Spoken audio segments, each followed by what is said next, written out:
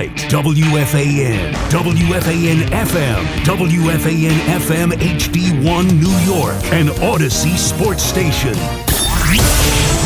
Evan Roberts. Tiki Barber.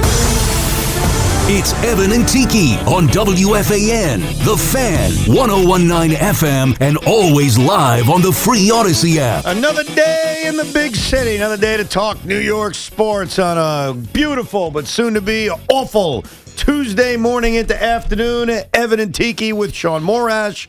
One of those rare nights last night where the Yankees won, the Mets won. We're 6 days away from the MLB trade deadline. We'll get to all of that, plus a new edition of Posted and Toasted. But today is one of those symbolic days I irrationally get excited about. I do this in February, and Tiki thinks I'm nuts, and I'm going to do it today on Tuesday, July 28th. The Jets and Giants begin training camp. Yes. And even if they're not practicing today, I think tomorrow is the first official practice. The fact that everybody's there and the fact that we are now really beginning our trek to week one gives me irrational butterflies. It gets me very, very excited. The football season is pound for pound the best season of all the sports years. And even when your team is bad, you have irrational hope and you can believe. And so I am irrationally excited for the start of the football season. But I start with your team, Teague. Yes. This should be a playoff team. And I don't think I'm speaking out of turn when I say that. Playoffs are obviously the goal. It's what every coach is going to say. We win the first quarter, you win your division games at home, steal some on the road, you make the playoffs. Obviously, you have the talent to do it. But this team is young, and this is a new coaching staff. It's a new situation. I was just reading about what John Harbaugh's practices are going to be like, and they're so different from what Dave's were, meaning the first team guys are going to get a lot of the reps. It's going to be a grind. You got a lot of 2.5 hours. You're going to practice 2.5 hours. You're going to spend a lot of time in preparation and recovery. It's not going to be a cakewalk of training camp. And in some regards, that's going to take some adjusting for a lot of these kids, right? Some of them coming from college because they're young. A lot of them just used to Dave's system, which wasn't as rigorous. A country club? I don't know what I'm saying. It's a country club. I'm not saying it's a country club, but John Harbaugh is notorious for hard practices. Yeah. That's in the regular season. That's obviously in training camp. And he's faced criticism And he's faced criticism. Zay Flowers. Yep. I mean, we heard this in the offseason. It's like, Zay, stop being weak just because you couldn't stay healthy because you're whatever. It is what it is. But I appreciate that. Now, I'm old school. I liked two-a-day practices, padded practices, callousing myself for what was going to be a long regular season. And when this changed in 2011, I worried about the injury issues. And by the way, we've seen this every year for the last decade. You see guys get hurt in week 3 or 4 or 5 of the regular season. And a lot of it, I would guess, is because you don't prepare for the rigors of a regular season. So at the very least, I hope that John Harbaugh goes hard as hell on these guys so that they're prepared for what the regular season in the NFL is. And just at the start of training camp, that's what I want to see. Well, one of the weirdest, most irrelevant, but relevant to this conversation records in sports history occurred under John Harbaugh, and that was the Ravens' preseason winning streak, which actually got to 24 in a row. I almost forgot about that. Yeah, and the reason I bring that up is because of what you just said, that one of the big differences between John Harbaugh and Brian Daboll, and not just John Harbaugh and Brian Daboll, John Harbaugh and a lot of coaches in the NFL, is that he's going to work you to the bone. And one of the reasons or one of the results of that is that they win preseason games. I mean, one of the expectations I'm going to have is we're going to see a lot of the regular guys playing in these preseason games. But there are two reasons that jump out at me for why I have playoff expectations for the Giants coming into a season in which they are coming off of 4 wins. Like, we can't forget that. They won 4 games last year. They were 4-13. This has mostly been a bad franchise for the last decade. But there are two big reasons why my expectations jump. One is obvious, it's the coaching. We've talked about this a lot. And you've talked about it a lot, how there were games last year, specifically the Denver game, where you can look at coaching as the main reason they lost. The margin for error in the NFL is tiny. If you take just 3 games from last year and say coaching makes a difference, you're a 7-win team. Yeah. With a rookie quarterback who didn't start right away and then got hurt. And that's really close to making the playoffs. Yes. And that's with, again, a rookie quarterback who, for whatever reason, wasn't playing right away. So, number one, I think the coaching difference is monstrous. And number 2, let's get to that rookie quarterback. And we certainly know how you feel about rookies. I hate rookies. Well, guess what? He's not really a rookie anymore. No, not anymore. He's definitely not a rookie anymore. He had success last season. He looked the part last season. He physically learned about the challenges of playing in the NFL last season. So I expect him to take the next step. I would expect it too. And here's what I'd say to anyone who's very, very high on Jaxson Dart, which I think is most Giant fans. Most quarterbacks that become really good make that win jump in year 2. Yeah. Like you go back to Josh Allen's rookie season compared to year 2. Year 2, he started every game. They won 10 games. Joe Burrow, year 2, when healthy. They won 10 games. They went to the Super Bowl. Like, it is a common denominator that if you're going to be the guy that Sean Morash thinks he is, that you think he is, that most Giant fans think he is, year 2 is a massive, massive jump. Drake May. Drake May. That's even a better example. Caleb Williams. I mean, we can go on and on. Yeah, Drake May almost won the MVP. You're 1,000% right. And that's why, like, of course, you can find the rare examples where you don't make the jump, and maybe it takes a third or fourth year before it finally happens. Yeah, look at Eli. Eli, I mean, we won 10 games his second year. Well, but that's important. I was going to say. Yeah, you guys won games. It was about winning, but he ended up taking the jump the next year. Yes. Yeah, it took a little bit of time. I guess there were different kinds of jumps. Yeah. The jump I'm talking about for this Giant team is not winning a Super Bowl. It's not going to the Super Bowl. I'm not saying the Drake May comp. Yeah. It's literally just making the playoffs. And I have that expectation for this team. Now, that doesn't mean if they don't, you're going to fire John Harbaugh after 1 year. It's nothing like that. But I just sit here as an IFO, and I'm being an IFO when I talk about this, saying if the New York Giants don't make the postseason this year, it'd be disappointing. Again, doesn't mean you're firing everybody, but I would look at it as, and the Jets are a little bit more complicated. We'll get to them in a bit on what makes a good season for them. You know, we've joked around, as Joe even said, but didn't go over the weekend, just be competitive until my birthday, and his birthday is in September. But I think for the Giants, and I don't think I'm being unreasonable, I know you're the Giant legend, Sean's the diehard Giant fan, I think it's a playoff year. Anything short of that, I'd be disappointed. I'm still thinking about the 3 games that you were talking about. What were the 3 games? And the ones, Denver, obviously, off the top of my head, that's the one. But then you forget the New Orleans game where they have 5 turnovers in that game and still had a chance to win it. Denver, obviously, was a couple weeks after that. Chicago, when they blew it in the fourth quarter. The Detroit game? Detroit, Green Bay. I mean, you talk about 3 games. The Dallas game. Right. They could have won 5 more games. Well, do the math on that one. Exactly. Now all of a sudden you are a playoff team. That's right. So that's why when I looked at this Giants team and people look at their record and say, oh, God, they were terrible, right? Look, they only got 4 wins out of 17, 4-13. That's miserable. But if you look at the details of the game, coaching was bad. Obviously, young players make dumb mistakes, sometimes rookies, and ultimately you end up losing games that you probably could have won if you're more veteran, more disciplined, more focused in on those little moments that decide wins and losses. And that's what you expect now.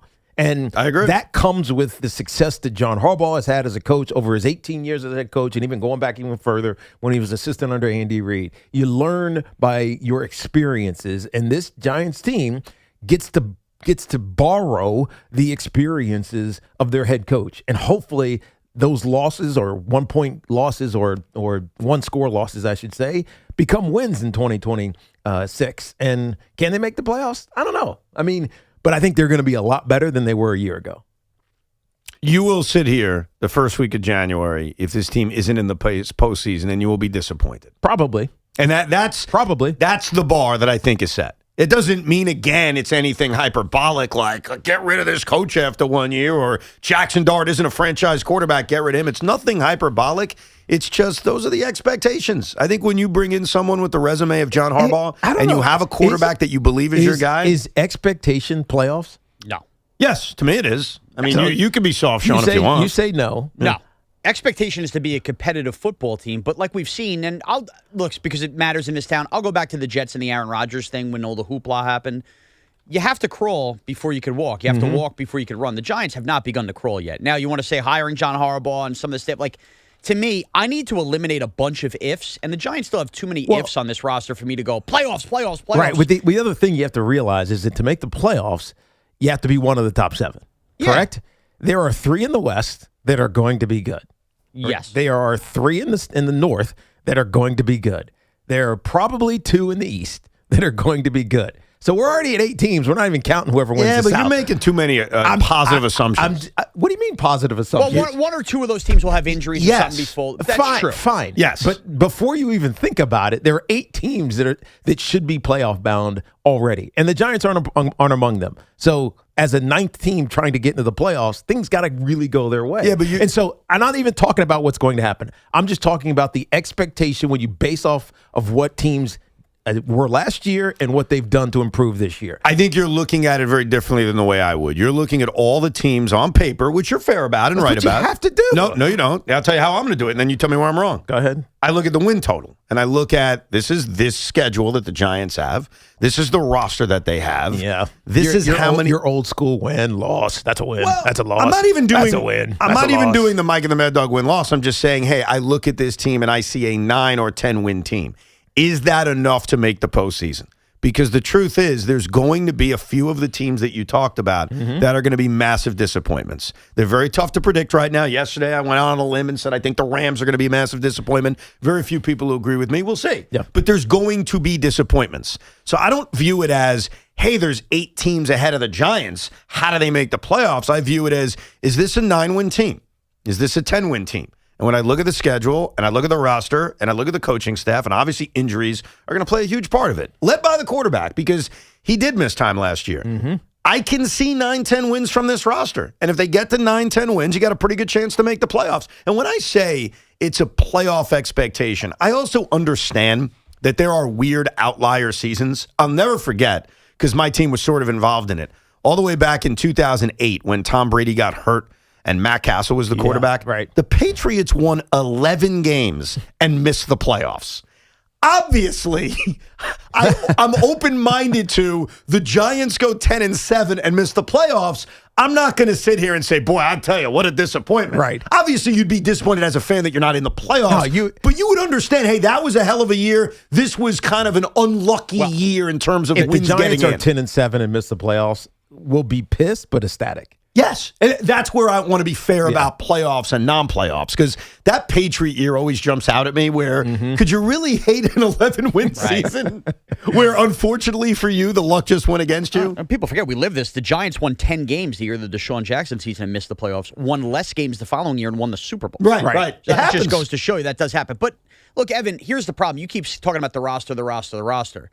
There's too many question marks on the roster still, and that's not Harbaugh's fault. This is his first full offseason. I have no idea what the secondary is going to look like. I have no idea what this run defense is going to look like, and those are the main areas that they lost the game. And, oh, by the way, if and when Malik Neighbors does come back healthy, I still have major questions about the rest of this wide receiving core and weaponry. So I just need a couple of those ifs checked off before I'm leaping there. Now, could you find me at the end of September 3-1 with the pom-poms out going, now my expectations have changed? Right, because yes. Malachi Fields has been amazing. Yeah. Darius Slayton it looks like the guy who Colton you Hood's pay. awesome. Colton Hood is fantastic Right. as a starting corner. And Yeah. the Orville Reese's whole world at linebacker right off the bat. But we don't know that yet. There's no way you can know that. So to me, look, you can talk about you're going to be disappointed if they make the playoffs.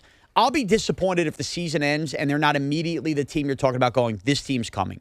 I want the Dan Campbell Lions 2022 year. I want to end that season, even if it's worst case scenario playing spoilers, where everybody knew at the end of the year that team is going to be a playoff team next year and they're going to be a problem. And that Lion team went to the NFC title game the next year. Give me the 2022 Lions this year where you end the season knowing, damn, this team's on its way. I think you're setting the bar a little bit too low. Okay. I don't know if that's like almost a fandom thing that you have where you're protecting yourself from being disappointed. Well, why would you want to, want to is wrong. Of course I want to make the playoffs. I just don't understand starting in August going, yeah, this team's a playoff team. They won 4 games last year. Because I think coaching makes that big of a difference. And coaching might make a bigger difference. It ain't the same schedule. It's not the same opponents. And it's not going to be the same scenarios. So you almost have to throw out everything. Yeah, they should win more games than the margin. I'm not expecting 4 wins. Of course, everything isn't going to play out the same way. I mean, there's a few things right off the top that are different. A, your quarterback is starting right away. We're not wasting time in our lives watching Russell Wilson start a few games. Right. That's a huge difference right there. But I think overall, this is a team that is now in a better place when it comes to decision-making late in games. You have a quarterback that's no longer an inexperienced rookie. He was able to put 12 games underneath his belt. I almost forget that he actually started 12 games because your brain plays tricks with you sometimes because you're like, we've created this narrative that he's always hurt, right? That he's always in the blue tent, that he had 18 concussions last year. He was in the tent a lot. He had one concussion, people. Let's remember this. And think about how many games he actually missed. He only missed 2 games. Yes. And that was because of the one concussion he got. Because of the one concussion. The first 3 games of the year, he didn't play because the Giants made the absurd decision to trust a 37-year-old in Russell Wilson, and they lost all 3 games, and he was good in one of them, not good in the other 2. Then he played, and he was in the tent a lot. Yeah. And I think that's absolutely one of the things you think about going into this season around Jaxson Dart. Can he stay out of the tent? Mm-hmm. It's not just staying on the field. That's obviously number 1. But number 2, I don't want him missing plays. I don't want him missing anything because of the reckless decisions that he makes where there's a buzzer down and all of a sudden Jaxson Dart is in that tent. Yeah, I think for a couple of drives. I just think it's overrated. I think it's overrated what the contact that he took last year. Everybody gets hit hard in the NFL. Yeah, but hold on, especially when you're a rookie. I made a habit of not taking hard hits. I got knocked out as a rookie because you just don't know. You don't know the speed of the game. You don't know where that 12-yard screaming linebacker or safety is coming from, and he just nails you. But then it happens, and you're like, all right, I got to keep an eye out for that guy or that position, or I saw this defense before, and last time this is what happened. You learn via experience, and Jaxson Dart got a lot of experience, and you got to know that Matt Nagy is focusing almost solely on that, keeping yourself healthy and available for the next play. Because as much as we talk about toughness and, go get that extra yard, the next play is more important. You got to pick your spots, too. It's always more important. You also got to pick your spots. That extra yard doesn't mean as much when it's 3rd and 8 and it's the opening drive of the game and you're at your own 25-yard line as opposed to the last minute or 2 of a game. True. In which you're trying to extend the drive in which you're down a score. Look, the second part of what you said I agree with. There's a chance that he's going to make great improvements on that based on the fact he's not a rookie and he's going to be well coached. But here's why I don't think it was overstated. It wasn't overstated because the facts are the facts. He was in the tent a lot, as you talked about. Because he was a quarterback, and you get hit as a quarterback. Yeah, but not every quarterback's in the tent as often as he was. That also was a league narrative. I think the league narrative forced him into the tent last year. Well, but okay. By the way, that may be fair. Yeah. All I'm saying to you is he was in the tent a lot. If we're going to sit here like you did yesterday and claim that Jose Caballero, yeah, a utility player, yes, is being prejudiced against because of the umpires hating how he approaches the play clock, then you got to believe that Jaxson Dart had a league narrative around him. Did I say he didn't? No, I'm just saying. And that was all predicated by Brian Daboll going into the blue tent and doing that. We won't have that problem this year. All I'm suggesting back to you, Tiki, I'm not even disagreeing with that he was hurt by that reputation. I'm just saying he definitely was hurt by that reputation. Factually in the tent a lot. Okay. That's all I'm saying. Factually diagnosed with one concussion. I agree. But I guarantee you 10 other guys on the New York Giants had concussions that weren't diagnosed. I agree. You know why? Because they were too worried about Jaxson Dart's ass in the blue tent. But nevertheless, when he's in the blue tent and he's missing plays and drives, that's not a good thing. That's what I'm saying. Of course. You want to stay out of it, even if it's a league narrative that's keeping him in there. You just want to avoid it. You want Jaxson Dart on the field as much as humanly possible. Agreed. That's the big goal for 2026. And I think they have a chance to do it, and I think they have a chance to win 9 or 10 games. That's my expectation for the Giants coming into this season. We'll hear from the Giant fans how you feel about that. 888-808-1019. The Jets are a little bit more complicated. Look, I don't think the Jets are any good. And I don't want to go into a season necessarily rooting for losses because I'm not going to do that. I want to be wrong. I want to sit here in January with Tiki Barber and say, I can't believe they won 10 games and made the postseason. But especially on defense, I question the roster. I question the talent. And I also question the guy who's got the brain power to say, I'm going to now call the defense, and that's my superpower. Play call is my superpower, really. Like, I'm skeptical of that. So my expectations for the Jets are a lot lower. But we'll hear from the fans coming up, 888-808-1019. And this is when you know you've made it. And this is the other test the Giant fan could give themselves. Yesterday, news came out that a prominent star in this league who plays a position the Giants could use demanded a trade. Should the Giants be involved? We'll break it down coming up, 888-808-1019, as we've given you a little peek into the window seat at Giants training camp, sponsored by Windorama's First Down Deal. Save up to 40% on new windows and doors. Now it is time for the Yankee turning point of the game. First call to correctly identify yesterday's turning point at 866-540-WFAN, 866-540-9326. We'll receive a $100 Wendy's gift card. It's from our friends at Wendy's. Eat great, even late at Wendy's, and your flagship station for New York Yankee baseball, The Fan.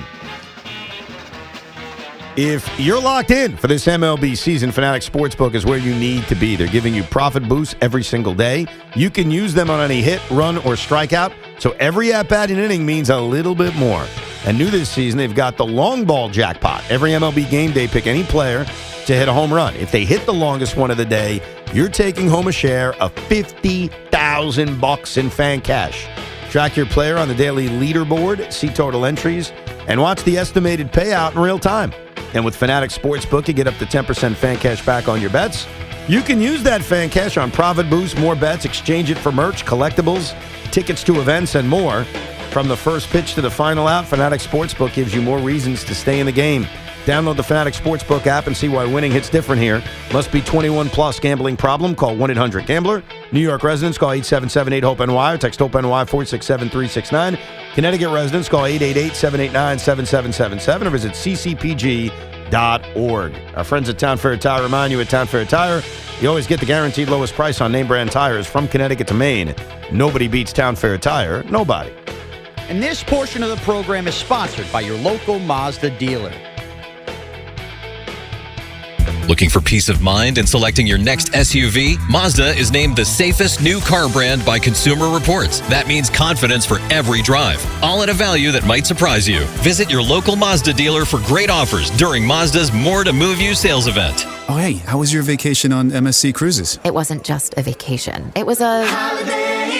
What's the difference? It's a... Holiday. Because there's European style and American comfort. Does that happen every time you say that? I don't know. But on... Holiday. There's fresh-made pasta, and you can cheer on your favorite team at the sports bar. No, I want to go on. For a limited time, get up to 30% off cruises, plus get up to $500 onboard credit and kids sail free. To book, visit msccruises.com or contact your travel advisor. Restrictions apply. Ships registered in Panama and Malta. Summer's heating up, and pest season is officially here. Mosquitoes, ticks, ants, and wildlife are becoming more active across the greater New York area as summer temperatures rise. Enjoy your summer, not the pests. JP McHale Pest Management helps protect your home, family, pets, employees, and customers all summer long. With local offices around the tri-state area, their local experts are ready with seasonal residential savings and free commercial inspections. Visit nopests.com. That's NOPESTS.com. JP McHale Pest Management, not just good, guaranteed.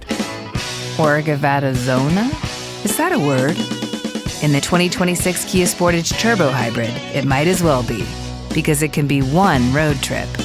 It's all about turbocharged power and hybrid efficiency working together, so you get the thrill of quick acceleration and the satisfaction of fuel efficiency. Book a test drive and keep the adventure going. Kia, movement that inspires. Call 800-3334-KIA for details. Always drive safely.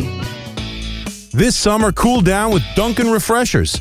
Sip on a black cherry or try the all-new pink pineapple. Or try one of their flavorful fan favorites like mango pineapple and strawberry dragon fruit.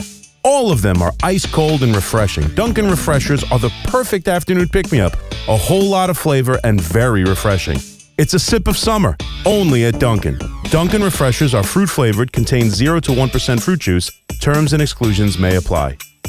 Hey, it's Brew. Between my radio show, filming content, editing videos, and trying to stay connected with family, reliable Wi-Fi isn't really optional anymore. I just need it to work. That's why I like that with Xfinity, you get the most reliable, fiber-powered Wi-Fi with the best equipment at one price for 5 years, guaranteed. No contracts or commitments. Plus, Xfinity makes getting connected simple with same-day Wi-Fi so you can get online in minutes. Restrictions apply. Not available in all areas. Use of fiber or coaxial cable. Learn more at xfinity.com/same-day Wi-Fi. Xfinity. Imagine that.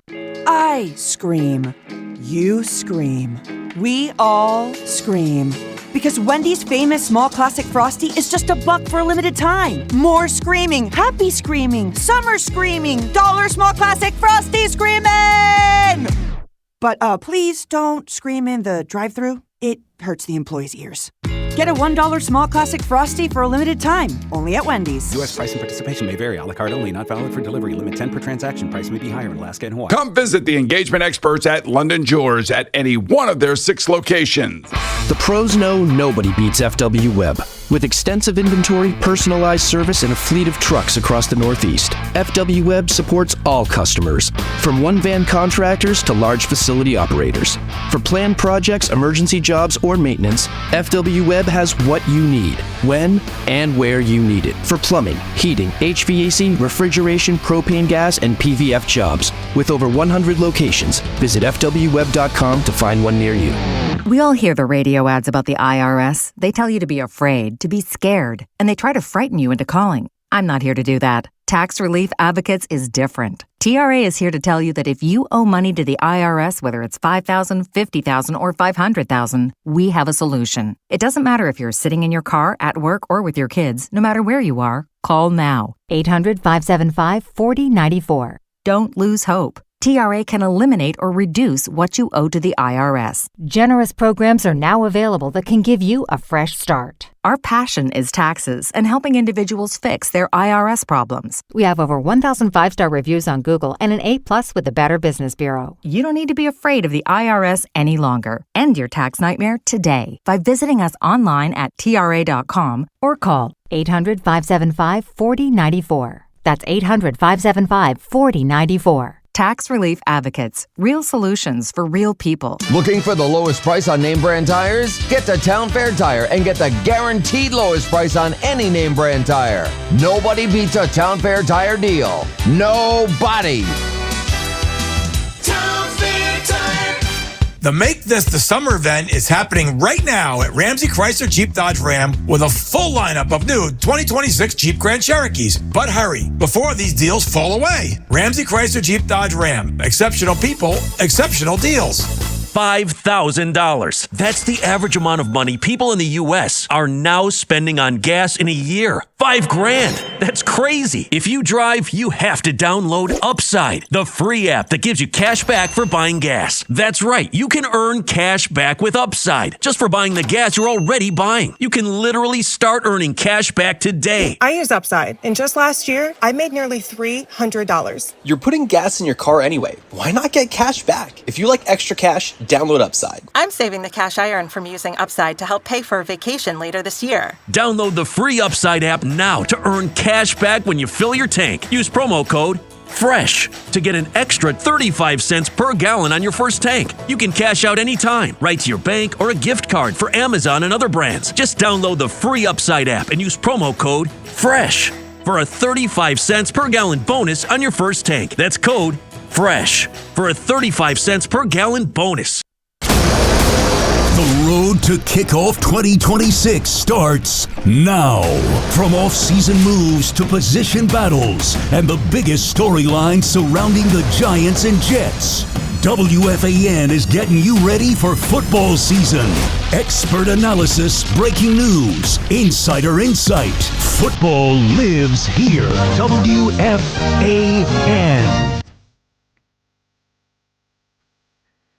Hello, this Fan Focus is brought to you by Chef IQ. Watch the game, not the grill. Get your gear at chefiq.com. After getting the devastating news that Cody Bellinger is out 4 to 6 weeks, the Yankees' Little League lineup woke up in a big ways. They beat the White Sox 9-5. Ali Sanchez hit a 3-run homer for breathing room. That was needed after Anthony Volpe once again had a bad defensive lapse in the ninth. The Mets, though, they continue to have something here with Zach with a C. Thornton as he allowed just 3 runs and 6 in a third. And the Mets beat the Braves 12-3 behind not 1 but 2 Francisco Lindor home runs. Damn right, baby. Trade him. We don't need him. Ah, stop. More on that later. The Cody Bellinger update, even a little bit on Francisco Lindor. So Vita Vea has had a hell of a career with the Tampa Bay Buccaneers.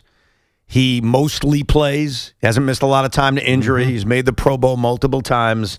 And the story came out that he has demanded a trade. So my first reaction was, wow, what the hell's going on? Yep. And all I had to do was think about it for 30 seconds. Of course, I know what's going on. He wants money. Yes. That's usually what happens. More money. He wants more money. He's playing on the final year of a contract. All the guaranteed money has been paid. He is still one of the better nose tackles in this sport. And Vita Vea wants to be paid. The Tampa Bay Buccaneers also have to figure out how to pay their quarterback. Baker Mayfield is a free agent at the end of the year. Bada boom, bada bang. Vita Vea did similarly to what Dexter Lawrence did earlier this offseason. He said, I'd like to be traded. Timing's a little bit different. Apparently, Vita Vea, I wasn't paying this much attention to it, did a hold-in during mandatory minicamp. So this has been a thing for a while. And finally, I guess, realizing, all right, this isn't going to happen. I'd like to be traded. And so what I always do when someone demands a trade or a guy becomes available, I put it under the New York sports test. Like, all right, does it make sense for the teams we root for? The reason it doesn't make sense for the Jets, in my opinion, is just because of the age. Just because, when you look at the Jets' defensive line, you look at Harrison Phillips, who's a solid player. Yep. Like, they've got it filled.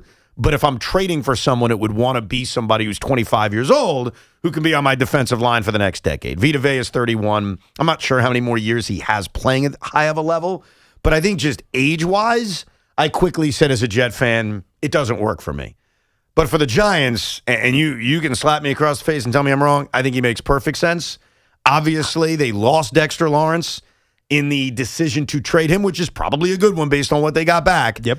But Sean said it before in the opening segment. One of the reasons he can't fully buy the Giants as a playoff team is their ability to stop the run, which was a big problem last year. Vita Vea is one of the better players in this sport at doing so. You look at his PFF grades. I think he was 8th in the league in terms of rankings against the run.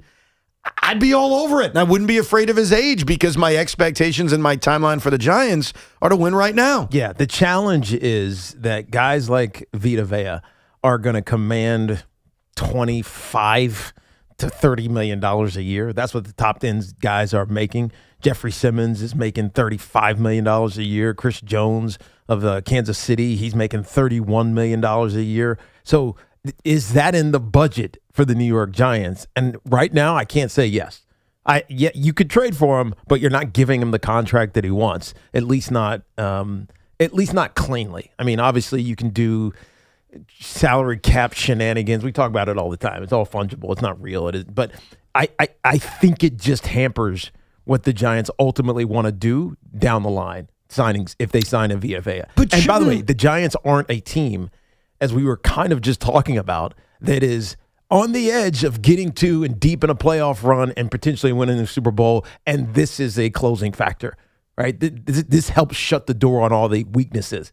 We just talked about it. We don't know what the cornerback situation is going to be like. We don't know what the wide receiver situation is going to be like. We hope that these linebackers, who are both new here, Trey Edmonds and obviously Arvell Reese, we hope that they fit the bill. So, yeah, getting a veteran would be a big deal, I think, for the New York Giants, but I don't think it's the necessary deal right now.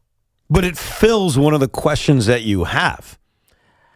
Yeah. It fills one of the holes that you have. It's not my biggest question, though. And the problem I have with the salary cap stuff, and look, obviously, every team deals with it, except for the Rams. It feels like they don't have a salary cap. They could do whatever the hell they want, is you are now living in about a 3 to 4 year period in which your quarterback doesn't make a lot of money. Of course. So aren't you supposed to take advantage of that? Yeah. Aren't you supposed to pay other people? But is now overpaying for a D tackle going to be that? Is that where you want to spend that extra money? I mean, part of my money, sure. I mean, not all of it. It's not like I'm losing all of it to pay Vita Vea, but I'm filling one of the holes that I have. I'd be aggressive to go get him. Now, obviously, there's a line in the sand. Am I giving up a first-round pick for him? No. I'm not giving up what I got for Dexter Lawrence. I'm not suggesting that. And by the way, there's a few differences between Vita Vea and Dexter Lawrence. One is the age, and that obviously you lose because you're getting the older player. But in terms of stopping the run, Vita Vea is the better player. I mean, I think you're improving yourself.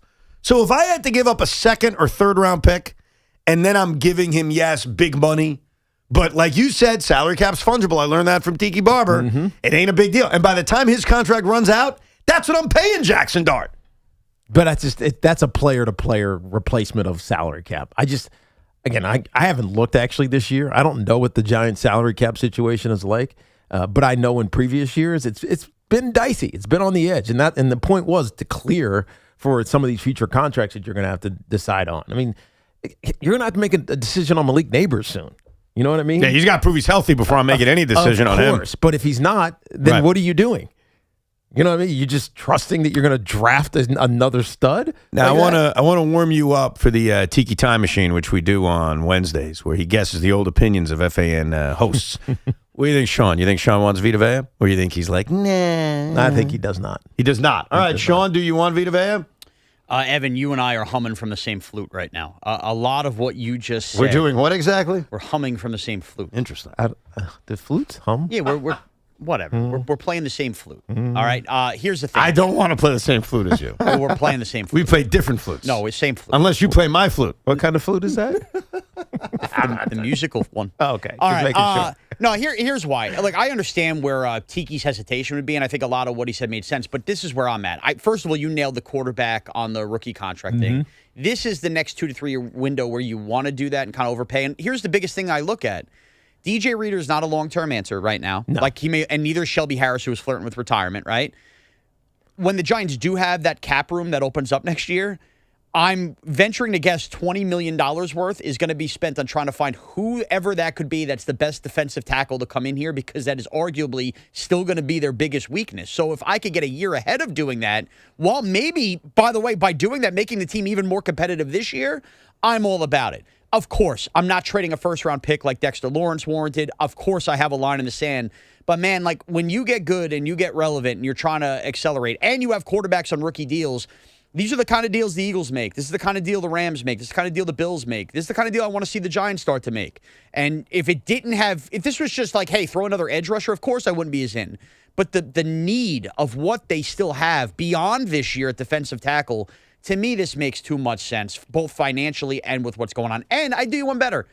If we don't have to trade a first-round pick, is this something where you turn around and go strength for strength? Buck's still kind of a little hesitant pass rusher. Can you trade a Kayvon Thibodeau in a deal like this, where maybe they'd be more up? Can you get a little more creative in how you handle it? Does that free up some more cap space? So I would look at any and all avenues.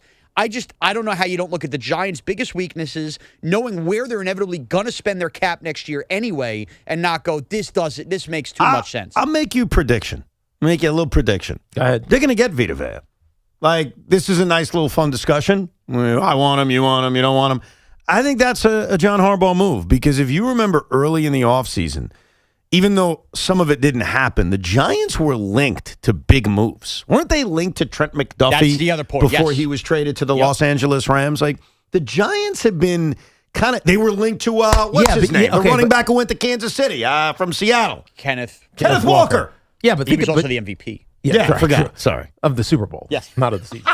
But think about what the Giants really need. The question marks that we just talked about in the first segment of this show. Yes. It's cornerback. Yeah, but one of them is stopping the run. Of course, he's linked to Trent McDuffie. Of course they were linked to him, because that's the biggest, one of the biggest parts of places of need for the New York Giants. But they were big game hunting during the offseason. That's my only point. Whether it's Kenneth Walker, whether it's Trent McDuffie, like, the Giants have attempted to do these big things. And McDuffie was pre the Dexter Lawrence trade request, if we remember. So that has now changed a lot. Like, maybe if Dexter Lawrence was already gone by that McDuffie time, they would have been more looking into something like this at the tackle. Certainly possible. Certainly possible. I wouldn't have been surprised if they were even linked on Myles Garrett, even though it never came out.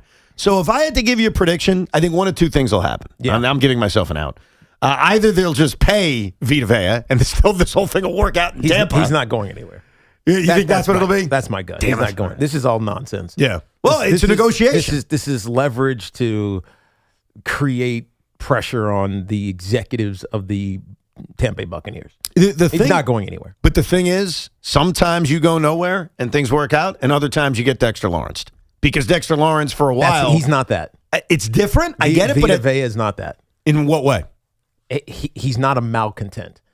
No, I'm not saying he's a malcontent, but he's also 3 years older, and they have to pay their quarterback next year, which the Giants don't have to do. What I'm saying is Dexter Lawrence was he was not happy as a New York Giant. No, I get you. And it was more than just the money. It wouldn't have mattered. I honestly think the Giants could have offered him something, and he would have still said, "Get me. I don't want to be here." Maybe at a different point. Like early on, it was probably the money, and then eventually it got sour. I don't know, man. It got ugly, dude. The fans started to turn. Fans hated him. Like it was literally good riddance, man. We don't want you anymore from the fan standpoint, and you feel that as a player. Like we want to ignore it and be like, "Oh, I got paid. I got mine." Okay, but you got yours, and they hate you. So it was over with Dexter Lawrence here. Vita Vea is not that. This is purely, I love you, you love me. We'll find the common ground, but we got to fight for a little bit. The only thing that complicates it, though, is the fact that they do have to figure out the Baker Mayfield situation. Well, that's why it's not figured out. Right. So as soon as they figure out Baker Mayfield, be like, all right, dude, we got you. So it may not be the ugly breakup that Dexter and the Giants were, but it could still be a breakup if they decide we don't think it makes sense to pay a 31-year-old nose tackle. What Tiki's saying, it could be Terry McLaurin from last year when he requested a trade during camp, and then they figured it out. Right. But because they can't do it yet. They can't do it right now because until they figure out how to pay Baker Mayfield, or if they want to pay Baker Mayfield, they're not doing any of the moves. Baker comes first. Right. Quarterbacks come first. As he should, of course. I could see Tiki's scenario, but here's where I would add the caveat. If that's what happens, then the Giants can't help that, right? Like, in the end, they loved each other, figured it out. But if in the end Vita Vea is moved and it's not for a first-round pick, he'll be a Giant. I don't know how you're not disappointed if he's not a Giant. If Vita Vea is traded to the Giants, Tiki will get me and my sons a Jet jersey of our choice. Nice. I'm doing the same thing I'm doing with Sean. Me and Tiki just fanatics to you? Yeah, I mean, that's what's going on? Yeah, well, when we make differing sports opinions, and one turns out to be right. It's like a fun, beneficial way to bet. Hear me out. Yes. Or when you make differing sports opinions, it's called sports radio and something like this doesn't have to be You on don't the get to line. make a bet on everything? Come on. He spends too much money on season tickets, so he wants other people to buy his jerseys. Exactly. Yeah, that's my game plan. It's exactly what's going through my head. It's our fee for when we get our random invites. That's right. By the way, pick a Met game. Any Met game you want, we'll all go. Hey, let's all go. Yeah, let's all party. Hey, is the beer free? Well, you get $10 off. There you go. And we can sit every other seat. Not free. Is the beer flowing? That's all I care about. The beer is flowing. I will gladly pay for it. The beer is flowing. All right, let's get to your calls. 888-808-1019. Rick in Wall, New Jersey. What's up, Rick? Hey, Rick. Hey, guys. Good morning. Just talking about narratives with this Giants team. Obviously, there's, it's a young team and Harbaugh coming in looking to move the team forward. But one of the things that I haven't heard in the discussion is, Harbaugh's teams the last 2 years, 2024 and 2025 in Baltimore, led the league in accepted penalties. And I know you've talked about this a number of times, about culture and what a head coach brings. And sometimes I think that the narrative around Harbaugh is quite frankly a little lazy. Because there's talk about culture, there's talk about, what he brings and everything. But I've watched the Ravens the last 2 years. Right. They were an undisciplined football team. There weren't a lot of adjustments made through the game, and the penalties just would concern me a lot. Here's the thing, Rick, and I think in part the Ravens just weren't a good talent-wise football team. Like defensively, they were just bad, and offensively, their offensive line, while good in parts, also was sketchy. And so when you have bad players, sometimes they do dumb things and compromise you as and throughout a season or in just individual games. But the one thing that you can't overrate about John Harbaugh, and he's not Kyle Shanahan, right? He's not Sean McVay. There's multiple ways to be successful, right? It's one by being superior schemer. Another way is just by being tougher and more athletic and more clutch. I think the latter is what John Harbaugh brings. He's going to bring a toughness to this team. This team is going to be physically prepared for every matchup, and ultimately that's what you're playing. Football, it's football. And so I get what Rick is saying. It never felt innovative. It never felt like we were doing anything special. But you were doing the same things consistently over and over and over and over again. That's why you won more than you lost. Whereas sometimes guys try to get, or coaches, and we saw this with Dave's, try to get too cute with stuff, and ultimately it loses you a football game. Well, you also need to be careful when you look at, the Ravens were highly penalized for the last 2 years. That may be factually true, but John Harbaugh's coached the Ravens for more than 2 years. So if you want to be fair about analyzing that, you have to look at his entire tenure there. Yes. And when you look at his entire tenure there are seasons in which the Baltimore Ravens were an incredibly disciplined team and weren't called for a great amount of penalties. That's right. Then there were seasons in which they were very undisciplined. Like our last caller said, if you average it out, and I'm actually looking at the numbers, it's very middle of the pack. Mm-hmm. There are years in which the Baltimore Ravens are the least penalized team in the NFL. There are years in which they're one of the most penalized teams in the NFL. And the rankings, I have to be honest with you, are completely all over the place. Right. And so what I draw from that is there isn't a trend.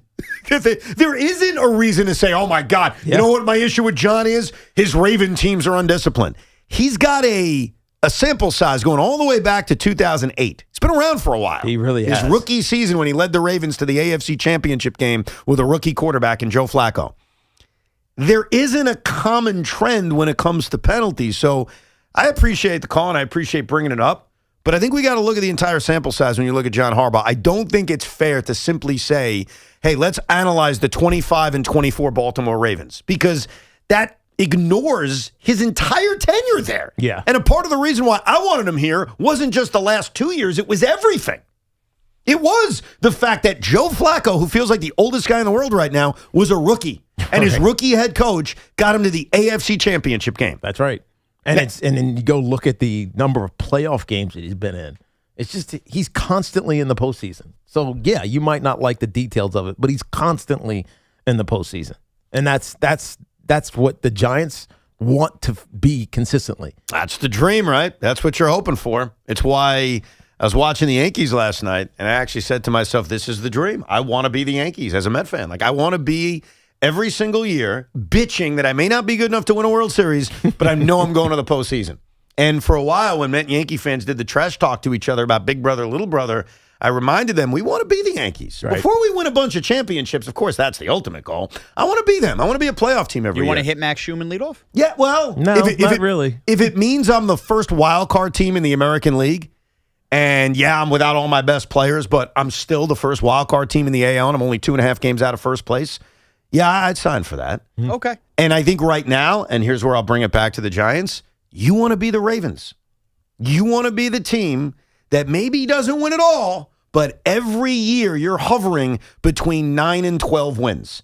That's the goal. And then eventually you'll say that's not enough, the way Yankee fans are right now, and the way Giant fans hope they'll be in 2 to 3 years. I don't know how many years it's going to take for you guys to bitch. I'd say 2.5 years before you start saying, hey, enough of these 10-win seasons. I need to win a championship. Nah, I don't know about that. I think you're talking about like 5 years. I think we've been beaten down for long enough. Yeah, I think it's got to be multiple, at least 3 double-digit win seasons in a row. 3 full seasons? Yeah. When did Knick fans start complaining about Tibbs? Think about that, because that's the comp. But Tibbs, the issue with Tom Thibodeau is that you could see, like it was obvious why the Knicks weren't going further. It's because they're just beat the hell down. There won't be something like that with John Harbaugh. No, I don't think so. It won't be obvious. No, it won't be obvious where it's just kind of like, oh, we know. Yep. I mean, you can. How do you not see that? Yeah. It'll be different. Touche. Let's go to Brendan, who's calling from Mamaroneck. What's up, Brendan? Hey, fellas, I want to talk Jets and Yes. I want to talk aliens. Evan, that's a combo right there. Yes, sure is. Evan, you've been looking for optimism. I've got something for you. I need you to put your tinfoil hat on here. All right. Tiki. Okay. Tiki, I need you as an IATO, an independent alien theory observer. I need your ears on this. All right, as I the love expert. this. All right, go ahead. Look, the Jets are green, and they have a flying craft on the side of their helmet. Who else is green, loves flying craft? Aliens. So I think they saw Brady Cook. They saw 0 interceptions. They saw the drubbings at the end of last year. They said, we want to help. I don't think it's a coincidence that Aaron Glenn has superpowers now. I think that sometime between January 4th and the last day of the season and February 24th at his press conference, when he said, play calling is my superpower, he was abducted and his brain was altered by the aliens. And I apologize to Mr. Glenn. That's probably a HIPAA violation on my end to speculate about his brain. But look, Evan, we might have the aliens on our side here. So quell your concerns about defense.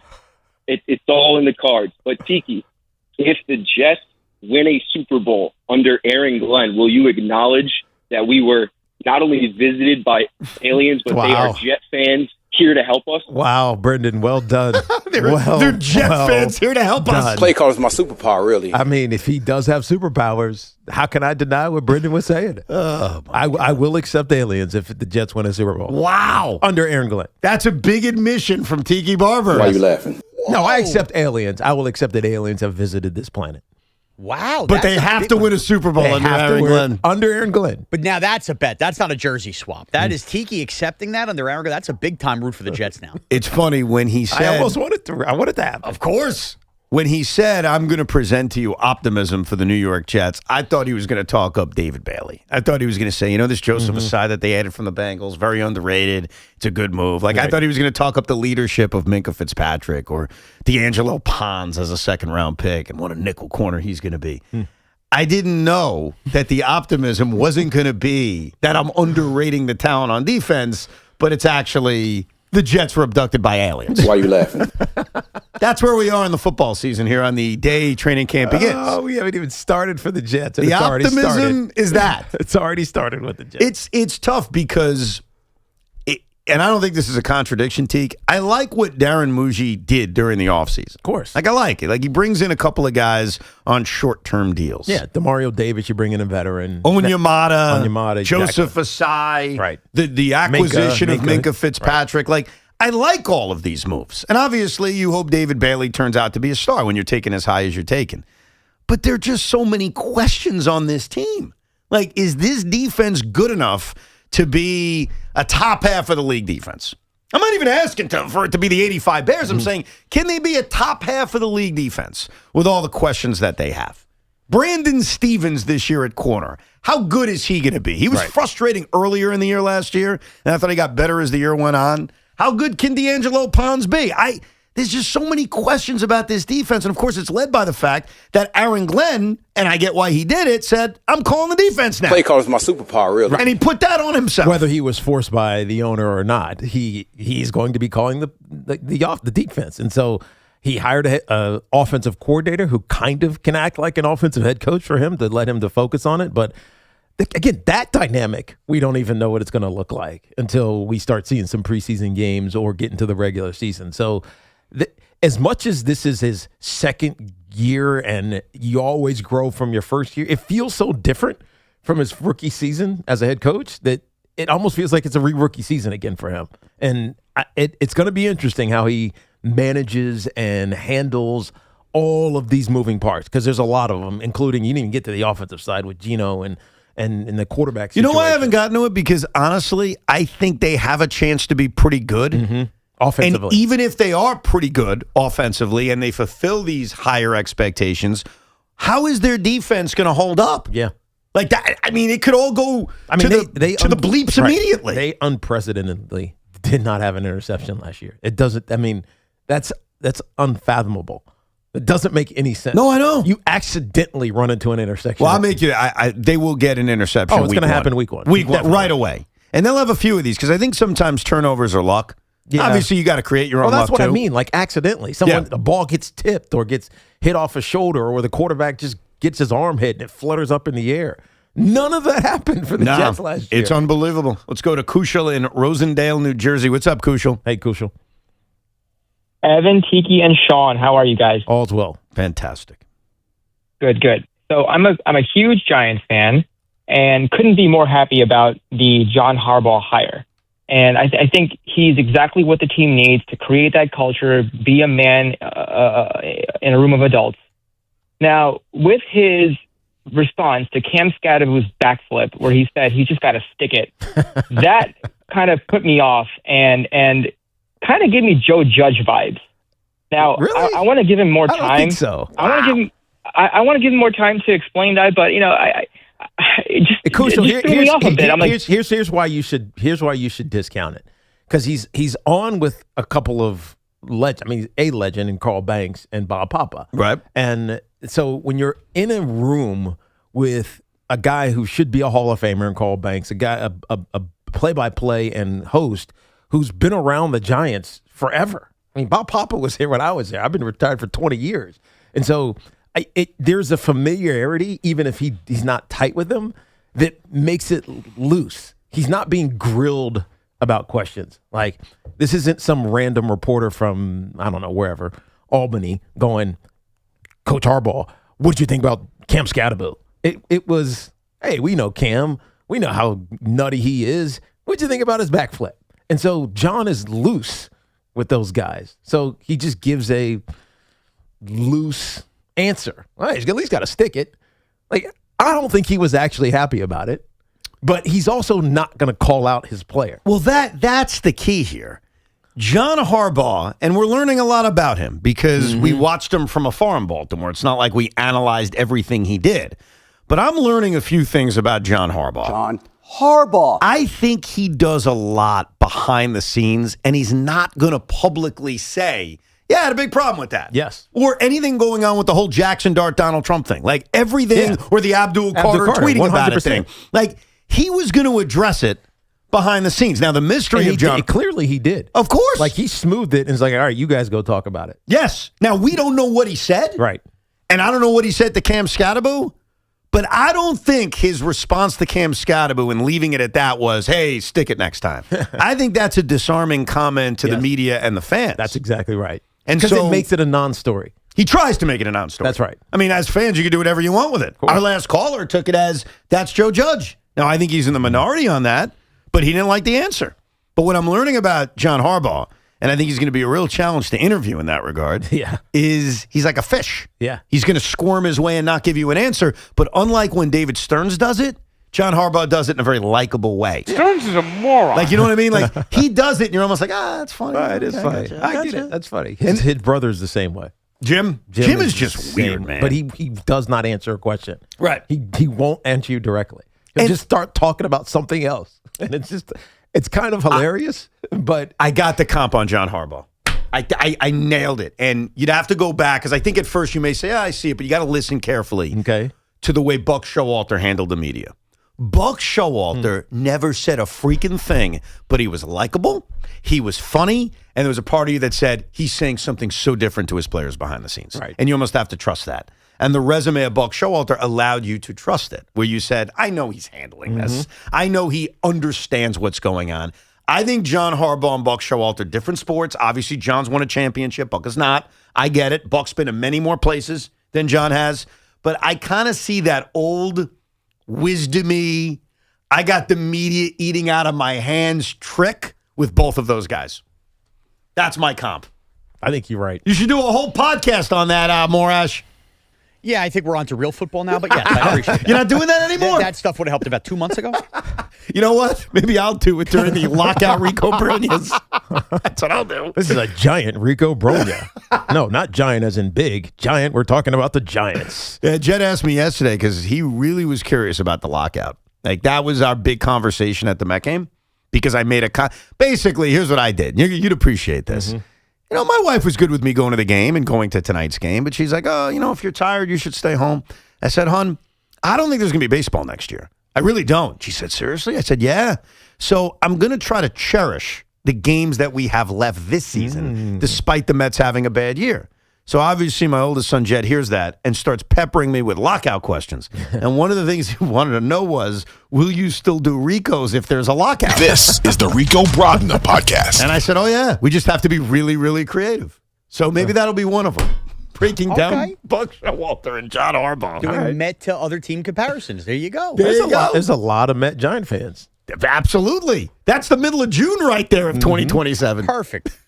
More of your calls coming up, 888-808-1019. And big news, negative news out of Yankee land late yesterday afternoon around Cody Bellinger. It certainly surprised me. I think it surprised Tiki. Our reaction to the Bellinger injury and what the Yankees need to do now. It's Evan and Tiki with Sean Morash as we're on a ride throughout the afternoon until the Carton Show at 2 o'clock. Contractors, when deadlines are tight, you need a supplier that moves like you do. Windorama keeps the Northeast's largest in-stock selection of Andersen windows, patio doors, and storm doors ready for same-day pickup or next-day delivery. Need custom assemblies? They build them in-house to keep your jobs on track. And with Rama Rewards for Pros, earn up to 2% back, plus perks like free delivery. Windorama is your pro team. Visit Windorama.com to learn more. All right, gents, you've heard me talking about Collars & Co. for a long time now. It's time to level up your wardrobe. I know you know them. You saw them on Shark Tank, where they landed a deal with Mark Cuban. They're that team behind the dress collar polo that sold over 1 million shirts. And now they have the new Maverick Performance Blazer. And this thing is legit. Sharp, lightweight, and completely wrinkle-resistant, making it perfect for travel. You can just pack it up and it comes out looking fresh. Plus, there are smart features like security zip pockets, a sunglasses loop, and an optional pocket square.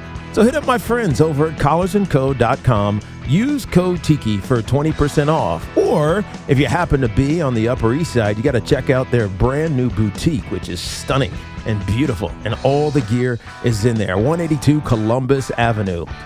collarsandco.com.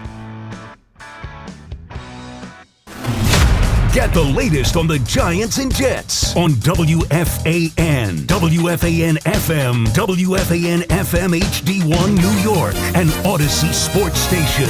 This is an Odyssey Sports Minute. Longtime Tampa Bay Buccaneers defensive tackle Vita Vea has demanded a trade. No more guaranteed money for Vea on his current deal, but Vea is 31 years old. If I were Tampa Bay Buccaneers general manager Jason Light and head coach Todd Bowles, I would just keep Vea.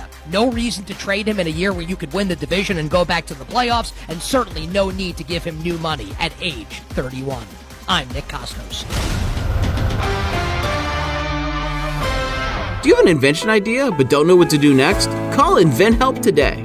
We have representatives nationwide and services to showcase your invention. Get started today. Call 1-800-217-4380. That's 1-800-217-4380. Drip Drop is doctor-developed, proven fast hydration that helps your body and mind work better. Trusted by firefighters, medical professionals, and over 90% of top college and pro sports teams, Drip Drop is engineered to hydrate faster and more effectively than water alone, with 3 times the electrolytes of leading sports drinks. Stock up now at dripdrop.com and use promo code RADIO20 for 20% off your first order. That's dripdrop.com, promo code RADIO20 for 20% off your first order. Head to dripdrop.com now and use promo code RADIO20.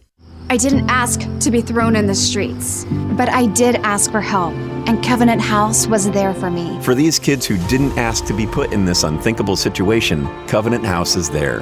To learn more, go to safeplacetosleep.org today. Hey, it's Tiki Barber. Living in the city that never sleeps, you need a powerful home connection that keeps pace with your midnight grind. Keep your connection as legendary as the city itself. If you're a Verizon mobile customer, switch to Fios Home Internet and get reliable 100% fiber optic speed for just $20 a month. It's high-speed fiber dependability for less than a week of subway rides. Visit Verizon.com and switch today. Availability varies for Fios customers with AutoPay, Mobile Plus Home, and bonus discount. Enrollment required. One offer per eligible account. Additional terms apply. Limited time offer.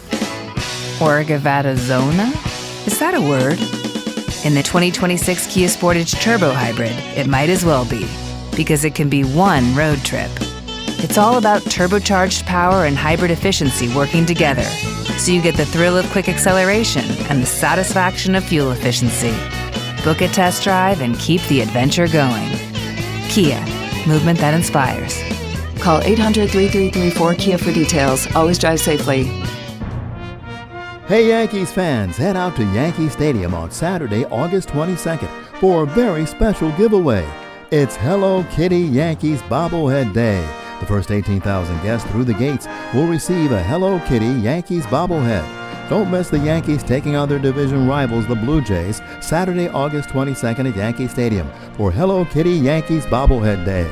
Get your tickets now at yankees.com/tickets. I love days like these at the pool, but my moderate to severe plaque psoriasis can sometimes take me out of the moment. I'm ready to make a splash with clearer skin thanks to Skyrizi, risankizumab Riza. Skyrizi is a prescription-only injection for adults who are candidates for systemic or phototherapy. At 4 months, most people saw 90% clearer skin when measured from head to toe, and many were even 100% plaque-free. People also saw significant improvement in psoriasis symptoms of pain, redness, itching, and burning. Don't use if allergic to Skyrizi. Serious allergic reactions, increased infections, or lower ability to fight them may occur. Before treatment, get checked for infections and tuberculosis. Tell your doctor about any flu-like symptoms or vaccines. Now there's nothing on my skin thanks to Skyrizi, and that means everything. Ask your doctor about Skyrizi, the #1 dermatologist-prescribed biologic in psoriasis. Visit skyrizi.com or call 1-866-SKYRIZI to learn more.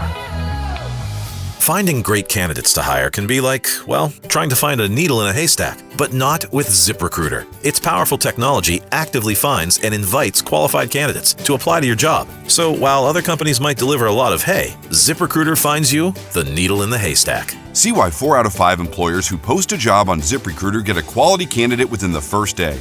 Try ZipRecruiter for free at ziprecruiter.com/team. That's ziprecruiter.com/team. ZipRecruiter. ZipRecruiter. My name is Whitney Allen, and I'm a widow. My husband, Ryan, died. We never thought we'd ever have to use life insurance, but the unexpected happened. With Ethos, signing up was fast and 100% online. You can get a quote in seconds, apply in minutes, and get same-day coverage. No medical exams, and you can get up to $3 million worth of coverage. I'm grateful we were prepared. Get your free quote at ethos.com/radio. That's ethos.com/radio. Paid spokesperson. Time spent on application may vary. Online health questions required. The Mega Millions jackpot is now up to $800 million. It only takes one ticket to walk away with a big win. Get yours today. Anything can happen in Jersey. Hey Yankees fans, come out to Yankee Stadium on Thursday, August 27th when the Yankees host the Astros for a very special night in the Bronx, Seinfeld Night. The first 18,000 guests will receive a George Costanza calzone bobblehead presented by Star. Tickets are on sale now at yankees.com/tickets. Don't miss Seinfeld Night and the George Costanza calzone bobblehead, Thursday, August 27th. Yankees versus Astros at Yankee Stadium. Training camp is right around the corner, and nobody gets you ready for football season like WFAN. It's a good variety of coverage. From roster moves to quarterback questions to the biggest stories in the NFL, our experts have you covered. Get ready for Kickoff 2026 on WFAN. We were wrong. I got to admit that. When Cody Bellinger suffered his hamstring issue and then the video emerged of him still working out in the outfield the following day, I think we all assumed this is a minor thing. This is a 10-day thing. 10-day IL. He's back after 10 days. No biggie. We see him in a week and a half. Not a big deal. I was surprised when the news came out yesterday afternoon that it is a grade 2 hamstring sprain. It's a 4 to 6 week injury, and we know how tricky hamstrings can be. So if we do the math on 4 to 6 weeks, that's taking you, in all likelihood, into the month of September. It is taking you into late August in the best case scenario. But if it hits the 6-week mark, we're talking about football season. We're talking about the possibility that the Jets and Giants play a regular season game before we see Cody Bellinger. That is absolutely on the table. And I think what sucks about it more so, obviously, anybody time gets hurt. Any time a guy gets hurt, especially a guy you're paying $35 million a year to, right? It sucks.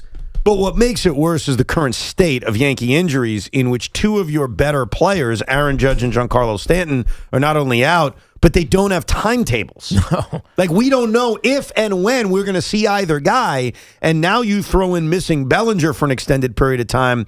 It's a bad blow. We got to call it like it is. Yeah, I know. Look, it's one of those things that this is Murphy's Law. Like, anything that can go wrong is going to go wrong, and it just keeps compounding for the Yankees. Yet somehow they're still 14 games over 500, and they're still managing to be one of the better teams in the American League. Now, are you confidently one of the better teams? Probably not.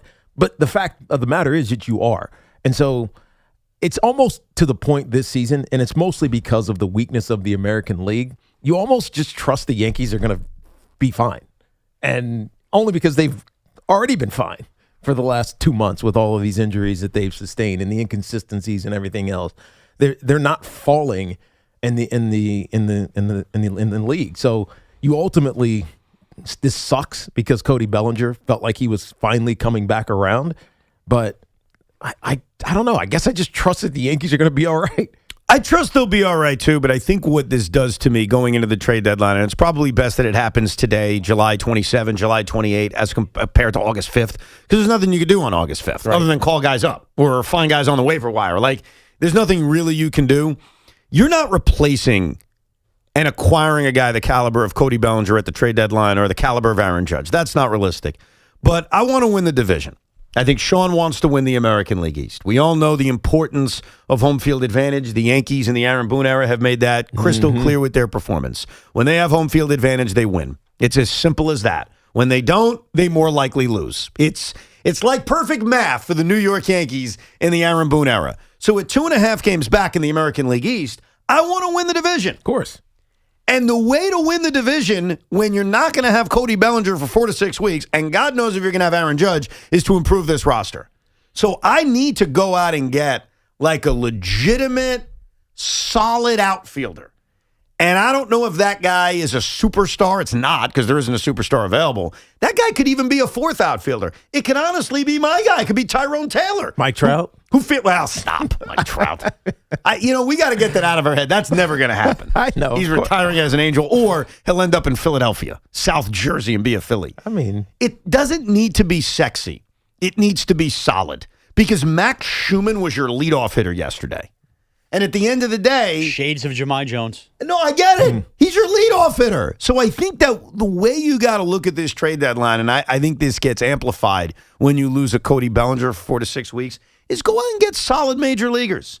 Tyrone Taylor's an easy example because he plays right here and we've watched him, and he had the success against the Yankees earlier this season, and he's been a house of fire for the Mets, and we know the Mets are selling. But I think getting yourself a solid fourth outfielder is now something I would need to do because of these injuries. No, I would put that as a priority. No, it becomes the priority at this point because of the lack of experienced talent. Now, you can keep running Jason Dominguez and Spencer Jones and these young players out there and hope that they develop into whatever you hope that they develop into, but that's not been the Yankees' MO. They've relied on veterans to get them into and deep into postseasons and potentially push for World Series. And so I don't see them standing pat. They will absolutely make a move. They have to at this point. And they don't have to be major. I think that's what we need to remind ourselves. Like, adding on the margins is okay. I said to you yesterday, I think Brian Cashman makes 3 or 4 trades. They're not blockbusters. Mm-hmm. Trading for a fourth outfielder is not a blockbuster, but it's important because otherwise Max Schumann and Spencer Jones and Trent Grisham, when he slumps, they're going to be relied on to play basically every single day. And you want to be better than that. Right. You want to improve that.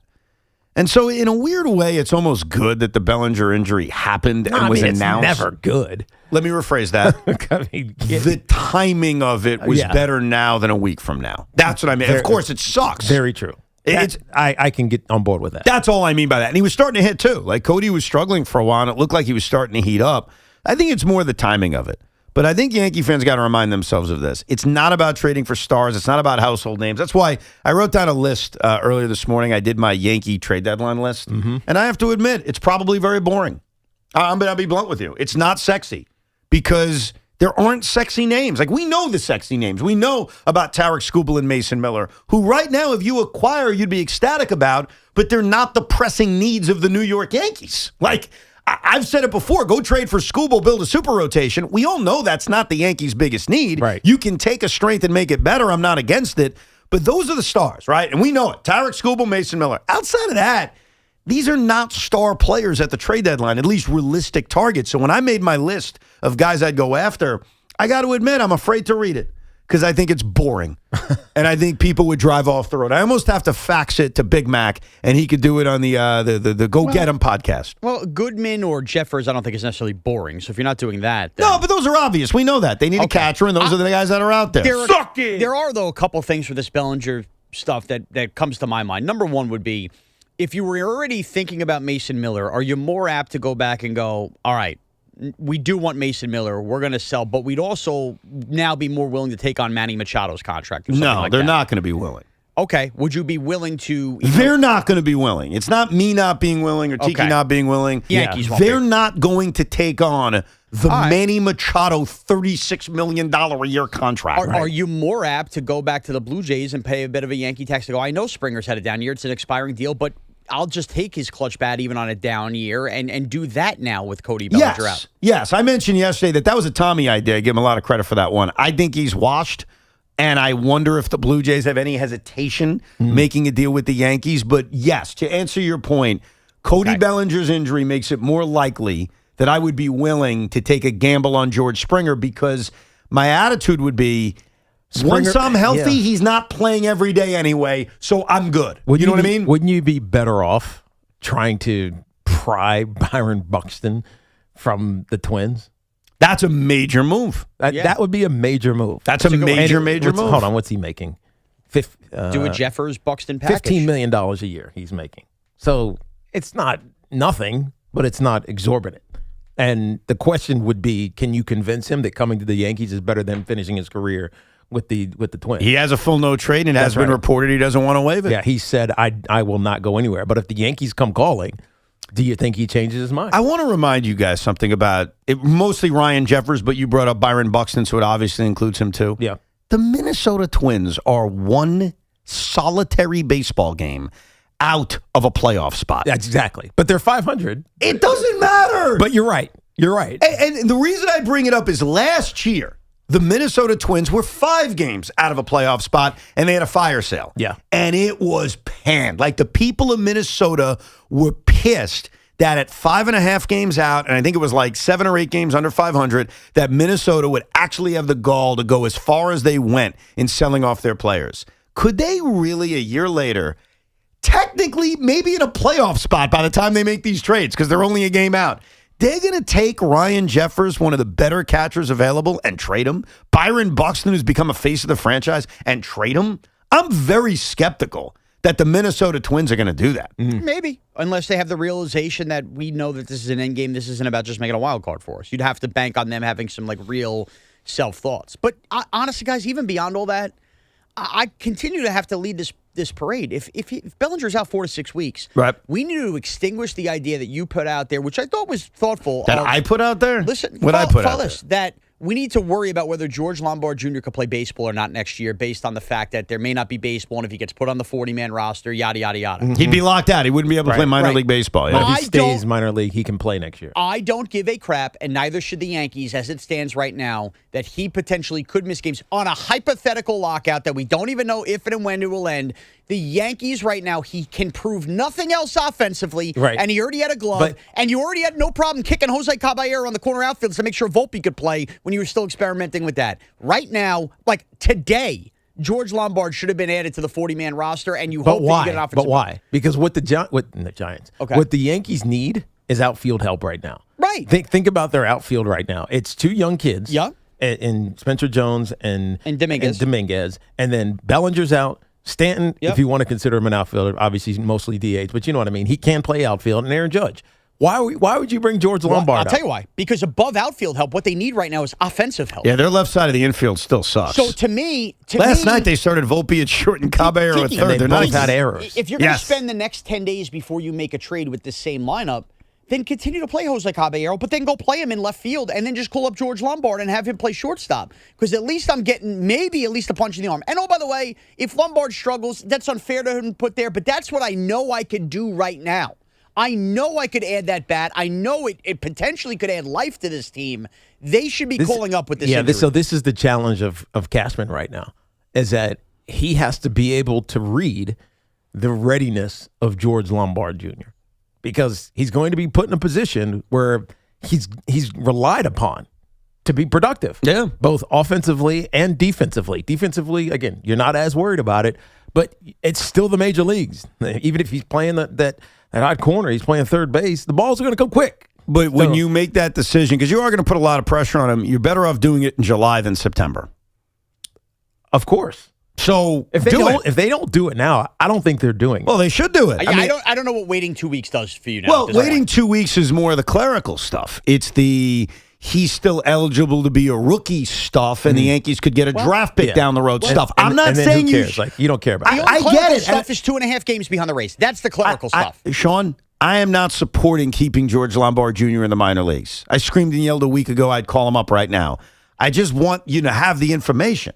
And maybe this is the thinking that Brian Cashman and the Yankees have, whether it's him not being able to play out in a lockout season or it's keeping his rookie status. I am not advising that you should think that way, or Stephen Bayside should think that way, or Big Mac should think that way. Baseball season sucks. Whoa. I didn't see that one coming. C-Max said that? That's his favorite season. Jeez. Baseball season sucks. I disagree. That's why I'm going to all these games, even though the Mets suck.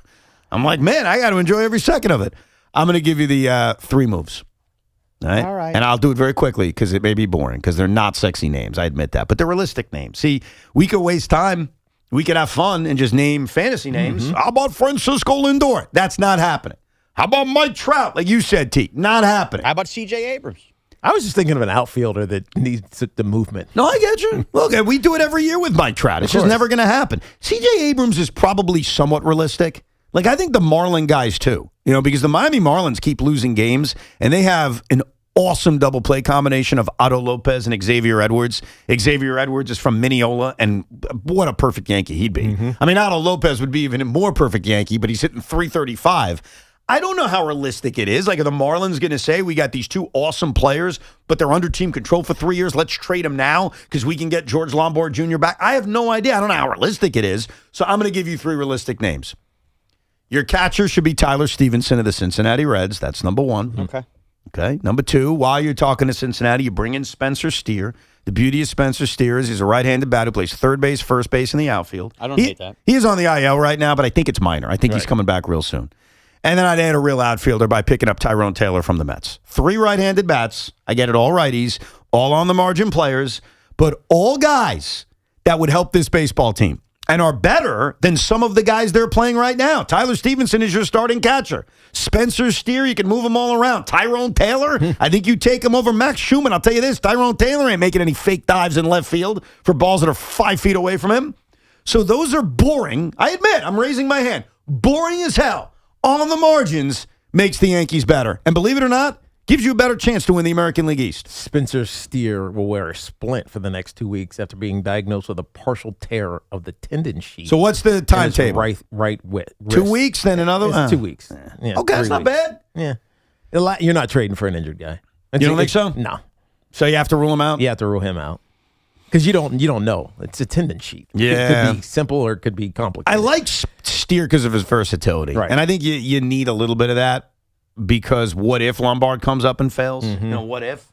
Ahmed Rosario, I think, has mostly been exposed recently. Yeah, with everyday play. Yeah, I think he has. He had a hit yesterday coming off the bench, but he's a bench player. We have to remind ourselves that. And one other thing about the Yankees, this is the first time I'm going to be compassionate. I feel bad for Anthony Volpe. Because Anthony Volpe... Why, because he closes his eyes trying to catch pop-ups? Anthony Volpe had a good game yesterday. Like, it was a positive day for Anthony Volpe. He makes that weird bouncing throw, but gets the runner at the plate. He drove in a run. That was the turning point, by the way. Which one? The play at the plate. Play at the plate? Yeah. Yes, and Volpe was a part of it. Should have been. Anthony Volpe had a good day. Yes. Okay? I don't know what happened on that pop-up. You Anthony can call Volpe him Luis happened. Castillo. You can call him whatever you want. He closed his eyes. And the worst part about it was, not because, look, the Yankees were never going to lose that game. I don't think anyone was worried about them losing. It was more the annoyance of having to go to David Bednar.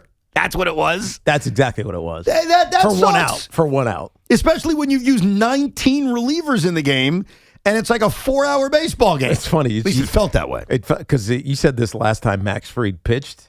It's like a rehab start. Yes. Which then ultimately becomes a bullpen game. It's a bullpen game. As soon as the first inning was over, I was like, this is a bullpen game. And look at the amount of relievers they had to use. Yes. And for the most part, they did a really good job. For the most part, did a very good job. So I felt bad for Volpe because I think that error, that drop pop-up, really ruined what was a good game for him. It was an overall good game, and no one wants to talk about it. It's strictly, can you believe that guy dropped the pop-up? Can you believe he extended the game, forced David Bednar to come in? That just sucks. I feel bad for him. I don't feel bad for him because the definition of being a good player is not having that moment. So it doesn't matter how many good moments you have. If it all unravels at the end, you didn't do your job. That's a fluky moment, though. Dropping a pop-up. Get him the hell out. It's not a fluky moment because he has defensive lapse every other night. That's not a defensive lapse. It's a pop-up. That's a lapse. That's a lapse. That's a lapse. You think so? That's a mental lapse. That's not focusing all the way through the catch. His feet were so busy. It was just like he was so busy elsewhere, he just couldn't do the simple thing. What time did Anthony Volpe's dad text you? Around 11 o'clock last night, 1 a.m.? Nobody. What kind of comment is that? Where you at? This morning? When did he hit you up? Lay off my son tomorrow. You know, all I do is bash Anthony Volpe. I find one moment. Feel bad for him Because he actually He's had been a defensive albatross. Sean. He made a couple plays. Oh, now you need a pat on the ass? No. He had a good game. Okay, Hoffman does this to me all the time. Like okay. No, I'm gonna give you the example. Tiki, you'll understand. Like at the end of each series, I'll say this is the Rico, I'm the man right now star of the series. Yes. Pete Hoffman can't have anybody who he hates be the Rico, I'm the man right now. So if I come out and say, boy, I'll tell you, Luis Robert Jr. or Marcus Semien, right? Marcus Semien's been hot. Marcus Semien's the man right now. He'd be like, well, he's making $25 million a year. We traded Brandon Nimmo for him. I'm like, that's not the game. The game is this series. Right. Ignore everything else. In this series, he was the man right now. All I am saying about Anthony Volpe is he had a good game. He had a good game. It was a rare night. Doesn't mean I still want him on the team. I agree with Joe. Get him the hell out. I'm with you. He was having a good game, and he blew it completely because he dropped the pop-up. So it was a moment of compassion for me to say, boy, I feel bad for him. He actually put together a good game, and it all gets wasted, and no one's going to mention it. It has nothing to do with Anthony Volpe or his family or me being nice to him. This is a moment of, wow, he had a good game, and it blows away. Yeah, because a good game is a finished game, and he did not have a good game because he couldn't finish it. And by the way, I got yelled at this because I used to say this about Jaxson Dominguez. Oh, he had that one moment, but he had 2 hits in the game, and what does it matter? And I would get the same crap back. So I'm just telling you what I've heard in the past. Did you ever get accused of getting texted from Jaxson Dominguez's dad? No, why does that play? Of course he didn't text you. You can't take a little joke. Jeez. No, I'm laughing. It was very funny. I like your jokes. You're a very funny person. You didn't. I mean, jeez. Were you on good terms today? Yesterday, Sean was very mad at me. Yeah, very good terms. You start off with a bang. We're all in a good spot here. You know what? Matter of fact, you want to continue to have good terms? Maybe Anthony Volpe back in the lineup today. Maybe he belongs in the window seat, Ev. What do you say about that? Is he in the lineup today? He will be. Let's just say he is. I can't put him in the window seat. What if he's not in the lineup today? Okay, so who else is going there? Garrett Cole's starting. I'll put his ass in the window seat. All right, we're going to wait to do that later? I'll do it right now. All right, why not? Garrett Cole, congratulations. The Yankees need innings from you, bro. Max Fried only went 3. Like Tiki said, it's sort of like a rehab start. Aaron Boone had to go through basically all of his bullpen. So the key for Garrett Cole tonight is go deep into the game. Hence why you're in the window seat. Brought to you by Windorama. Save up to 40% on new windows and doors. Richard is in Houston, Texas. What's up, Richard? Hey, Richard. First, guys, I love your show, and I respect your outlooks and your opinion. I learn a lot listening to you. So I'm going to throw you a tough one today. I really want your best shot. It's a little out of your realm, but that's why I'm calling you, because you have a pulse on all sports in general. The USA Track and Field Championships were in your fair city last weekend, Thursday through Sunday. Right, at Icon Stadium, right. And of course, I didn't expect any great shakes, but as usual, it was pretty invisible. And most of the U.S. track stars were there, Noah Lyles, Sha'Carri Richardson. So here's my question to you. If USA Track and Field was wringing their hands and said, we need to solve our visibility problem, and they hired you guys, because you know what's going on. Okay, so number one, what's the problem with track and field, and what would you tell them to do about their invisibility problem? Oh, that's a good question. I have an answer. Do you want to go first, or you want me to give my answer? Go ahead. Because I've been thinking about this. I was thinking about why I can't stand golf and why I can't get into tennis and why I can't get into any sport outside of baseball, basketball, football, and hockey. Right. I think we need team sports that represents a city. And so the way I'd get into golf is if there was a New York team golf and it was like a professional sport. And I'd be like, oh, it's the New York whatevers. Right. I think I'd get into it.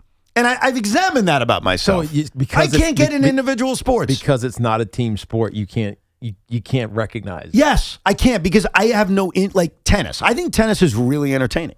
I really do. But I don't care about individuals. I care about teams.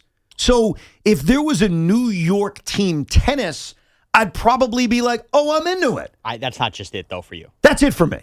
No, okay. I think what you're else gonna is agree it with for me? Because you and I are in lockstep a lot of this stuff. And I've gotten better with golf as it's gone on. Here's the problem. It's not just representing the team. It's you only care about the tournament for a weekend. Like at the end, baseball, basketball, we're playing for a championship all the way to but that's the same thing. That's exactly what I'm getting at. If you had, take any sport you want. You'd still need a playoff, that is what you're saying. Yes. He brought up track and field. I'm saying bring up any sport you want. Any sport that's an individual sport. I think the way, for me, my simple brain, I'd get into it, is if it was situated like the NBA, the NFL, and baseball, where it was a team sport representing a city, there was a regular season schedule, and then there was a playoff. Track and field tried that. Because they have I forget what it's called now. There's a series of events, and they're high profile, high moneyed events, but it doesn't feel like a season. It just feels like a bunch of one offs. And so, without a season, you can't develop a continued narrative on whoever the star is, right? And so, you don't know their names, therefore you don't care about how they perform. Now, if you end up knowing their names, then ultimately you'll be like, oh, I can't wait to see what this guy in particular does or this girl does at the next event. But they're not promoted well enough. And so the problem is, to answer his question fully, it's going to cost USA Track and Field a lot of money to promote their stars. You want to hear something crazy? What's that? So lately I've been doing a lot of mini golf. Mm-hmm. Mini golf. We're on a mini golf tour, me and Jet, mini golf tour. I think if you televised mini golf, I'd watch it. Why? Because it's so simple, but yet awesomely fun. Like, I get it. And I respect Boomer, Gio, Beningo. They love golf, right? They'll watch it on TV. Don't you think watching a guy or gal try to put a ball through a clown's mouth, don't you think that's more entertaining than watching the same drives over and over again? I'm going to tell you why you're wrong. Why am I wrong? Because in theory, you're right. But you need guys like you and me to be doing it, because the same thing is going to happen like what happened with this professional cornhole league. You ever watch that? No. Sounded like a great idea. We all play cornhole. Then you put it on TV, and what happens? You get the best 20 people in the world. They're too good? And they just hit it in the hole every single time. And you sit there watching, and you're going, this isn't entertaining. Now, you played mini golf recently? I actually have 2 weeks ago. Okay. Indoor. Do you think a professional golfer would hole in one every mini golf hole? I think they would. Really? Yeah, I do. Well, then you know what I would say to that? Maybe the mini golf needs to be really tough. Like the one I went to yesterday or the day before, because again, I'm on a mini golf tour.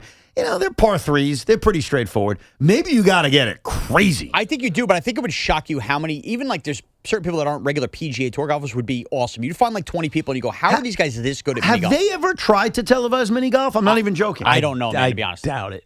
I would doubt that. Why not? It's also probably very tight and tough to shoot. What do you mean? The course is Oh, you're talking about the small. video, the filming the of it? actual like filming of it would be very difficult. I would love to see if I would watch it. Like if it was televised and it was like a really crazy mini golf course, I think there's a better chance I'd watch it than regular golf is boring. It's the same thing. Oh, let's hit the ball as far as we can. Okay, let's do this. And let's take our wedge out or whatever the freaking terms are. If you play, then you understand the different golf usages. Okay, well, I don't play. And a lot of people don't play. I know, then they wouldn't. Well, I agree. That's But the guess problem. what we all play? Mini golf. Mini golf. I think they should try it. I'd watch it. I'm convinced of it. You think you know what, maybe you know what I'll try to do? I just got it. Let's go mini golfing, Sean. All right? All right. You take your daughters, I'll take my sons. We'll film it. Team Roberts versus Team Moran? Yes, and then we'll film it and see if people watch it. Tell you something, Peyton's a struggle dragging all over that course, but we'll give it a go. And if it gets a certain amount of views, that'll be proof that mini golf has appeal. It has legs. It has legs. You know what? We probably shouldn't get our kids involved because you don't want to like televise our kids. Good point. So maybe it'll be Sean, Tiki, me in a 3-way mini golf battle, and we'll put it on YouTube and see how many views it gets. And if it gets a certain amount of views, that'll tell you mini golf has appeal. Okay. Oh, by the way, baseball I'm lockout in, bro. coming. We might have to do our That own may be the Masters content and we everything. need. I was going to ask him to go into that last break. If there's no baseball, what the hell are we talking about in June of Oh, it's 2027? plenty of stuff, bro. Plenty. You don't even want to get my brain going. There's a lot of stuff going. But I like it. I think we're going to have a mini golf 3-way. We'll see what Okay. that turns into. And we do want to get your brain going. We've gotten it going for the last 31 minutes. What does that mean? Tiki, grab the paper. That means it's 11:30. Oh, I apologize. More of your calls coming up at 888-808-1019 and a brand new edition of Posted and Toasted where Tiki guesses the old tweets of our fellow FAN coworkers. Circa Resort and Casino has given you chances to win a lot of money. $30 million in guaranteed prizes at Circa Million and Circa Survivor. There's no rake in these games, so if an entries go above the guarantee, all that extra money goes into the prize pool. Remember, you got to register in Circa Sportsbook in Nevada, and you can play from anywhere. Here are the 3 ways you can win. Circa Million 6. There's $6 million in guaranteed prizes. Pick 5 teams against the spread every single week, and the winner takes home $1 million. Then there's Circa Survivor, $20 million guaranteed to the winners. $1,000 per entry. You pick one team straight up every week to win. If your team loses or ties, the entry is eliminated, and you can only pick each team once throughout the season. You got to go 20-0 or just be the last person standing to win the whole pot. And then Circa Grandissimo, ultimate high-stakes survivor game, $100,000 entry fee, $4 million guaranteed to the winner. 3 ways to win: Circa Million 6, Circa Survivor, and Circa Grandissimo. That's at Circa Resort and Casino. Sign up at the Circa Resort in Nevada and play from anywhere. We'll have a threesome, okay? Our friends at Town Fair Tire remind you that at Town Fair Tire, you always get the guaranteed lowest price on name brand tires from Connecticut to Maine. Nobody beats Town Fair Tire. Nobody. And this portion of the program is sponsored by Total Orthopedics, the experts at getting you back to being you. Total Orthopedics is expanding across Long Island and New Jersey with offices coming to Babylon, West Babylon, Comac, and West Orange. From sprains and broken bones to complex sports injuries, they're the experts at getting you back to being you. Visit TotalOrthoSportsMed.com today. Keep listening all this week for your chance to score a pair to see Guns N' Roses at MetLife Stadium August 12th. Tickets available now at LiveNation.com. It's all from our friends at Live Nation and The Fan. Life can change suddenly without any warning whatsoever. When you're sidelined due to a debilitating personal injury, it's crucial to have a trusted team on your side. The Rothenberg Law Firm has over 50 years of spectacular courtroom experience, ensuring that you're not facing those obstacles alone.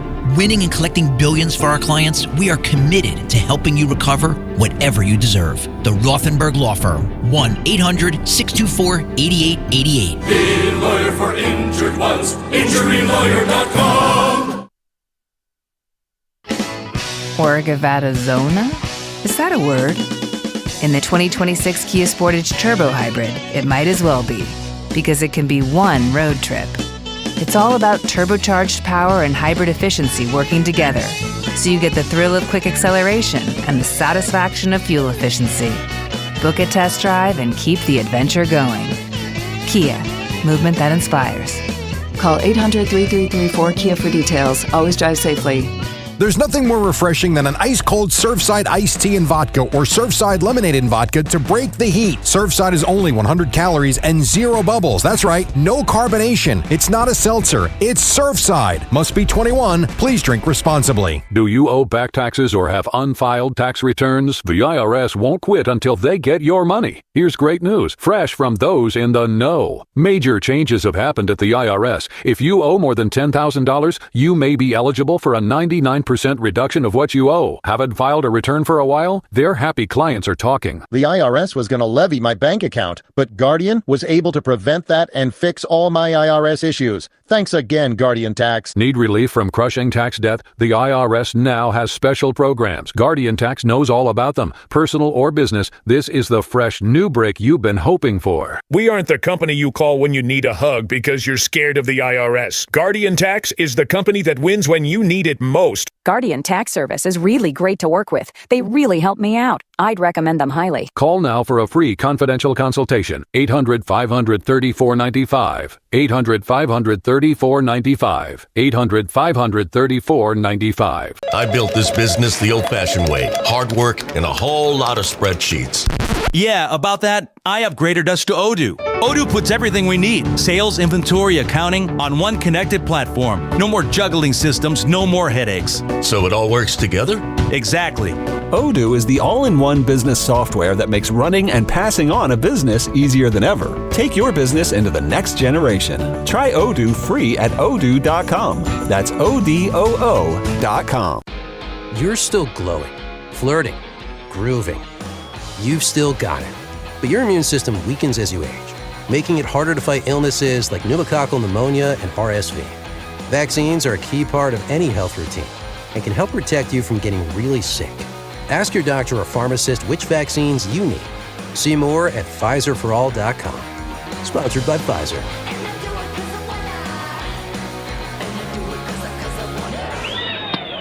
Tune in for the Yankees' first pitch presented by Montefiore Einstein, the official hospital of the New York Yankees. John Montone. Right now at Ramsey Chrysler Jeep Dodge Ram, we have a full lineup of new 2026 Jeep Grand Cherokees. Todd, I'm digging the refreshed look, new tech features, and that powerful new engine. And during the Make This a Summer event happening at Ramsey, let your summer thrills begin with a new 2026 Jeep Grand Cherokee Laredo Altitude 4x4. Lease for $379 a month for 36 months. Or drive off in a new 2026 Jeep Grand Cherokee L Limited 4x4. Lease for just $399 a month for 36 months. Both offers with just $48.88 due at signing and 0% APR financing for 36 months. So head to Ramsey and make this the summer before these deals fall away. Ramsey Chrysler Jeep Dodge Ram. Exceptional people, exceptional deals. Call 833-853-2969 for details. Tax, title, registration extra. $0 security deposit. VIN number TC258760 and T8564639. 0% APR at $27.78 per month for $1,000 finance. Ends 8/3/26. New shoes, new clothes, brand new grade. Switch to Verizon to make sure their tech keeps up.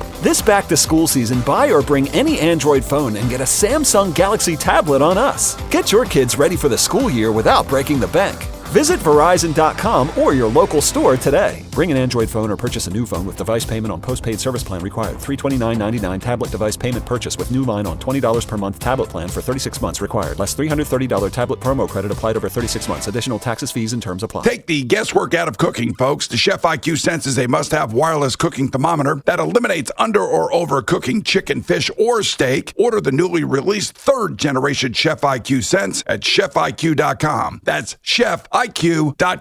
Right now, you can grab a full breakfast at Dunkin' for $6. That's 2 wake-up wrap sandwiches and a medium hot or iced coffee, all for just $6. It's quick, easy, and it covers your whole morning, all in one stop. Did I mention it's filling and delicious, too? Because it is. It's a full breakfast, a great value, and it just makes mornings easier. So next time you're at Dunkin', don't overthink it. Order the Dunkin' $6 meal deal. No substitutions. Participation at times may vary. Offer price varies in California and Hawaii. Limited time offer. Cannot be combined with other offers. Exclusions and terms apply. At Town Fair Tire, New England's largest name brand discount tire dealer, you get it all. The guaranteed lowest price, the most free services, and we accept all valid rebates from any manufacturer and from our competition. Yes, we accept them all, even competitor rebates. Town Fair Tire, New England's largest discount tire dealer, now with over 120 stores from Connecticut to Maine. Nobody beats Town Fair Tire. Nobody.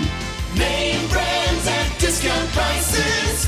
Town Fair Tire. The Colonel is the king of chicken. That's why he's always had a beef with beef. But on Wednesdays, he's squashing the beef by frying it. KFC Country Fried Steak is here for only $4.99. Crispy golden outside, tender steak inside. Served with peppery gravy, mashed potatoes, coleslaw, and a biscuit. At last, the Colonel and beef buried the hatchet in gravy. Get the $4.99 Country Fried Steak Wednesdays for a limited time only at KFC. Prices and participation may vary while supplies last. Not available on third-party ordering platforms. Tax, tip, and fees extra. Cloudy with showers. High 79. Weather brought to you by Staples. It's the most wonderful time of the year at Staples. They've got back-to-school supplies as low as 25 cents, up to 40% off select tech and more at staples.com/back-to-school. Staples. That was easy.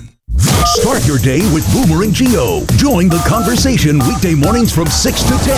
Call 888-808-1019. The WFAN phone line is powered by Paramount Plus.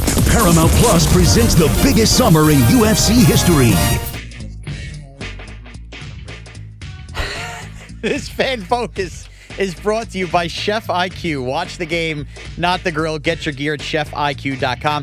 Two-time Pro Bowl defensive tackle Vita Vea is requested to trade for the Bucs after the 31-year-old could not get a contract extension, as we talked about last hour here. If you go back, Odyssey app, rewind. The Bucs are dealing with salary cap decisions. Baker Mayfield also due for a new deal. The Giants, of course, still have needs for good players at the defensive tackle position.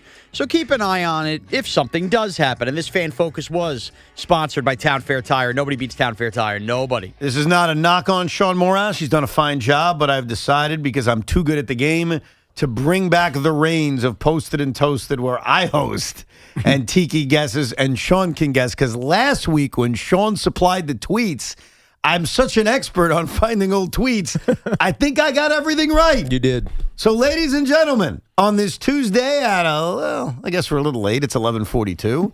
It is time for a brand new edition of the ever popular Posted and Toasted. It's time for Posted and Toasted.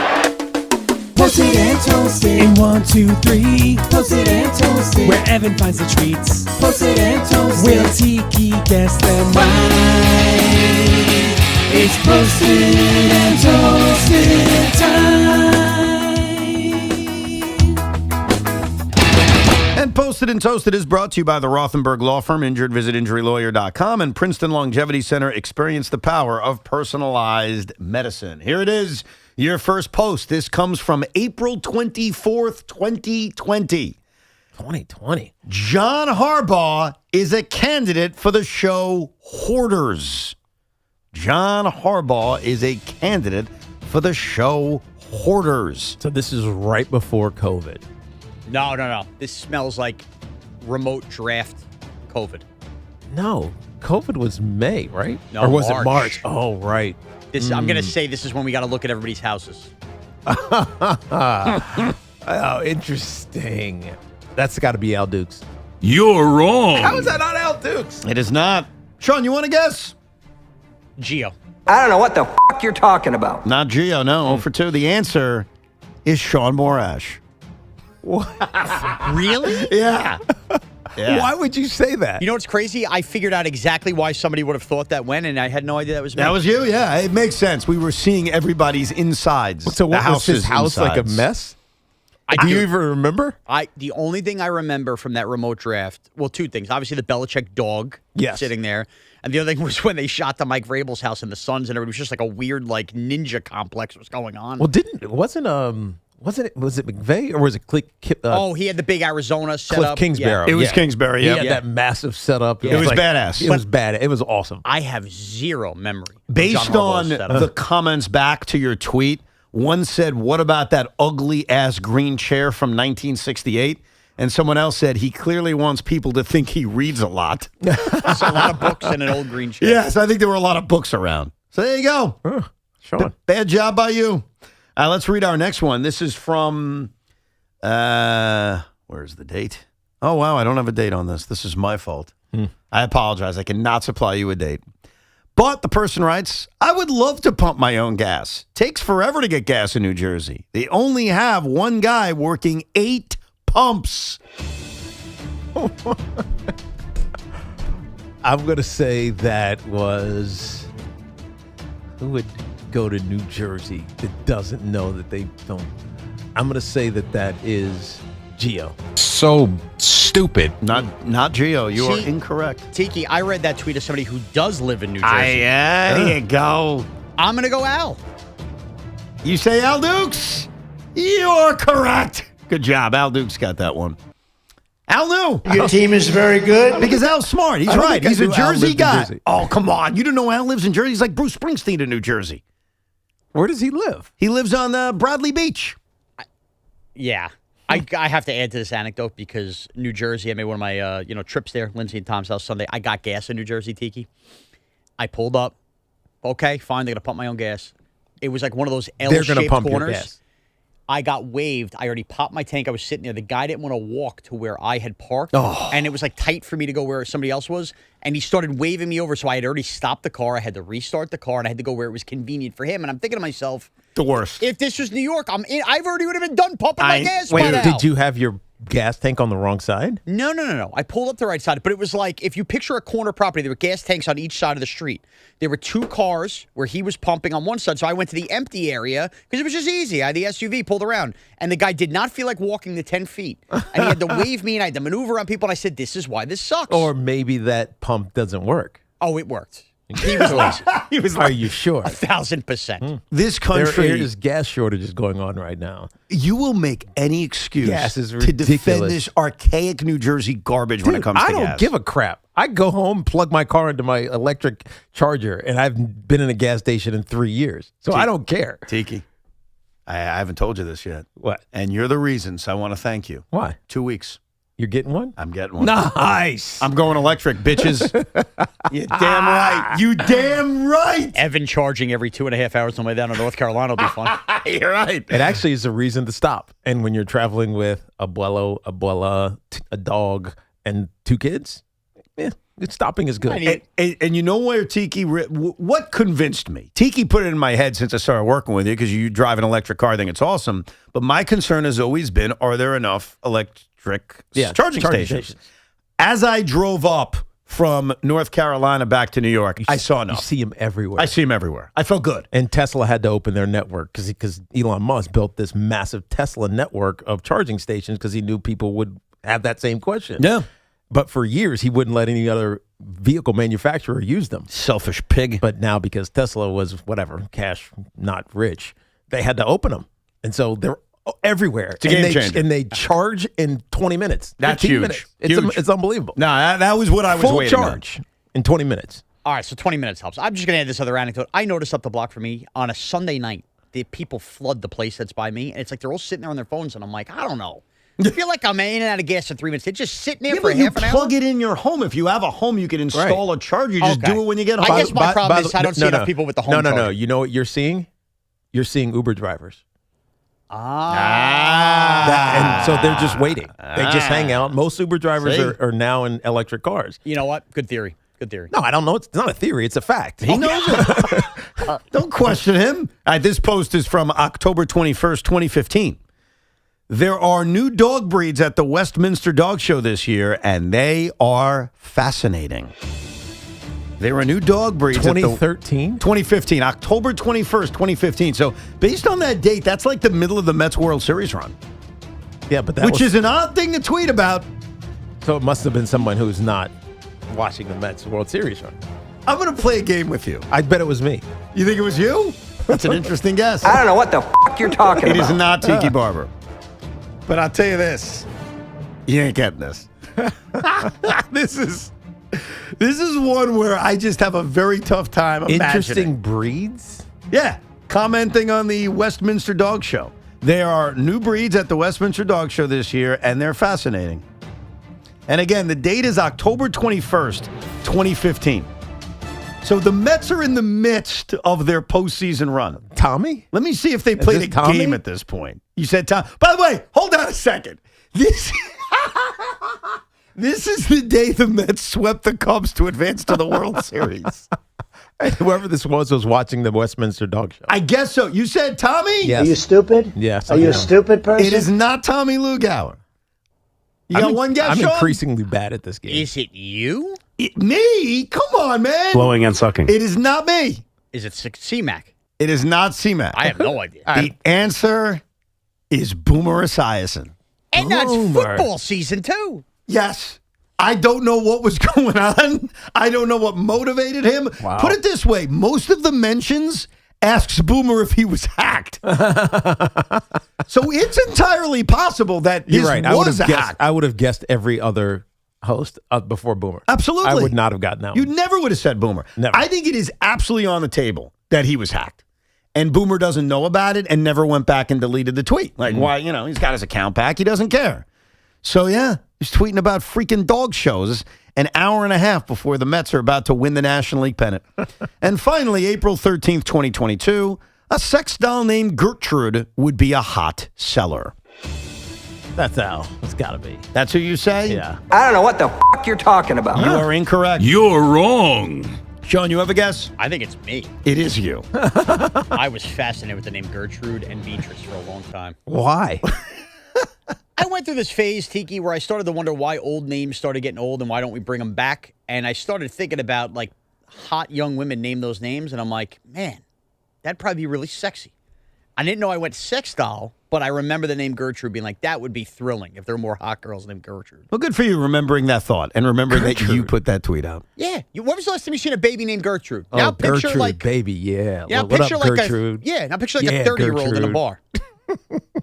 I can't. You know what I mean? Tiki's literally imagining having sex with someone named Gertrude. Did you hear that? What a war story you get back with, Tiki. Yeah. Gertrude. And by the way, I wouldn't sound like that either. I'd be more smooth. A little Barry White. How do you say that in the quiet storm? Hey, Gertrude. What up, girl? I don't know if I thought that. But yeah. You ready to get down, Gertrude? Yeah, but you're not like, I don't know, hey, Teresa. I don't know. Do you think a name like that could come back? Gertrude? Well, no, in general, Sean's point about old names. Like my grandmother's name was Shirley. My other grandmother's name was Harriet. Like, could those names come back? Make love to me. There's a lot of names that have been phased out. Let's just be honest. And why does old uniforms come back and old names don't? And I don't understand it. But maybe they will. I mean, I think it's possible. I think those names could very well come back. But you're asking like young couples to start naming their kids Gertrude and Beatrice. It's not going to happen. Yeah, but hold on a second. Ethel, where's an Ethel these days? We have connotations to those names.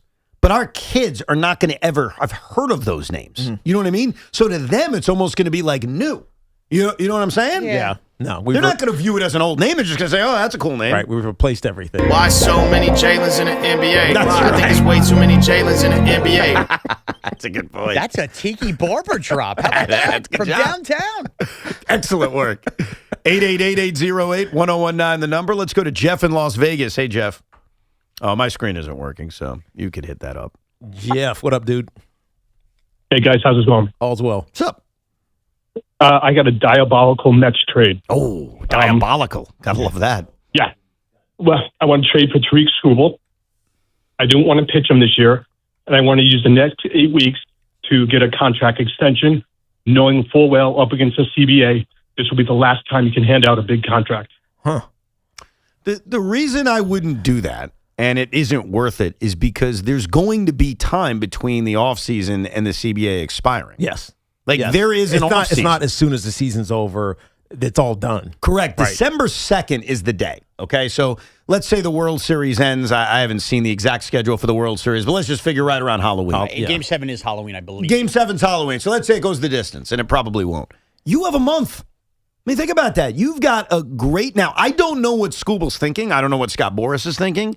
You can go both ways on that. Now, if you look at history, Scott Boras represented Max Scherzer, and Max Scherzer signed before the lockout. The Mets signed Max Scherzer prior to the lockout. Was he his big client? Or Yes. Was he one of the only ones that year?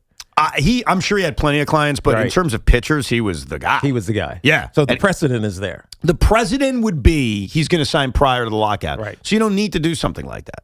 I get the creativity because at first when you say the Mets should trade for Skubal, it sounds insane. Why the hell would you do that? But I don't think you need the exclusive window. And I think that when you are an elite level pitcher, despite the injuries he's had this year, and you're this close to free agency, you're getting to free agency. Especially with Scott Boras as your agent. 1,000%. Right. We saw this with Soto. We saw it with many other guys. You're getting to free agency. We'll get back to your calls coming up, 888-808-1019. Plaxico Burress pissed me off, and why Francisco Lindor having a big second half is huge on so many levels. We'll break down the reasons. 888-808-1019. There's no better time than now to upgrade your home with Windorama's summer savings event. Save up to 40% off when you install with Windorama. Choose from top brands like Anderson Windows and Doors and Master Shield Gutter Guards.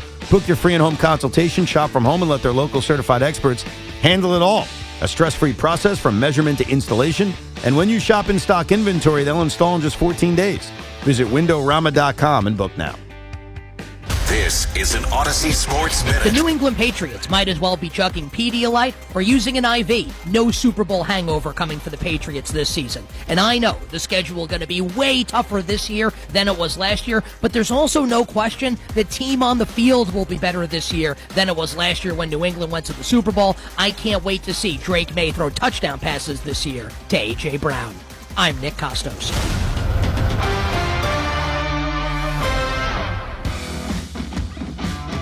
When you've got real work to do, Metal Supermarkets will help you get it done, fast. We've got a huge variety of metals in stock, and we cut to size, fast. Bottom line, we get it done fast, so you get it done fast. Doesn't get easier than that. Metal Supermarkets, the convenience stores for metal. Find a store or buy online at metalsupermarkets.com.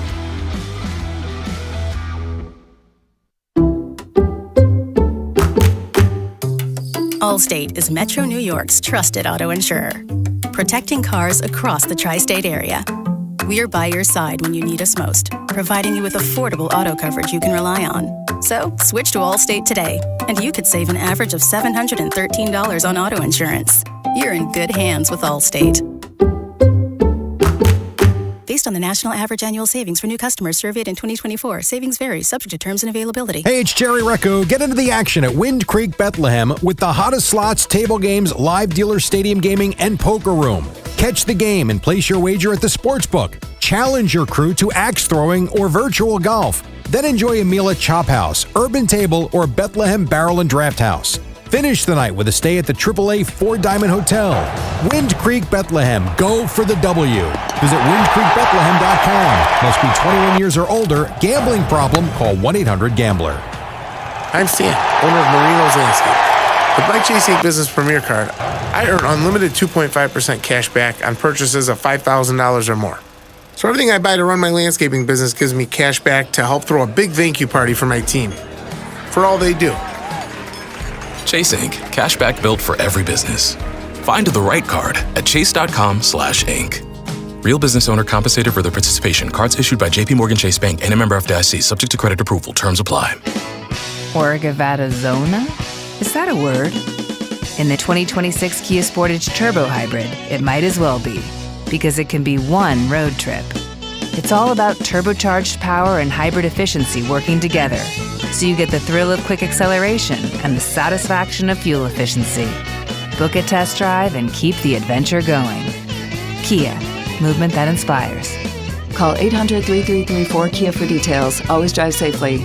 Sal Licata here for CertaPro Painters. You know, my home is a happy place, especially when my wife is satisfied. And that's not always an easy thing for me to achieve. But my friends at CertaPro Painters, they had no such problems. Big jobs or small, the good folks at CertaPro Painters are at your service. If you've been putting off a painting project, give them a call now at 1-800-GO-CERTA. That's CERTA with a C, and you'll see exactly what I mean. 1-800-GO-CERTA. Call CertaPro Painters today and get a no-nonsense free estimate on a professional job that you'll be happy with for years to come. Each CertaPro Painters business is independently owned and operated right here in our community. Schedule your free estimate online at CertaPro.com. I'm Piera Palazzolo, VP of Digital Marketing for the American Management Association, a company focused on the management training skills needed to enhance the careers of business professionals. We did our research when it came to the best companies for website development and chose AmericanEagle.com. And we couldn't be happier. AmericanEagle.com worked closely with us to understand the front and back end requirements needed to launch an e-commerce website that could handle the complexities of running thousands of seminars nationwide. Our robust new website and improved SEO saw immediate increases in site traffic and web revenue. If you're in need of managerial effectiveness and success, visit our website at amanet.org. If you're in need of a website that provides an unparalleled consumer experience, I highly recommend AmericanEagle.com.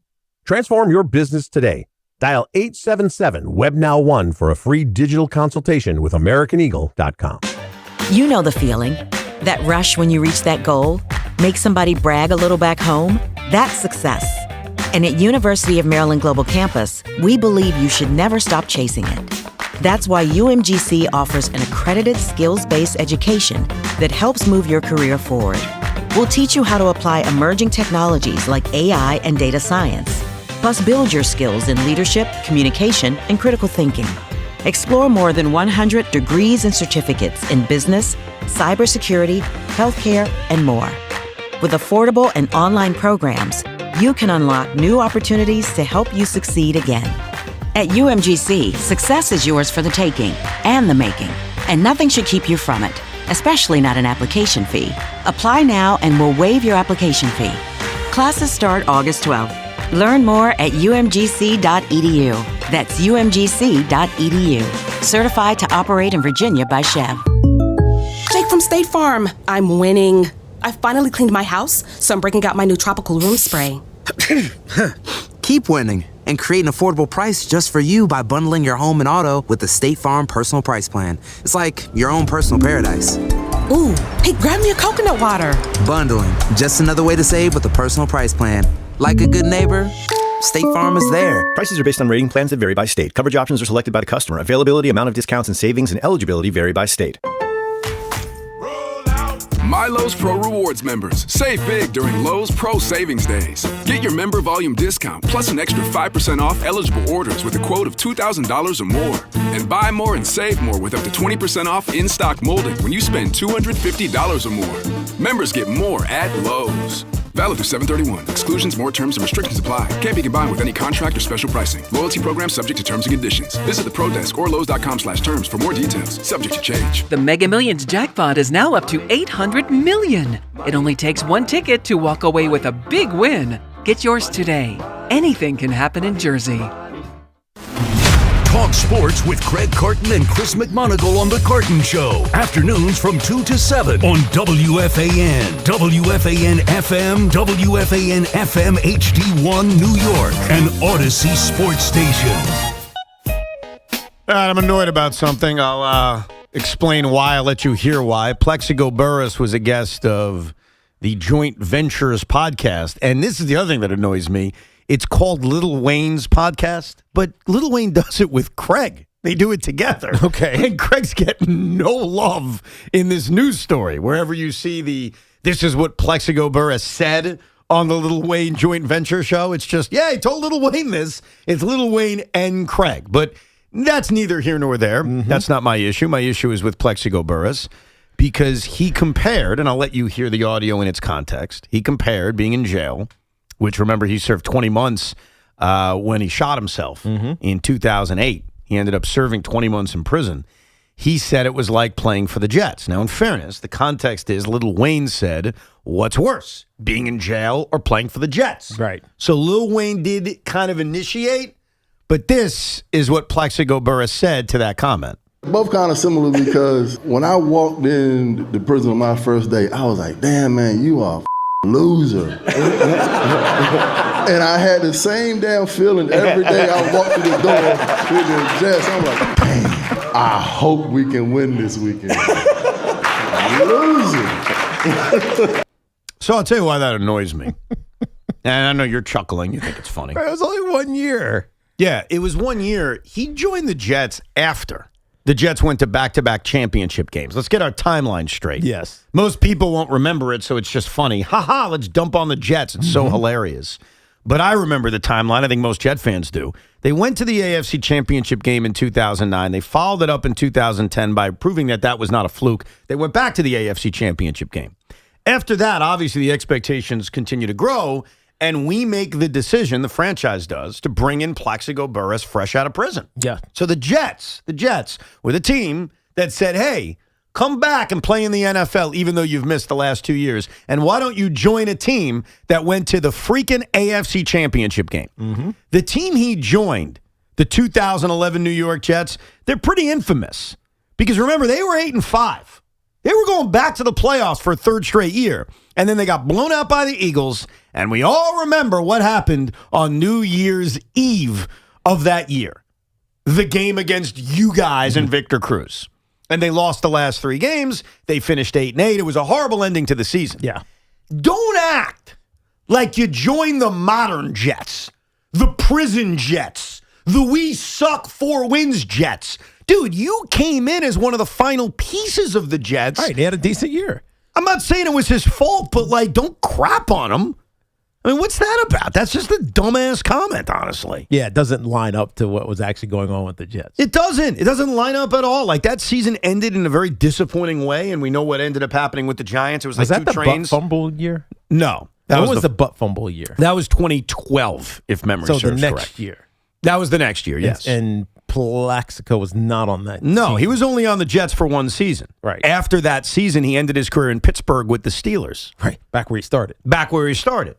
So I don't know if that's a cheap laugh kind of thing. It is. And everybody's laughing and chuckling it up. I don't think it's funny because I think it's stupid and it's not based on reality. Yeah. You came into a cheap championship expected team. You guys blew it in the final 3 weeks of the season. That ain't prison. That's choking. That's what that is. Yeah. So whatever. It's just not funny to me. Yeah, cheap laugh. It's a cheap laugh. Mm-hmm. I love a cheap laugh. It was funny, though. Was it? It was funny. Yeah. It's funny if you don't take it so seriously. All right, because we're not looking at the reality of it. I'll try a cheap laugh. If you're looking at the reality of it, it doesn't make any sense. Right. And so if you know the Jets, actually know the current Jets. Yes. No. Jets. If you know the history of the Jets, you're like, what are you even talking about? Yeah, it's stupid. But if you don't know the history, which a lot of people don't or don't even care to, then they'll be like, it's funny. Good one, Plexico. I'll try a cheap laugh. Tell me if it's funny. Bang! Is that funny or no? Well, I don't even understand the context of a cheap laugh there. What sound does like a gun make? Jesus Christ. You don't understand that? You know what? You forgot? We're so focused on Plexico and the Jets, I forgot Plexico shot himself. That's the whole story. He went to jail for 20 months. You're right. I forgot. Sorry, I had bigger fish to fry. The Giants won a Super Bowl that year. I wasn't. No, I know that adds to the misery of this whole thing. Like, part of the misery of 2011 is not just that they were 8-5 and missed the playoffs. Like, that's bad enough. Mm-hmm. It's the fact that, and it's not even bad enough that they lost to the Giants the second to last week of the season. That's not even the worst part. The worst part is you took your win and won a Super Bowl. We took our loss and we haven't seen the playoffs since. Like, if you want to find Holy a line. cow, that's right. Yeah. Oh, man. You want me to blow your mind even more? Go ahead. So they finished 8-8 that year? Yep. They have finished above 500 only one time since that season, or really the year before. Right. The Ryan Fitzpatrick year where they choked Week 17 against Buffalo. So even in the year in which they finished above 500, they choked. So that game, in so many ways, is one of the most painful games as a Jet fan, not just because of the moment, not just because of what happened then, and even you guys winning the Super Bowl. It's what happened since. Like, the Jets have been the worst franchise in sports since that moment. So maybe he's talking about post him. No, he's not. He's talking about being a Jet in 2011, a year they went 8-8, but actually was 8-5 at one point. I think his 2 previous football years, he won a Super Bowl, then was rolling to the 1 seed when he got shot. I think he's also just trying to make light of him being in prison and try to own that. No, you're right about And it's just that. a cheap Jet shot that's funny. Okay. As long as you realize it was a cheap Jet shot, because it was. It is. And I think it annoys me when you're a bad franchise, and the Jets are. Like, I'll be the first to kill them, as we did, when talking about their expectations for this season. I just think when it becomes unnecessary, that's when it pisses me off. It's why the butt fumble still annoys me. You know what's funny, though? It was all funny when Plexico came out for that coin toss in 2011. Look at what Rex is doing. No, Jet fans have no problem laughing then. So now we can't laugh now when Plexico makes a joke back? First of all, that is like sending what out are you even talking about? You don't remember that? No. He's being petty because the Jets sent out, and Rex did this his entire tenure. It wasn't special for you. He would send out former players for the coin toss. But he went just Plaxico in 2011. It's like a noted thing when the Giants, they bring up that Super Bowl. Plaxico came out. It was just him for the You're coin looking toss. for things to bitch about, honestly. No, I'm not bitching. But He it was, did that everybody with thought it was all his hysterical at the beginning of that game. It's not about being hysterical. It's about he would do that with his players. Like, against former teams, he would give them that opportunity. And for whatever reason, you got your panties in a wad. Well, I wonder if the players actually wanted that or they hated it. Because what it was it a Giant home game or a Jet home game? Jet home game, I believe. No, right? so it didn't. I don't. Yeah, it had to have been because he hid the banners, Rex Ryan. So it was definitely a Jet home game. Yeah, it definitely was because I'm looking at it now. Yeah, but I'm Why would that matter in any way? Because I'm wondering if it's a Giants home game, right? And Rex as the visiting Jet team sends out Plexico Burress. Does he get booed or cheered? Gotcha, I gotcha. Oh, you'd have to cheer him. I think I think so too. You won a championship. He got the game, but he's touchdown. also coming out as the captain of the other team. I get you. It's just kind of weird. But the point is, at 12:58 on Christmas Eve, 2011, Evan Roberts was on his couch laughing when that happened. I wasn't laughing. But now I was it's very. not funny. First of all, you don't know what I was doing. I was very nervous. That game felt like a playoff game. I was nervous about it. I remember I went to Costco right before the game. That's how nervous. Yes, I remember everything about that day for whatever What'd you reason. get at Costco? Give it to us. I just went bulk. I lived by myself in Long Island City, and I went to Costco and just bought my bulk whatever I needed. Hot dogs. Toilet paper, hot dogs, hot dogs. Yeah, they got good hot dog deals. I mean, I just went nuts, and Couple that's how I chicken was. bakes. That's how I was letting out my stress that I had because I was very stressed about the whole thing. And then obviously we know what happened. Costco on Christmas Eve has to be a nightmare. It was like 10 a.m. Christmas Eve at 10 a.m. is not the holiday. No, people are sleeping in. Yeah, they're chilling. Christmas Eve is one of those days that doesn't become a holiday till like after 3 o'clock. That's what I'm saying. The shopping is usually done in the morning. Oh, I got you. Yeah, I think it was busy. Like, I'm not denying that, but I do remember, and it was just a horrible result. Anyhow, let's go to Mario in Long Beach. What's up, Mario? Hey, Mario. Hey, what's going on, guys? Great show. Thank you. Evan, I got to thank you, man. You were instrumental in the Knicks winning the title, and now you're going to help the Yankees. Let me explain how. You're gonna laugh. Nice. So, number one with the Knicks. When you said Mikal Bridges will never be traded, that's number one. Yes, right? I did say that. Number two is you said they could never win with Brunson being number one because he was not a top 5 player. Mm-hmm. Remember that? Yeah. That's number two. Yep. And number three is when you said Mikal Bridges. You were doing this thing where if he had a good game, because it was 5 draft picks, does that take one off? Or he had a good game, now it's down to 4. Right. Yeah. When does it become worth it? Yes, I remember that. Yeah. I did that for all of you guys, though. That wasn't for me. No, it was interesting, though. Yeah. What you were doing. Thank you. But that was interesting. Now you did something that, if this came back, I got to ask you, would you have to go into therapy? If if Lindor went to the Yankees and he helped them win a World Series, could you take that with Mikal Bridges and Lindor doing that in the same year? Or you would have to go for therapy? It's a great question. First of all, I just think it's so unrealistic. Mm-hmm. I think the idea of the Yankees and Mets concocting a trade on that level is just very unrealistic. And he just proved last night why he's still very valuable to this team. Well, I don't think he needed last night to prove it. I mean, he's still a hell of a player. Of course. But I think a lot of it would depend on what the Mets got back. Like, was I happy about the trade? Was I disgusted with the trade? But he brings up Lindor, and you brought up what he did last night. Look, there are 2 reasons why Francisco Lindor having a big second half is very, very important. Number one, for us as fans. Like, don't you want to be entertained? I mean, some of us are still watching, even if the games don't mean anything. Like, we want to be entertained. You'd like to win some games, and I think it's also a reminder, in case you're hesitating, that he's not washed up, because there are some Met fans that think he's washed up. So, number one, it's good from that level. But the other reason it's good, and I want to make this very clear about trading Francisco Lindor, the reason I'm against it is because I think you, in this moment, would get pennies on the dollar. I think that's bad business. I also think that's bad in terms of building a championship team. But last December, after the Mets lost Alonso and Diaz, I came to you and said, hey, we need to be open to the idea of trading Lindor, and I put together a fake trade. I put together the kind of trade that would at least appeal to me. It involved a washed-up, bad contract in Freddie Freeman. By the way, he's had a great year. Mm-hmm. It involved a young, underachieving player who just had a miserable postseason, Andy Pages, by the way, all-star year this year, and it involved an injury-prone right-hander in Tyler Glasnow. I put together that trade, and some Met fans are like, oh, I can't trade Lindor for that. And I said, I'm not saying you should, but that's the kind of deal at least I'd talk about. Yeah. I'd be open to it. Because of his injuries this year, and because of unorthodox, the mental mistakes he's made, and the lockout and the contract, they wouldn't get that. That trade I put together in December, they would not get. Now, if Lindor has a huge second half and reminds the idiots out there that he isn't washed up, does that change his value during the offseason, especially once the CBA is settled? And more teams would say, well, Lindor's got a lot left. Mm-hmm. I'd give you something decent for him. Maybe.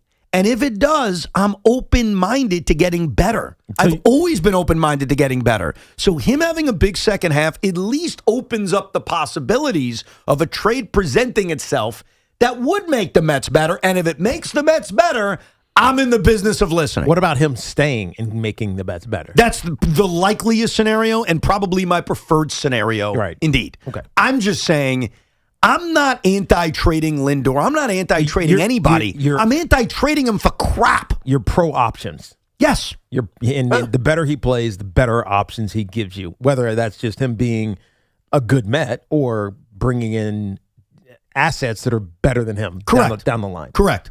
There's levels to the Lindor discussion. There are idiots who think, well, he's a cancer in the clubhouse. Right, get rid of him. His wife, is friends with Mom Donna. You got to get rid of him. He secretly orchestrated the end of the Mets, which is obviously all bullcrap, but people still believe it.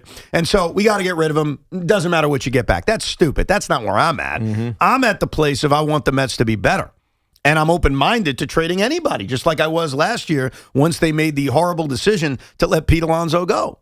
So Lindor having a big second half, hopefully he does, at least opens up those possibilities. Because right now, if you trade him before the deadline, you're not getting anything back. I'm not making that trade. I'm not giving Lindor away. Why would I do that? What kind of good business is that? So I hope he plays incredibly well. And yeah, if you ask me, Evan, what do you prefer longer? I'd want him back. He's already proven he can perform here. He has had MVP caliber seasons. Like, he can handle New York. Who could say he can't? I mean, he almost single-handedly led them in 2024 before his injury in the last week and a half of the year. Let's not forget how insanely clutch he was when he's breaking up no-hitters in Toronto on a Wednesday afternoon. Like, that was ridiculous. Mm-hmm. Or obviously the home run against Atlanta in game 161. So perform well, open up the value, and then maybe in the offseason something presents itself. That's my view on Lindor in the second half. Does that make sense to you? No, of course it makes sense. The Mets they're hopelessly to watch at this point unless you just care about the young players.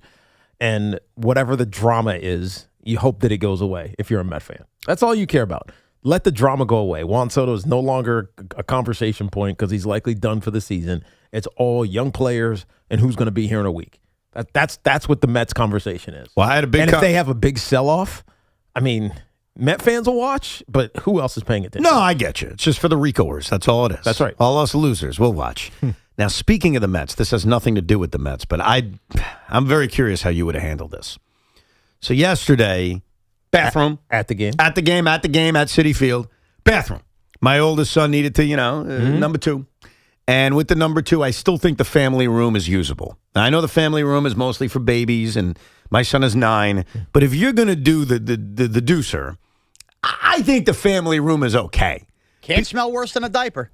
Yeah. And do you really want to go into one of those small stalls? And then I feel weird. Like, I put him in the stall, and I'm standing outside the stall waiting for him because I don't want to leave the back. So I'm a family room kind of guy. Is that okay? Step one. I think you're a family. Thank you. So we go into the family room. He does his thing. And someone left their cell phone on the dispenser for the toilet paper. Okay? So Jet notices it. He's like, someone left their cell phone. I was like, someone left their cell phone. We let it sit there while he does his thing. Now it starts ringing. It just starts ringing off the hook. And he's like, what do we do? And I said, I don't know what to do because I feel bad, right? Because if I lost the cell phone, I wouldn't know what to do. But once I pick up that cell phone, now you're responsible. I'm the guy picking up the lost cell phone, and I got to find a way to meet this person. What if they don't have access to my seats? Now I got to go to their seats. So I'm really debating what to do with this cell phone. I got 3 options. Okay, option number 1 is to pick it up and be a good Samaritan. Mm-hmm. Option number 2 is I didn't see it, just leave. Mm-hmm. And option number 3 is to go to somebody at Citi Field and say, look, we found the cell phone. That's what I would do. You figure it out. Option 3. You'd go to option 3? Option 3. Hand it over to somebody else who cares a lot more than I do. Sean, how would you handle that? If the phone's ringing, I'm answering it because I'm going to guess he has somebody calling or she has somebody calling that phone because they're in desperate need to figure out where they are and they're in the stadium. I'd answer the phone. If I didn't see it ringing, I might have ignored it entirely and just said they might come back here looking for it. But if it's ringing, I'm answering the phone. I thought about the whole, like, they could come back for the phone thing. But then if they're calling, you have no idea where you left it. That's true. Right? They would do, maybe they don't know it's the family room. If you know room. where you left it, then you're just going to go back to where it is. The other reason I didn't want to pick up is I have this vendetta against people that use the family room when there's no need. Like, I've seen adults walk out of the family room. Like, you're a disgrace. Like, you're a disgrace.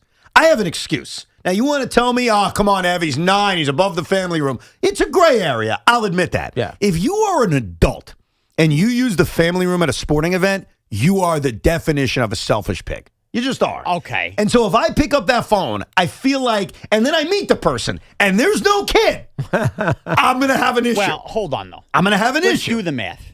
If somebody in today's day and age is leaving a cell phone in the family room, I'm going to guess their head is not in the right place. And why is their head not in the right place? They're worried about a freaking kid at a baseball game. I have a hard time thinking that the single dude who had too many big waves is rolling in there and then forgetting his cell phone. Or he was sitting on the toilet. Yes. And he was scrolling TikTok or Instagram, and he just put it down and forgot it because he was distracted. That's what I would think. I totally agree, Tiki, and I also like think if you're changing a baby, it's going to be on the changing table. It's not going to be or by the sink. It's not going to be on the toilet paper dispenser. You're 100% right, and I think that when you've got to do the unfortunate duties, no pun intended, at a sporting event, you're more likely to be the selfish pig to take the family room because it's your own private room. We're all self-conscious. No one wants to be doing that when someone's sitting right next to you. I get it. You just hold it. You can just wait. Or you just hold it, which most of the time I'll try to do. Yeah. Sometimes I can't. There's a few instances that jump out at me. For whatever reason, the Todd Frazier game in 2019 against the Nationals, the Michael Conforto game, and it doesn't ring a bell? Yeah. Yeah. In there. 4th inning was a disaster. I mean, it was just... Dude, I once went all the way to Camden Yards. Game ended 1-0 on a B.J. Surhoff homer. When did the Surhoff homer have? When Boog's Pal Barbecue hit ran through me. See, it happens. Went 4 hours for a nothing. So I did what Tiki did. As soon as I got out of that bathroom, I found the security guard, and I said, someone left their cell phone, and I got the hell out of Dodge. Right. So I feel like did the right thing, good Samaritan, but I kept myself limited involvement. Because I'm telling you, I pick up that phone. I meet this person. There's no kids around. We got a problem. You're pissed. Yeah, because I'm going to say something. Right. And it's going to be awkward. And then now we got an issue. Because now the guy who saved your cell phone is now giving you crap that you use the family room without family. Now, what if he turns around and looks at you and your 9-year-old and goes, well, why are you using the family? That's we have a concourse You fight. say because my 9-year-old doesn't want to go to the bathroom by himself. At what point, and I don't know the answer to this, and I'll admit, like, this is the gray area. At what point is a kid too old to use the family room? I honestly have no idea. I think 9, you still are very much in the I think you are too. It's probably when you're comfortable enough letting the kid walk up a flight of stairs and go to the bathroom on their own, period. So 13? Yeah, that's right. No, I agree with you. No, not 13. What is it? I don't know. More or less. I don't even know. Brooklyn's different because Brooklyn's been doing this by herself since she was probably 8. Every kid is different in this. So I would say, but Tegan wouldn't do it. So I'd say a 10 or 11. I think the answer is no. the number's impossible because the kids are different. You just nailed it with your daughters. Right. As soon as I'm at a game and Jet says, I'm going to the bathroom, and he knows where it is, and he knows where his seat is, and he knows the security guards. As soon as he says, I'm going to the bathroom, I don't need you, Dad, no more family room. Yeah. As long as I've got to accompany him to the bathroom, we're using the family room. And again, room. it's going to be different ages, but that's the way you do it. It's the same thing when you're teaching your kid how to swim. When they finally say, I don't want my swimmies, you throw them away. You puncture them and throw them away. Yes. Because otherwise, it's a crutch. That's a great point. That's a great point. But every kid is different in that regard. So that's why you can't pinpoint an age. Because I could see Spence by the time he's yet being like, I'm going to the freaking bathroom. I ain't waiting for you. But everybody's different. Right. So there you go. Nice. That was very brave of you. Oh, because they were playing the Braves? Yes. Jesus, man. I am a damage freak. You're just enough for you. Let's go to Rob in Whitting, New Jersey. What's up, Rob? What's up, Rob? Hey, what's up, guys? Listen, Ev, you and Steph Curry have something in common. Whoa. Which is?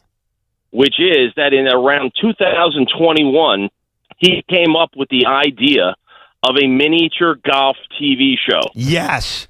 It was called Holy Moly, hosted by Rob Riggle and another, and it was Joe hilarious Tessitore. based on Joe Tessitore did it. Exactly. Yeah, so I looked into this show, and here's my problem with it, because I mentioned earlier, and by the way, Dan is correcting me, and I if I misspoke, it's my fault, because I certainly know. Did I say New Year's Eve for Victor Cruz? It's Christmas Eve. Christmas Eve. I made very clear it's Christmas Eve, or did I misspeak? I wouldn't even tell you because every time I hear that and somebody says Eve, I just hear Christmas Eve. You were thinking New Year's? Because I had the game in New Year's. You had, no. But the Victor Cruz game is Christmas Eve. Yes. So if I misspoke, my apologies. It was not forgetting, because trust me, I don't forget that date. Yeah. Nobody does. I'm just making sure. But I actually don't really deserve any apology. It's really Tiki and Sean that should apologize, because if I mistakenly said New Year's Eve as giant people, they should have corrected me immediately. They have same thoughts. Anyhow, so that mini golf game that he was talking about, because I mentioned mini golf's awesome, and I was curious if they televised mini golf, would people watch? I think I would watch. That game show that he's talking about was not, to me, televising mini golf. It was making it like a hokey game show. Yeah. And I think that's different than saying, hey. Making it a league. Making it a league. Exactly. Yes. Like Basketball, which is one of the great movies of all time. Just don't tell Bob Costas. Yeah, he was great in that movie. And he regrets being in it. He said that? Yeah, he's been very public about that. Really? He regrets being in Basketball? Why? Yeah, I guess because he was very raunchy in it, and I think he didn't like that kind of, he's remembered by a lot of people for that. Well, I don't remember him for being raunchy, but it's okay to be raunchy. I agree. That's probably what made it funny, that somebody who is so serious and so buttoned up actually... come on, that's weak. That's very weak. Yeah, I don't know. I loved Bob in it. I thought he was awesome. I didn't know he said that. No regrets. I'll find out. I'll find the exact quote. You know what? Now that bothers him, we should get drops from Bob Costas being dirty at basketball and just start using it. Get it back into the vernacular. Bob on Rhode Island. What's up, Bob? Hello, Judge and Stanton aren't back for the Yankees yet, right? Nope. No, they're not back yet. No, I don't think the current owner of the Yankees, Steinbrenner Jr., or Hal Steinbrenner, as long as he owns the club, the Yankees will be lucky to win another World Series in the next 25 years. Why do you say that? He get rid of Soto. Never should have done that. No, he didn't get rid of Soto. They just got outbid on Soto. He's cheap. You can't say he's cheap. He's not like his father. Nah, hold on. Would do anything to win. You picked the wrong day to do that. Carlos Beltran. You remember Carlos Beltran, good player? Yes, I remember Carlos Beltran. Carlos Beltran said that the New York Yankees would not make him a long-term offer when he was a free agent because of the luxury tax, because they didn't want to give him Who was the owner then? George Steinbrenner, not Hal. So what do you got to say now? Wasn't that great?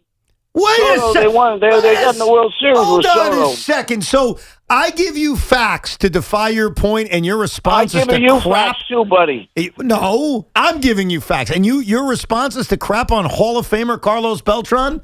You know, Bernie Williams needs to buy a ticket to go to the. Okay, Bernie Williams needs to buy a ticket to go to Cooperstown. No, he probably doesn't. Bullshit. Hey, well, hold on. You just cursed. I got him very riled up. I dumped it. Don't worry about it. For those that are just tuning in and missed that. I was arguing with an older gentleman, and I went below the belt. And I apologize. I shouldn't have said what I said. What I said to him was, I'll repeat it, but understand I'm apologizing for it. After he knocked Carlos Beltran, I said, Bernie Williams needs to buy a ticket to go to the Hall of Fame, unlike Carlos Beltran. He probably doesn't, by the way. Which he probably doesn't. He probably has a lifetime pass. That was below the belt because I was getting under his skin. His response was to curse at me. And that was inappropriate on his part. Well, his response was appropriate, though. His response was BS. Yeah. Except how is that appropriate? Now, if we were at a bar and you said that line, that's the appropriate response. All I was saying is Bernie's not a Hall of Famer and Carlos is. Why do we have to get so personal about So this? say it like that. Well, I did say it Bernie. like, No, you said he needs a ticket to get to the Hall of Fame. but that's a hard-ass way of saying But it. I promise you, if Bernie Williams walked up to the front door in Cooperstown, they would let him in. You know why I know you're right? Because I have a lifetime pass to the Baseball Hall of Fame. And if I have one, I'm sure Burn Baby Burn does. How do you have one? That's a great question. Do you want to know the answer? Season ticket holder of 10 or more years. Has nothing to do with the Mets, has nothing to do with season tickets. All right. Actually, maybe a little bit with the Mets. When I was in high school, I wrote a term paper about the final out of the 2000 World Series. All about Mike Piazza flying out to Bernie Williams. Yeah. Full circle, Of Tiki. course. And it was a very descriptive essay about the way it made me feel. And my English teacher gave me an A and said, I'd like to submit this. And he submitted it. I don't know where he submitted it. And it got published in a baseball book. Actually, did my English teacher submit it? Or maybe my parents submitted it. I give my parents credit. Screw my English teacher. I don't think he did anything. You don't even remember his name. I do remember his name, but now I'm not giving him credit. Oh, okay. So the Baseball Hall of Fame's response to this term paper was, you're in? So the book, the term paper got published in a book. And the author, I think the famous Kurt Smith was the author. You can look him up. I think Kurt Smith's thank you to anyone who added to the book was this lifetime pass, which I still have in my wallet. And I use every time I go to the Baseball Hall of Fame. Wow. And I got it in high school for just writing a descriptive piece about the Mets losing the World Series to the Yankees, or at least the final out. Now, you keep this with like your passports and like a fire prevention? 1,000%, yeah. The last time I went to the Hall of Fame, it's for me and a guest, and I used it. And you know what the Hall? You got +1. And you know what the Hall of Fame did? Let everybody in for free. That's a nice job. They saw my wife there and my other kids there because I had one son. The other son. Everybody comes in. Yeah, so a former Major League great walks up to the front door of the Hall of Fame. Do you think he's got to buy a ticket? Tiki. I'm just asking a question. I was just being a jerk. Yeah, I know. I got and it. he had the appropriate response. And so his response was, "Nah, you're full of it because of what Tiki's saying." But here's the thing. He was calling Hal Steinbrenner. Let's get to the crux of it, because you're right. I went below the belt, and I apologize. I apologize, okay? I own that. I'm just being, specific. I know, and you're right. I'm being literal. Hal Steinbrenner, our last caller, said is cheap.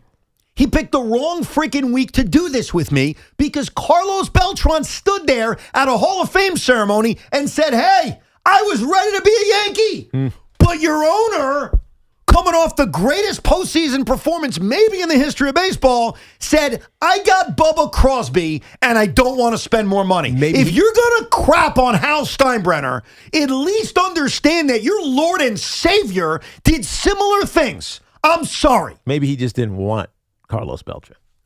Really? Maybe he used it as an excuse. Okay. I don't think that's we what don't know the motivation of George. Money. No, we don't. How do we? Because Carlos Beltran even said he wasn't going to offer me a long-term contract. You think he didn't believe in Carlos Beltran? Or do you think he knew the luxury tax and said, I don't want to go above it? And that was reported at the time. But people don't want to believe it. And the reason they don't want to believe it is because they're stuck in their ways that George Steinbrenner is money warbucks and Hal Steinbrenner's cheap. And you know what? If you're going to call up and we're going to play this game, I'm going to give it back to you. Yeah. And your response can't just be that's BS or to attack Carlos Beltran. Because I'm sorry for attacking Bernie Williams. I was wrong. He started it by attacking Hall of Famer Carlos Beltran. He wasn't that good anyway. Like George was some kind of genius who said, you're not that good. I don't want to pay you. I don't think he brought up Carlos Beltran. I think you did. I did because he said Hal's cheap. And George would never do this. And so I said, oh, okay, you want to play that game? Facts time. And I brought up a specific story laid out by a Hall of Famer 72 hours ago. Yeah, but perhaps George didn't think he was that good. I don't think that was the case, though. All I know Then is... what was it? He didn't want to pay him. With that curse word he laid before getting hung up, he struck out, but he didn't strike out looking. He went down swinging. I apologize to him that I went below the belt. We could have had an adult conversation. It could have gone longer. And I went personal on Bernie, who I actually really like. And Bernie was a hell of a player. And this is the second straight day now I've said something about Bernie Williams that's unfair. I picked on his defense yesterday. And today I talked about him buying a ticket to go to the Hall of Fame. Which he doesn't need, actually. You know why my issue with Bernie? No. You really don't? No. I've told Bernie this. He understands. So when I was 8 years old. He didn't sign an autograph for you? Worse. I was at a minor league baseball game. It was the Columbus Clippers against the Scranton Wilkes Red Baron. Scranton was a Philly affiliate at the time. The Columbus Clippers are the Yankee affiliate. And Bernie Williams hit a foul ball. That foul ball crushed my face. Crushed my face. And why did it crush your face? Because I was, I'll break this. Were you not paying attention? I had my glove and I was calling for the ball, and my camp counselor deflected like his arm in front of me, and I just lost track of it and hit me square in the face. I got knocked out. So why is that Bernie's fault? Who hit the ball? Isn't it your camp counselor's fault Who for hit the not ball? trusting you being able to catch a ball with a glove? Who hit the ball? Bernie Williams. Bernie Williams maimed me. He did not maim you.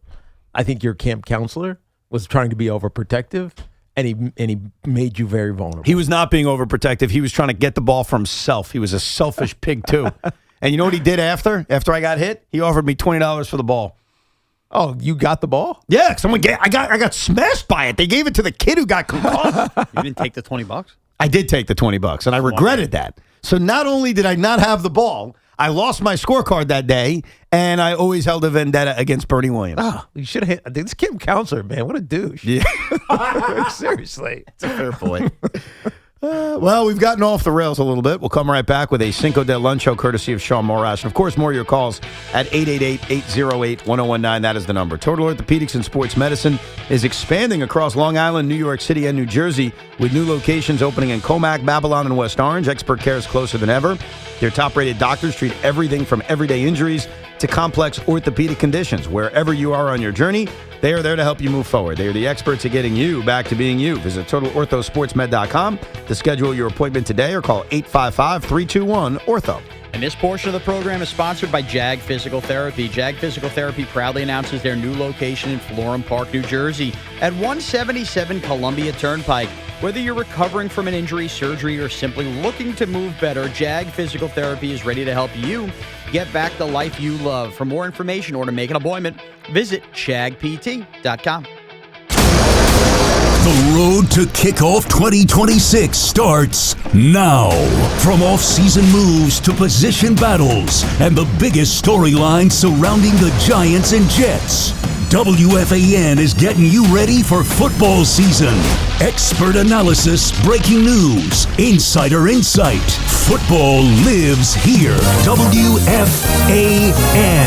Hey, it's Tiki Barber. Living in the city that never sleeps, you need a powerful home connection that keeps pace with your midnight grind. Keep your connection as legendary as the city itself. If you're a Verizon mobile customer, switch to Fios Home Internet and get reliable 100% fiber optic speed for just $20 a month. It's high-speed fiber dependability for less than a week of subway rides. Visit Verizon.com and switch today. Availability varies for Fios customers with AutoPay, Mobile Plus Home, and bonus discount. Enrollment required. One offer per eligible account. Additional terms apply. Limited time offer. The summer is here and it is hot. If you think a new central air conditioning system is out of your budget, you got to think again. Sloman's is here to change the game with their super savings sale. They're offering cutting-edge 18-SEER 2026 refrigerant-compliant R454B systems, expertly installed by their certified technicians, all at the lowest prices of the year. That's right, you get started with 0 down, 0 payments, and 0 interest for 18 months.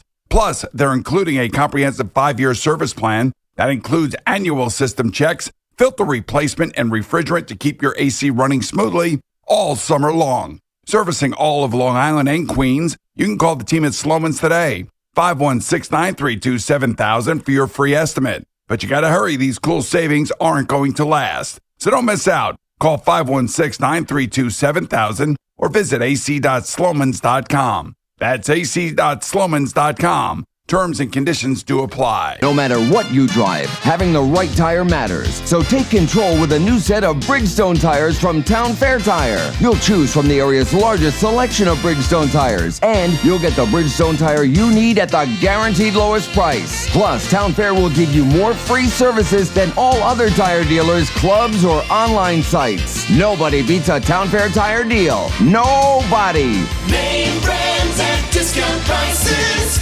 Town Fair Tire. Orgavada Zona? Is that a word? In the 2026 Kia Sportage Turbo Hybrid, it might as well be, because it can be one road trip. It's all about turbocharged power and hybrid efficiency working together, so you get the thrill of quick acceleration and the satisfaction of fuel efficiency. Book a test drive and keep the adventure going. Kia, movement that inspires. Call 800-3334-KIA for details. Always drive safely. You know the feeling. That rush when you reach that goal? Make somebody brag a little back home? That's success. And at University of Maryland Global Campus, we believe you should never stop chasing it. That's why UMGC offers an accredited skills-based education that helps move your career forward. We'll teach you how to apply emerging technologies like AI and data science, plus build your skills in leadership, communication, and critical thinking. Explore more than 100 degrees and certificates in business, cybersecurity, healthcare, and more. With affordable and online programs, you can unlock new opportunities to help you succeed again. At UMGC, success is yours for the taking and the making, and nothing should keep you from it, especially not an application fee. Apply now and we'll waive your application fee. Classes start August 12th. Learn more at umgc.edu. That's umgc.edu. Certified to operate in Virginia by Chev. Hey, Metro New York. Ready for real savings? Switch to Allstate today. Because drivers who switched saved an average of $713 on their auto insurance. So, what are you waiting for? Check Allstate first for an auto insurance quote today. You're in good hands with Allstate. Based on the national average annual savings for new customers surveyed in 2024, savings vary, subject to terms and availability. I scream. You scream. We all scream. Because Wendy's famous small classic Frosty is just $1 for a limited time. More screaming, happy screaming, summer screaming, dollar small classic Frosty screaming! But please don't scream in the drive-thru. It hurts the employees' ears.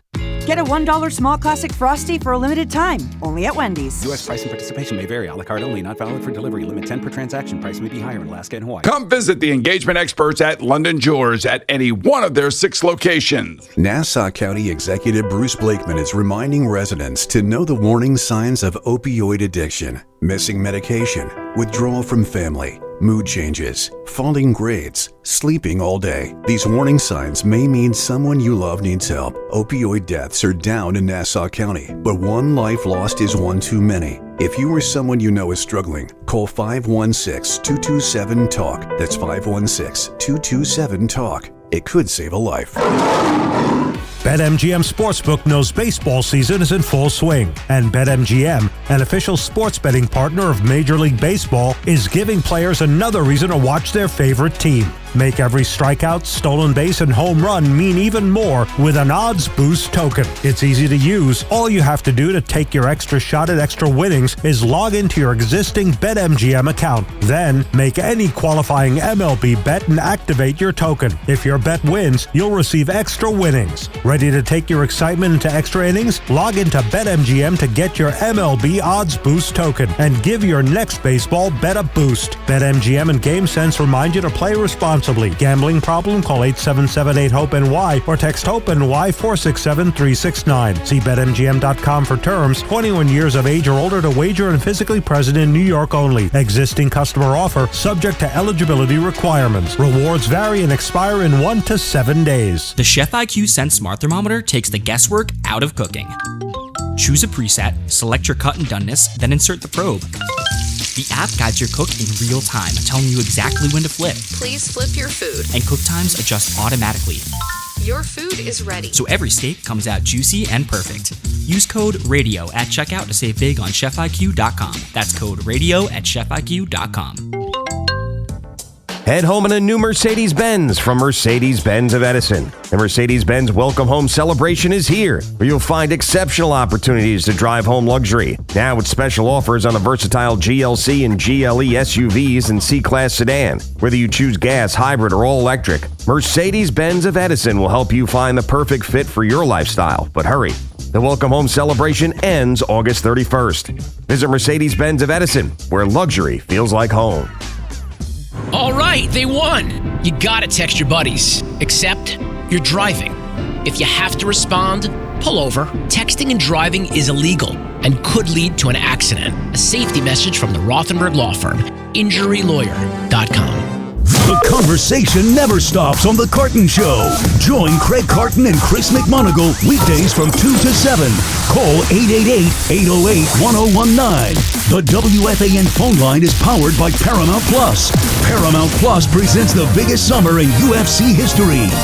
The Fan Focus is presented by Chef IQ. Watch the game, not the grill. Get your gear at chefiq.com. After about 2 weeks to a month of begging for a job from the Jets on social media, Jamal Adams has found a new home.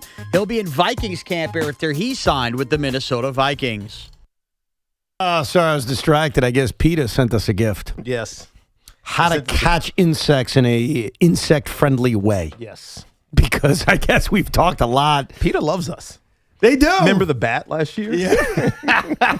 They monitor what people say about animals, or in this case, insects. And if something is violent, they're very peaceful about it, but they tell you why you're wrong. Yes. They tell you why, hey, you shouldn't be doing that with bugs. You shouldn't say that about rats.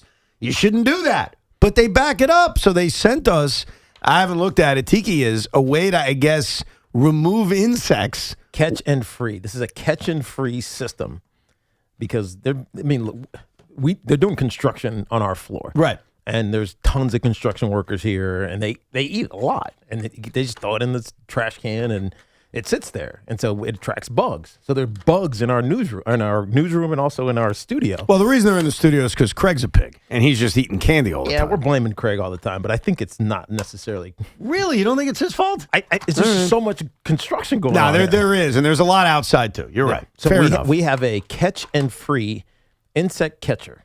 Catch and free. So I don't know how this works necessarily. I guess I have to read the instructions, but thank you, PETA. Yeah, thank you, PETA, because at the end of the day, we don't want to kill the bugs. We just want them away from us, like any human. I mean, I don't think that's like an unorthodox thing. Like, I got bit up by mosquitoes the other day. PETA. That wasn't fun. Catch and free. Yeah. Cool. It's got the PETA logo on the device. I just don't know how to work. Like, how do they go in there? They'll send you a whole email. Don't worry. They'll take care of it. I have the instructions. So I guess I'll read it in the next break. Very nice. So thank you, PETA, for that wonderful gift. Speaking of insects, I hear in some countries they eat them, which I'm thinking about right now because I'm hungry. So feed us, Sean. Sean Moraes in the booth. Somebody hide the castle. Optics flying, phones ringing, Evans yelling. No! Tiki's laughing, chaos cracking, nobody's in control. It's Cinco de Roncho. Bam! Crunch! Let's go! Yes, Insect Day Lunch Show is brought to you by Helix Wireless, connecting everything, everywhere. Here's what PETA said. Very nice letter, just to show you how classy they are. We heard you guys mention the traps in your studio, and we hope you'll give these kinder options a try instead.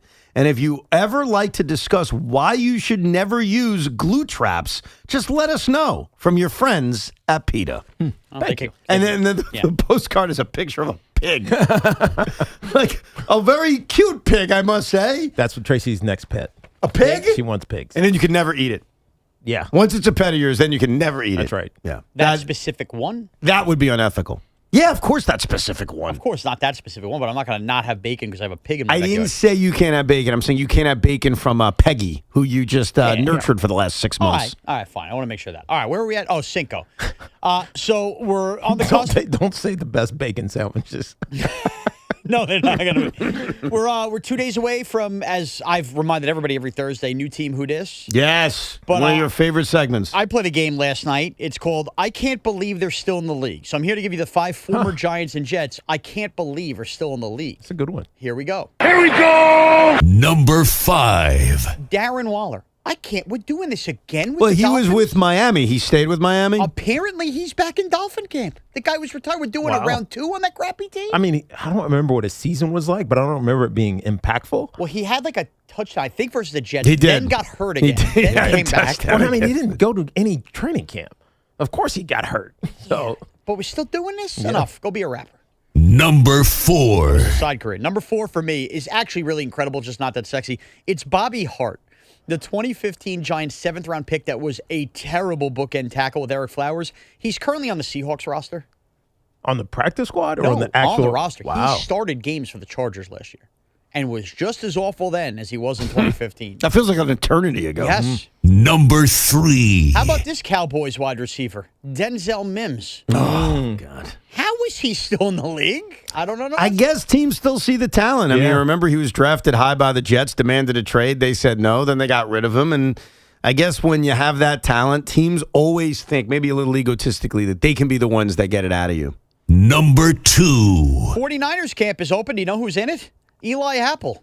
How is he still in the league? That's crazy. That is crazy. He ended up making a Super Bowl with the Bengals, but that's even 6 years ago now. He's still in the league. Eli Apple. All right, and last but not least. Number 1. And what prompted this whole list is, like I just said, just Jamal Adams, who signed with the Vikings. He literally last month has been basically begging the Jets to sign him. Yeah, he was actually fighting on social media with Jet fans and reporters about why he's still good and why the Jets should sign him. And I'm thinking to myself, that's not the right approach. Yeah, and that's not the approach that you he's should neither take. a linebacker nor a safety. I don't really understand what the Vikings see. Yes. Yeah, I mean, who knows? Bobby Hart, by the way, left the Giants in 2018. Started all 16 games for the Cincinnati Bengals for 2 straight years. And then you would have started for 3 straight, but I guess he got hurt, so he started 13. Then he didn't play for a couple of years. Last year, he started 8 games for the Los Angeles Chargers. And how old is he now? Bobby Hart right now is 31, almost 32 years old. He's not even that old. It just, I think when you talk about a football season from any time prior to 2018, it feels like an eternity ago. Yeah. It feels like that's a foreign world to think about Eli Manning and Ben McAdoo and being benched and the beginning of Todd Bowles. Like, it just feels like such a long time ago that anybody who's still playing from that era, it's bizarre. It feels very weird. All right, so that's a fun list. I liked that one, didn't you? I like it. It's just, it's funny how excited you are about New Team Who Dis. New Team Who Dis. That's like your favorite game. New Team Who Dis. Was Bobby Hart on your... Bobby Hart was not on my list for New Team Who Dis. For those that are unaware, New Team Who Dis is when we name NFL players who are on new teams, whether it's free agency or trade. And as a reminder, because training camp's beginning, the season's about to begin, a lot of people always forget about where guys end up. So we do it with all the sports. I can't wait for basketball season when we start off with LeBron James. New Team Who Dis LeBron. No, the fun one will be, and I bet you like 80% of the radio station would not know it, if we're like, all right, here's a New Team Who Dis. Julius Randle. Yeah. Julius Randle. What team is he on? He should have been on the same team as LeBron James. How's that? Brooklyn Nets. Oh, He wanted to be in New York. Stop it. He called the Knicks. They said no. So he goes to Philly, and he's going to live in New York and helicopter to Philly every day. I would be curious, because remember that Rich Paul said that LeBron had conversations with 29 of 30 teams. Mm-hmm. That was his claim. Or, I'm sorry, 28 of 29, because forget the Lakers. They don't count. They made the decision to move on from him. And the joke was, well, who's the one team that didn't reach out? All right, whoever it is. Let's It's say probably the Knicks. I don't think it's the Knicks, because I think the fact that they reached out and spoke to them makes it count as we communicated with them. So somebody said, we're just not interested, and didn't reach out to them. Or they didn't reach out to them. Or if you're like a rebuilding team like the Nets, what does the conversation even sound like? Like, well, I don't even know how that conversation would go. But if LeBron James was on the Nets, what would be the difference? Like, are they winning 50 games? Are they winning 44 games? He's 41. No. A 5-game difference. Clearly the 76ers think he's going to be a difference. That's different, though, because they have what they ready-made roster. aspire to be a championship team, and they also can take regular season games off. It's just about making the playoffs and being healthy at the right time. Right. If you go to a team that right now is an over-under of 22.5, like, what difference would it have made? At this point in his career, the answer is very limited. It's probably 5 games. Right. I think back in the day, back when he was LeBron, look, we saw what Cleveland turned into when he left, and then what happened when he went back. Like, it's the difference. Right. That's the He best. was the difference maker. It's the biggest argument not to get into this, it's just the only thing I'll say about this. It's the biggest argument in the LeBron versus Michael debate. When Michael Jordan retired, the Chicago Bulls were still very good. Right. And should have beat the Knicks in 1994 if it wasn't for a horrible call by Hugh Hollins, right? When LeBron leaves a team, they crumble. It's just a fact. Yeah. And again, it's not to say he's better. Different era of basketball. I get it. It's one of the arguments that's very tough to dispute. It was actually one of the arguments that helped Bill Belichick back in the day before Tom Brady went to Tampa when it was, is it Bill or is it Tom? And I actually referred to this much earlier in the show, completely different context. When Brady got hurt in 2008, they won 11 games with Matt Castle at quarterback. Right. And so at that point, it was like, doesn't matter who the quarterback is. It's Bill Belichick. Yeah, but then Tom Brady goes to Tampa. Now, they were a ready-made team because they had almost all the pieces you needed. And Tom Brady goes to Tampa and wins the Super Bowl. And they win the Super Bowl, yeah. So now the argument got twisted. Yes. It's a little different. But in the case of LeBron, especially earlier in his career, man, he leaves Cleveland. You saw what happened. Yeah, they were bad. They completely crumble. So that's the value of what he supplied. But the Philadelphia thing is very different. I saw Draymond Green came out to say the reason LeBron didn't pick Golden State is he couldn't get over the rivalry and couldn't get over the criticism of joining Steph Curry. I think he saw what happened with KD, maybe? I don't know, but Draymond, let me help you out here. Let me just help you out here. It's kind of simple. It's not that complicated. LeBron didn't join you guys because you guys aren't that good. He didn't join you because he can't win there, and he knows it. He thinks, and he could be right, that if things break right with Philly, they could win it all. Now, I'm skeptical. A lot of people are skeptical, obviously, especially in New York. But the Warriors were just going to be a sideshow. It was going to be a freak show. It was going to be like going to the circus and seeing the bearded woman. Is that what happens at the circus? Yeah. I got that right. I got that analogy right. Yes. And so don't overanalyze, Draymond. Don't let's not get nuts about this. And don't turn this into LeBron is soft. This is about you aren't any good anymore. And we all love Steph Curry. We all admire Steph Curry. They're not winning anything anymore. And I hope that Steph Curry says, I'm just going to end this in Golden State, and he doesn't bounce around the league. Because that's already been like the new kind of, you think Steph will ask out? They couldn't get LeBron. They've done nothing this offseason. Does Steph ask out? I hope he doesn't. I don't think he needs to ask out. No. He's won 1 billion championships. Right. He's an all-time great player. He's beloved by people that aren't Warrior fans. Right. Don't whore yourself out. Yeah, and he's iconic there, so stay there. Yeah. The only place he could go that I think would be cool, there's only one location. You want to guess? Where I think all of us would be like, all right, that's cool. I'm good. No, I don't know. Want to guess? Not somewhere he's been before? He's only played with the Warriors. Oh, you're talking about Steph. I'm talking about Steph. I got lost in translation there. That would be Charlotte. Good. Nailed it. Charlotte. Because of Davidson. Because of his dad. Because of his dad. Yeah. And it would just be like, all right, Charlotte, I could go with that. But I think anywhere else would be weird and forced. Yeah, I agree. He's a Warrior. Just retire a Warrior. He's a Warrior. I Come agree out with him. and play. I know that song. We'll come back. We'll mix in some more baseball, including the Yankees trip in Chicago, and your calls, 888-808-1019. Evan and Tiki with Sean Morash. By the way, Peter also sent us a mousetrap. But not to kill the mouse. A humane, reusable mousetrap. From the makers of Surfside, something new is hitting the shelves this summer, introducing Super Light, the new vodka plus aid canned cocktail inspired by classic sports drink flavors. Super Light comes in 4 of them: fruit punch, orange, lemon lime, and blue chill. With only 90 calories, 0 sugar, and 0 bubbles, Super Light delivers a refreshing taste that's perfect for summer. Whether you're hitting the green, shooting hoops with friends, or soaking up the sun, Super Light is here to fuel the moment. Look for Super Light variety packs and individual flavors in stores and bars near you. Must be 21 plus. Please drink responsibly. And this Odyssey Sports Minute is brought to you by the New Jersey Division of Highway Traffic Safety.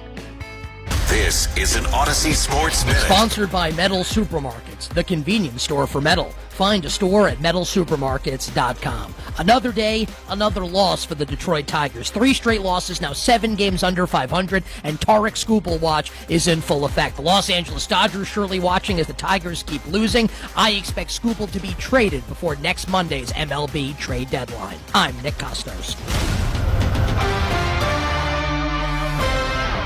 Hey, it's Steve Gorman. When you speed while driving, you have less time to react to whatever comes across your path. A sharp turn could take you by surprise.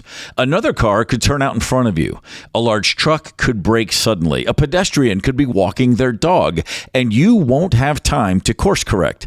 The speed limit doesn't just protect you, it protects everyone around you. So slow down, obey the law, and keep everyone on the road safe. Speeding catches up with you. Paid for by NHTSA. Indeed presents hires you can't afford to get wrong, like public works supervisor. Hey, this water main is under a ton of pressure. Did you ever fix it? Yeah, 3 layers of duct tape. Wait, should I have added a 4th layer?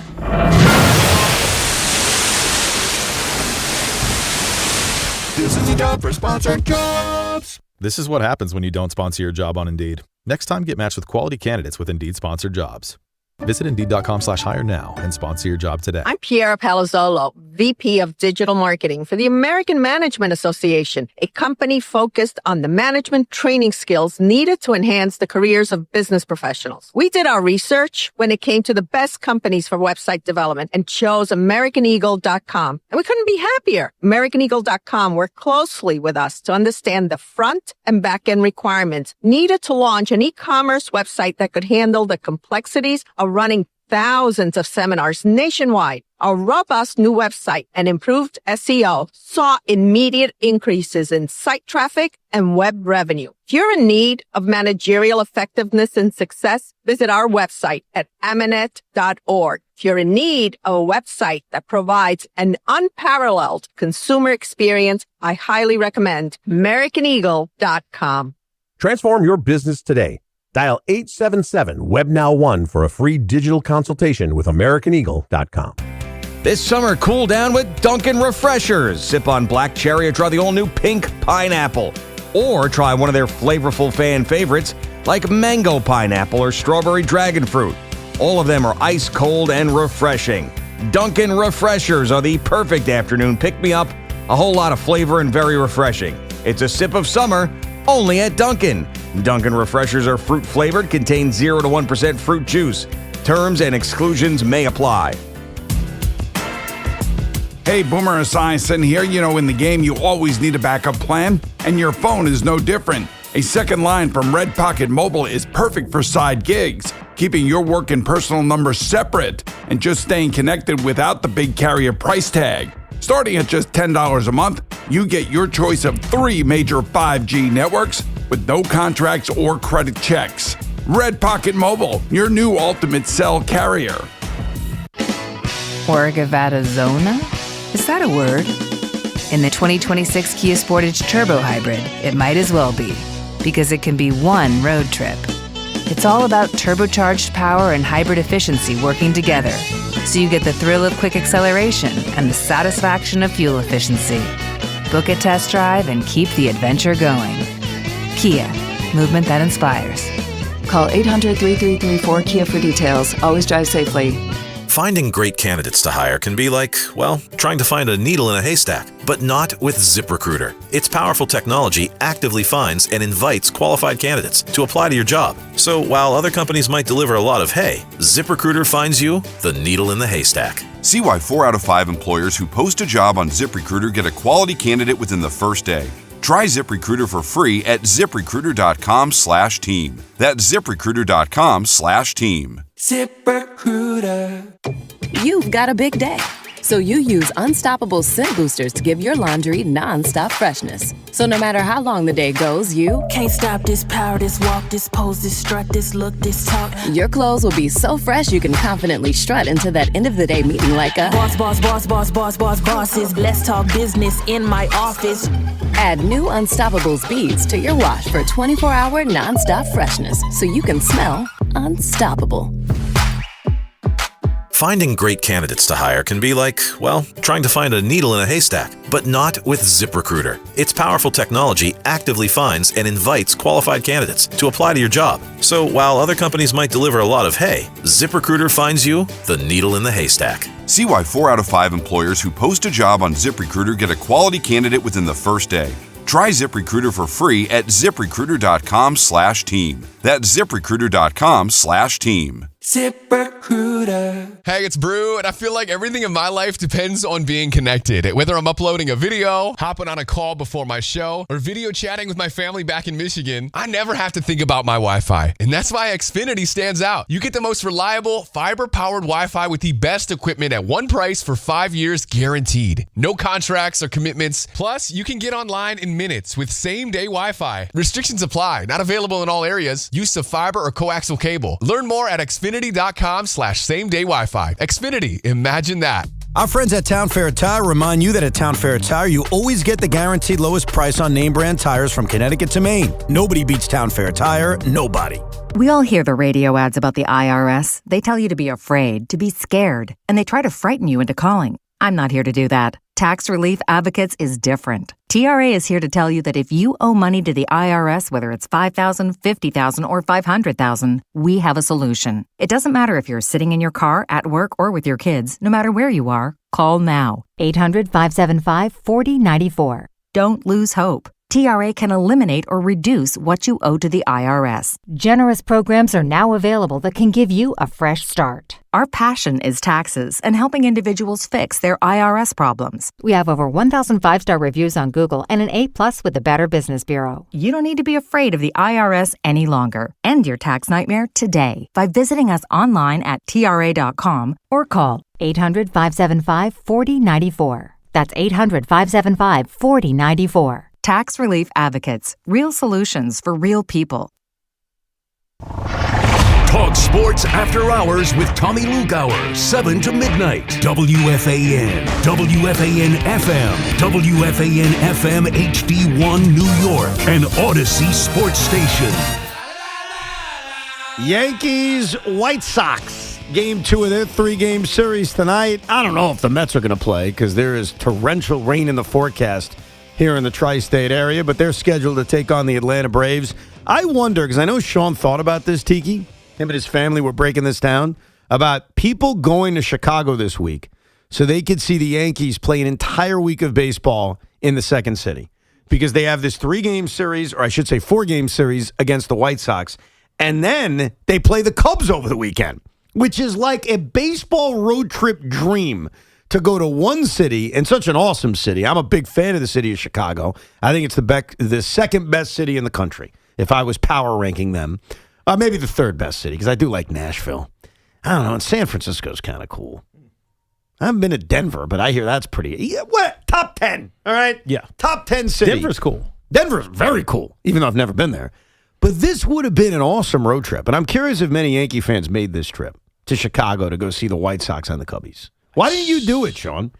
The original plan was to go to Wrigley. I've still never been to Wrigley. My wife opted to go to Epcot to see the world instead. So it was like a debate between the two? Yeah, had I never originally gone to Disney World in March, we wouldn't have had to go back to Epcot in June, and I would have been on this trip. You would have made sure you hit the White Sox as well. Comiskey or whatever you want to call it. My original plan was to take Thursday, Friday, and do both day games. Yes. Because I've been to Comiskey one time, and look, it is very boring. It's very dull. They need a new stadium.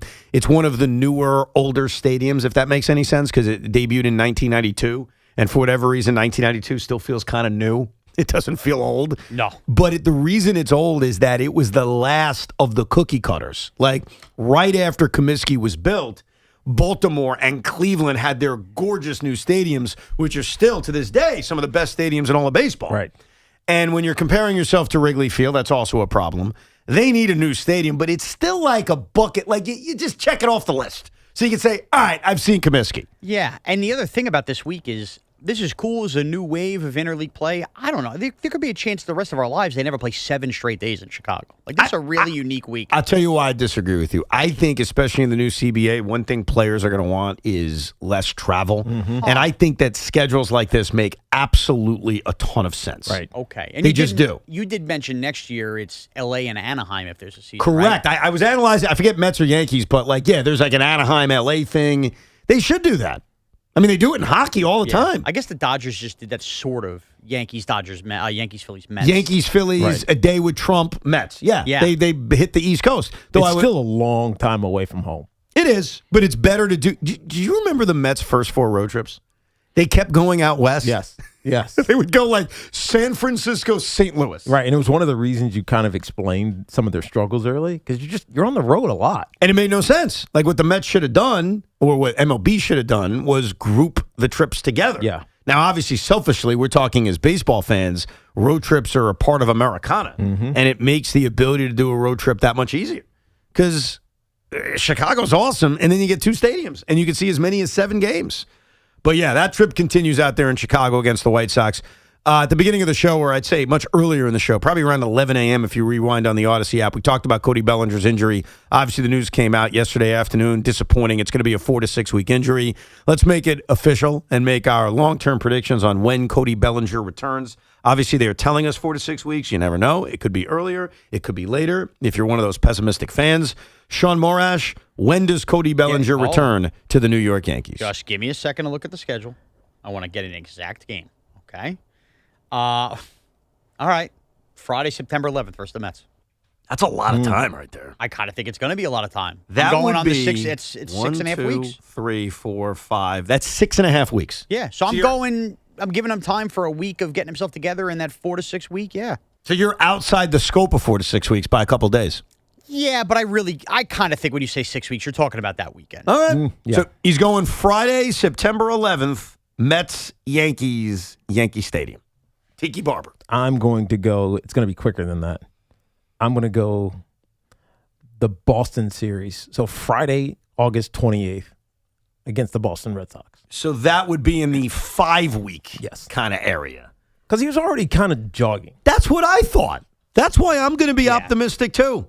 I'm going to go with Tuesday, August 18th against the Orioles, which would put him at 1, 2, that's 3 weeks. There's that may no be too shot. quick. Nah, it's too quick. Hold on. The math doesn't math here. It's a September return. I'm telling you guys. Well, it could math. I mean, first of all, 4 to 6, but then he also has to rehab. Oh, hold on. But he doesn't necessarily have to rehab. That's not true. That is You think they're going to take him that and put him right in the outfield? I think it's entirely possible. Giancarlo Stanton doesn't do rehab assignments. He has to go right in the outfield. Or he could play first. And DH Ben Rice? I guess you could do that. Yeah, I wouldn't want to do that because I wouldn't either, but it depends on what they do at the trade deadline. Yeah, it depends what the other options are. Yeah, 3 weeks is too. I think it's on the lower end though. I agree with Tiki that, and maybe I'm being biased towards what we saw. Like it just doesn't feel like it was as serious. That's why I was surprised by 4 to 6 weeks. I'm going to go with Tuesday, August 25th against the Astros. That'll be the return date for Cody Bellinger. Tuesday, August 25th against the Houston Astros. How about the Astros? They're a weird team. I guess there's a lot of American League teams that fit the bill where they're not good. They're not having a great season. If you look at their record, you're certainly not impressed. They're 2 games under 500, but they're 2 games out of first place. Like if I had to bet right now who's going to win the American League West, I mean, they got a decent shot. I wouldn't be stunned about it. I still think it'll be Seattle, but Seattle's 3 games under 500. It's so crazy how just overwhelmingly mediocre the American League is. Now I'm staring at the schedule. I got a great Evan Roberts trip for you. For this year or next year? This year. Okay. Sunday, September 20th, Yankees at Arizona. Monday, September 21st, Giants at L.A. Little quick hop, skip, and a jump. Hold on a second. My brain is hurting. So you're going Yankees, Giants. Yeah, a Yankee-Giant trip. A Yankee-Giant trip. They're in Arizona, and then the Giants play L.A. on a Monday night. Do you know how far away L.A. is from Phoenix? I know it's, after just being in L.A., I know it's a very quick flight that apparently they do a lot of. Well, I didn't say flight. I said drive. I thought you were going to drive. No, you hop on an hour flight. Yeah, the flight's not that bad. It's a quick flight. It's a hop. That's it. Yeah. As long as you're out west, have fun with your Yankees and your Giants. Believe it or not, I've done the drive.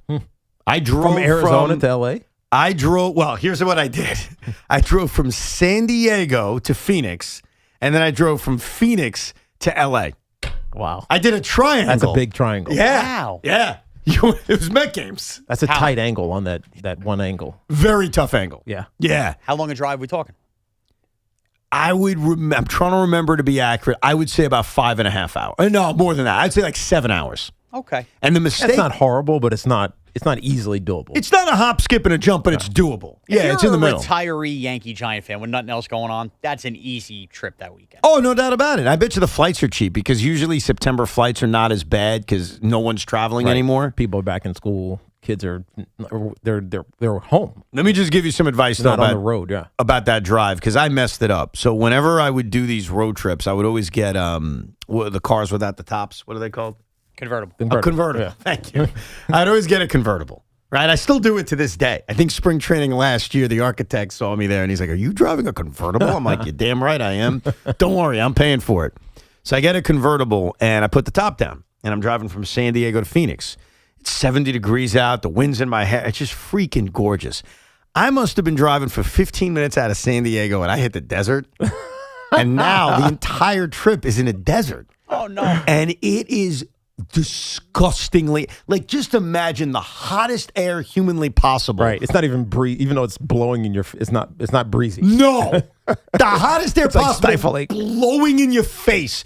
And I fought through it for 5 of the hours, and I finally pulled over at a rest stop, and I was like, I got to put the top back up. Can I have 2 gallons of water, please? But I think it's one of those things you just got to do, because I'm not a convertible guy. So when you have a convertible, it's like, man, I got to take advantage of it.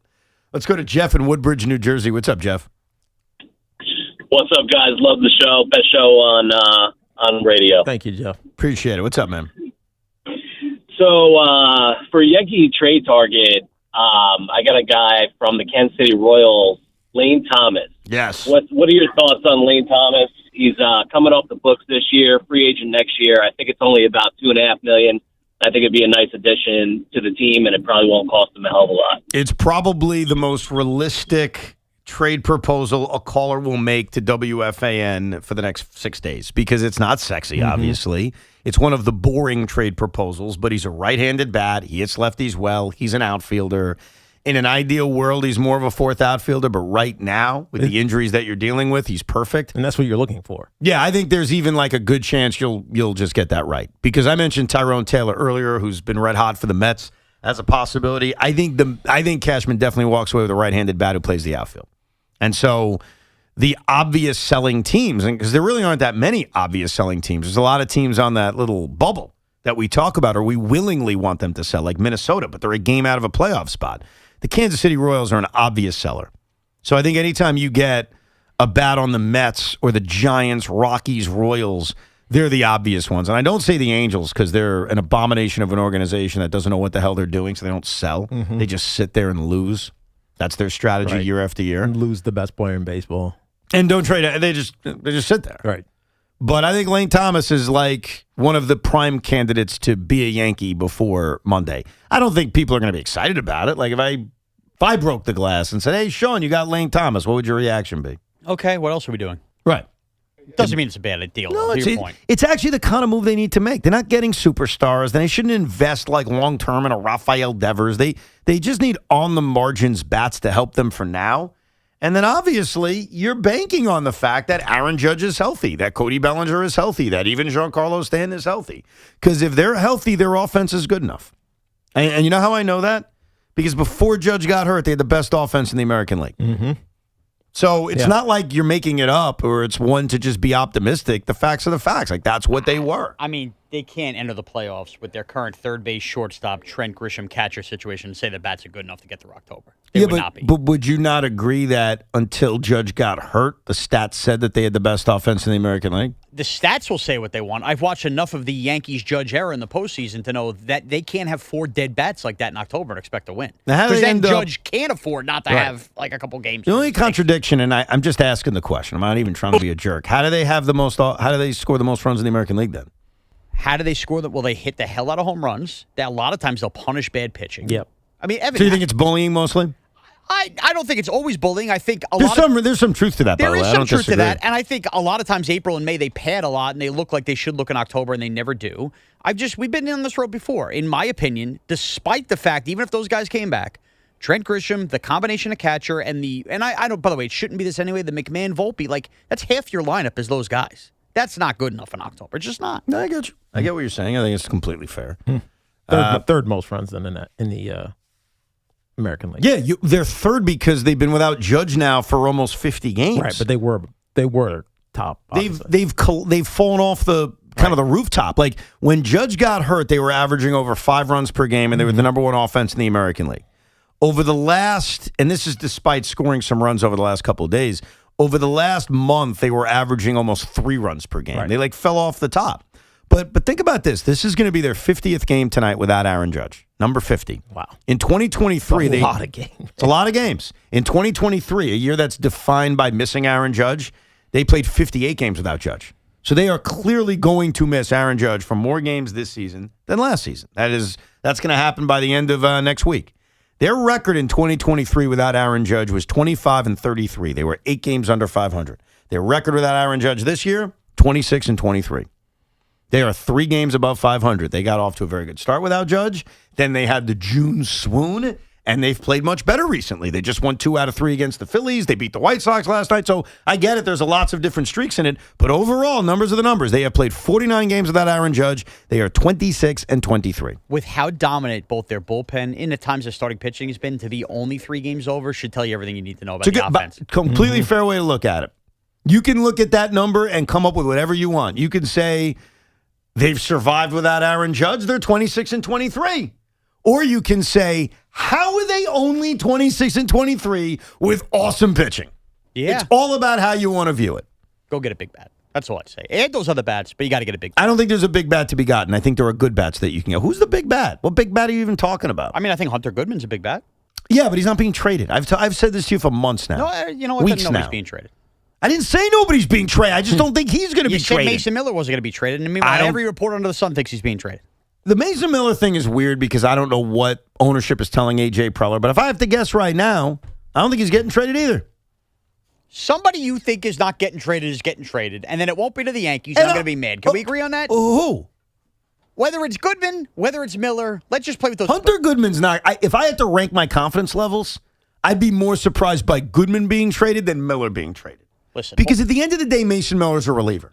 And as much as you don't want to trade him after you acquired him a year ago. He's got control, though. I agree, which is why I don't think they will trade him, but he's a reliever. Is Abrams a big name? Yes. Okay. Do you think he's getting traded? No. All right. So you've said no to every. My point is, one of these guys will be traded. One. Am I basically predicting the worst trade deadline of all time? Yes, Sounds you like are. it. Well, guess what? There's not a lot of sellers. Yeah. I know what you mean about relievers, but Mason Miller feels like he's not bad season proof, but he's been pretty consistent over his career. Yeah, I just mean that the Padres gave up so much to get him last year. It would be weird to turn around this quickly and trade him again. Unless you get a lot back. Are you going to get more than what you gave up? I don't remember what they gave up for. They gave up one of the top prospects in all of baseball, DeVries. I don't know. I don't think that they will. But I don't think either of those guys are going to be traded. I don't. And I know I said Mikal Bridges won't be traded. I get it. Who's the other guy I said I wouldn't be traded? Oh, Nimmo. Nimmo and Bridges. I'm 0 for 2. Do you think, who do you think is the biggest name that will be traded, period? That's a great question. The biggest name of a player that will be traded. Freddie Peralta. Okay. By the way, it's not a bad answer. Right? It makes all the sense. It is a big name, but it's not the best. Right. He's not having the best season.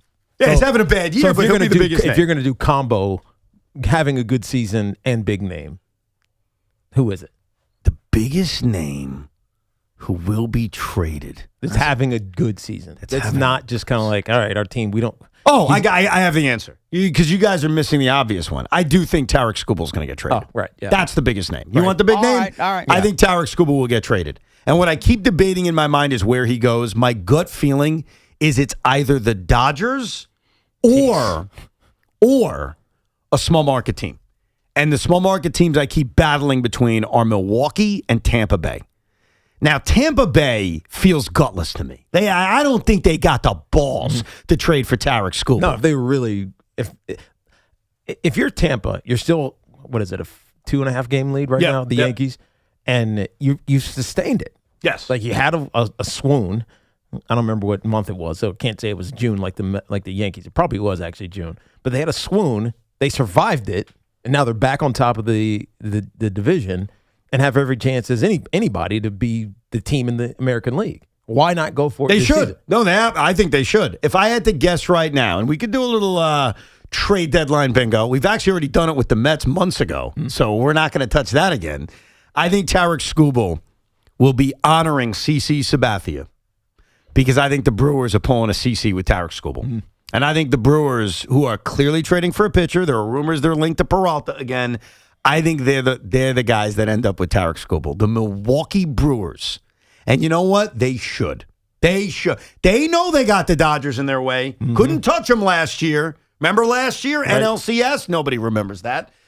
It's because we just know the Dodgers went all the way through until they got to the World Series. Yeah, we just know that they beat them. Did you know that the Brewers were in the NLCS? I was going to say, did you know that? You almost forget it, honestly. I have no recollection of a single game in that series.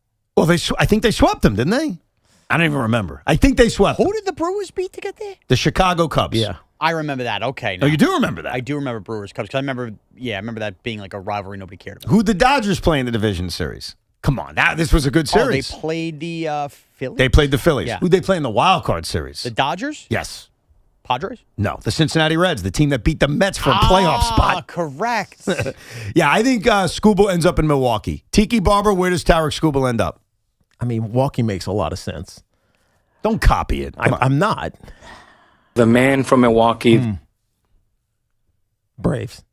The Braves? Wow. Just picking a team that's there and has a chance to win it. No, that's fine. Listen, there's no wrong answer until there's a wrong answer. I mean, the Brewers, I didn't even realize this just looking, because I was looking at the run, who had the most runs and really the run differential. The Brewers, they haven't get up 400 runs yet.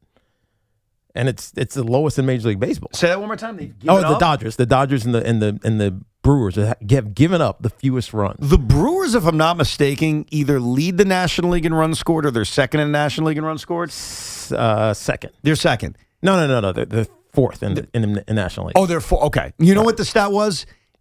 There's only been like 4 teams in the history of baseball that have hit the fewest home runs and then won the World Series, and the Brewers could be one of them. They've hit the fewest home runs in all of baseball. I mean, look, they're 26 games over 500. And they're having a really good season. But if they trade for Skubal, they got a real shot. All right, so you're going Atlanta. I'm going Milwaukee. Sean Morash, Tarek Skubal. Phillies.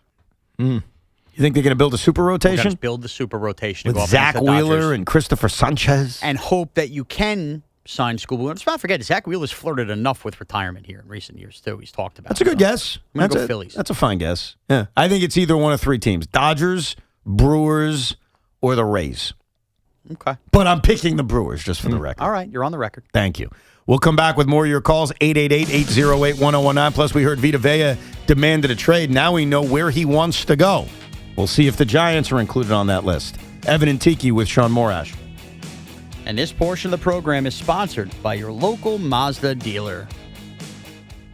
Looking for peace of mind in selecting your next SUV? Mazda is named the safest new car brand by Consumer Reports. That means confidence for every drive, all at a value that might surprise you. Visit your local Mazda dealer for great offers during Mazda's More to Move You sales event.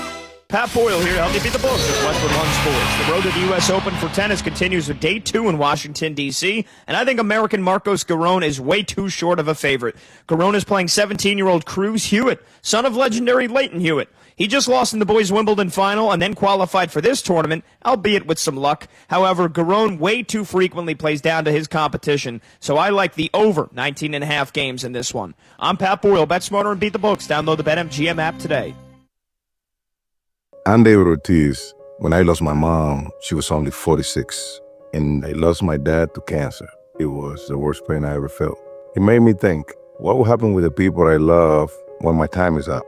That's why I have life insurance. Ethos makes it easy. It's all online, take about 10 minutes, and you can get up to $3 million in coverage. Get your free quote at ethos.com/game. That's ethos.com/game. Paid testimonial. Time spent on application may vary. Online health questions required. Zona? Is that a word? In the 2026 Kia Sportage Turbo Hybrid, it might as well be, because it can be one road trip. It's all about turbocharged power and hybrid efficiency working together, so you get the thrill of quick acceleration and the satisfaction of fuel efficiency. Book a test drive and keep the adventure going. Kia, movement that inspires. Call 800-3334-KIA for details. Always drive safely. Salicata here for CertaPro Painters. You know, my home is a happy place, especially when my wife is satisfied. And that's not always an easy thing for me to achieve, but my friends at CertaPro Painters, they had no such problems. Big jobs or small, the good folks at CertaPro Painters are at your service. If you've been putting off a painting project, give them a call now at 1-800-GO-CERTA. That's CERTA with a C, and you'll see exactly what I mean. 1-800-GO-CERTA. Call CertaPro Painters today and get a no-nonsense free estimate on a professional job that you'll be happy with for years to come. Each CertaPro Painters business is independently owned and operated right here in our community. Schedule your free estimate online at CertaPro.com. Town Fair Tire has the area's largest selection of Bridgestone tires. So we buy Bridgestone tires for less and sell them for less. The guaranteed lowest price you'll find anywhere. Plus, we give you more free services for life than any other tire dealer. So when you're looking for Bridgestone tires, there's only one place to go. Town Fair Tire. Because nobody beats a Town Fair Tire deal. And I mean nobody. Name brands at discount prices. Town Fair Tire. Listen to MLB Insider Calls on WFAN all season long. Presented by Grainger. For the ones who get it done, Grainger offers the professional-grade products you need, delivered when and where you need them. Call, clickgrainger.com, or just stop by. You're still glowing, flirting, grooving. You've still got it. But your immune system weakens as you age, making it harder to fight illnesses like pneumococcal pneumonia and RSV. Vaccines are a key part of any health routine and can help protect you from getting really sick. Ask your doctor or pharmacist which vaccines you need. See more at PfizerForAll.com. Sponsored by Pfizer.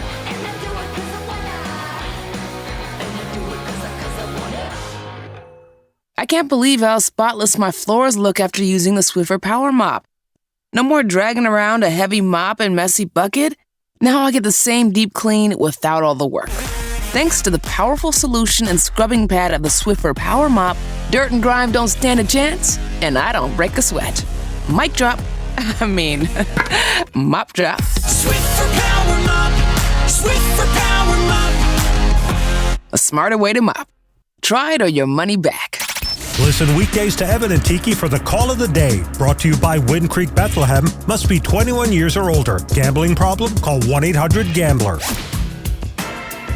Hey everyone, Boomer Esiason here. I've spent years on the field learning what really matters most: reliability, consistency, and trust. That's why I love Red Pocket Mobile. You choose from 3 major 5G networks. Plans start at just $10 a month and stay there. Plus real customer care answers in under 2 minutes. Red Pocket Mobile, your new ultimate cell carrier.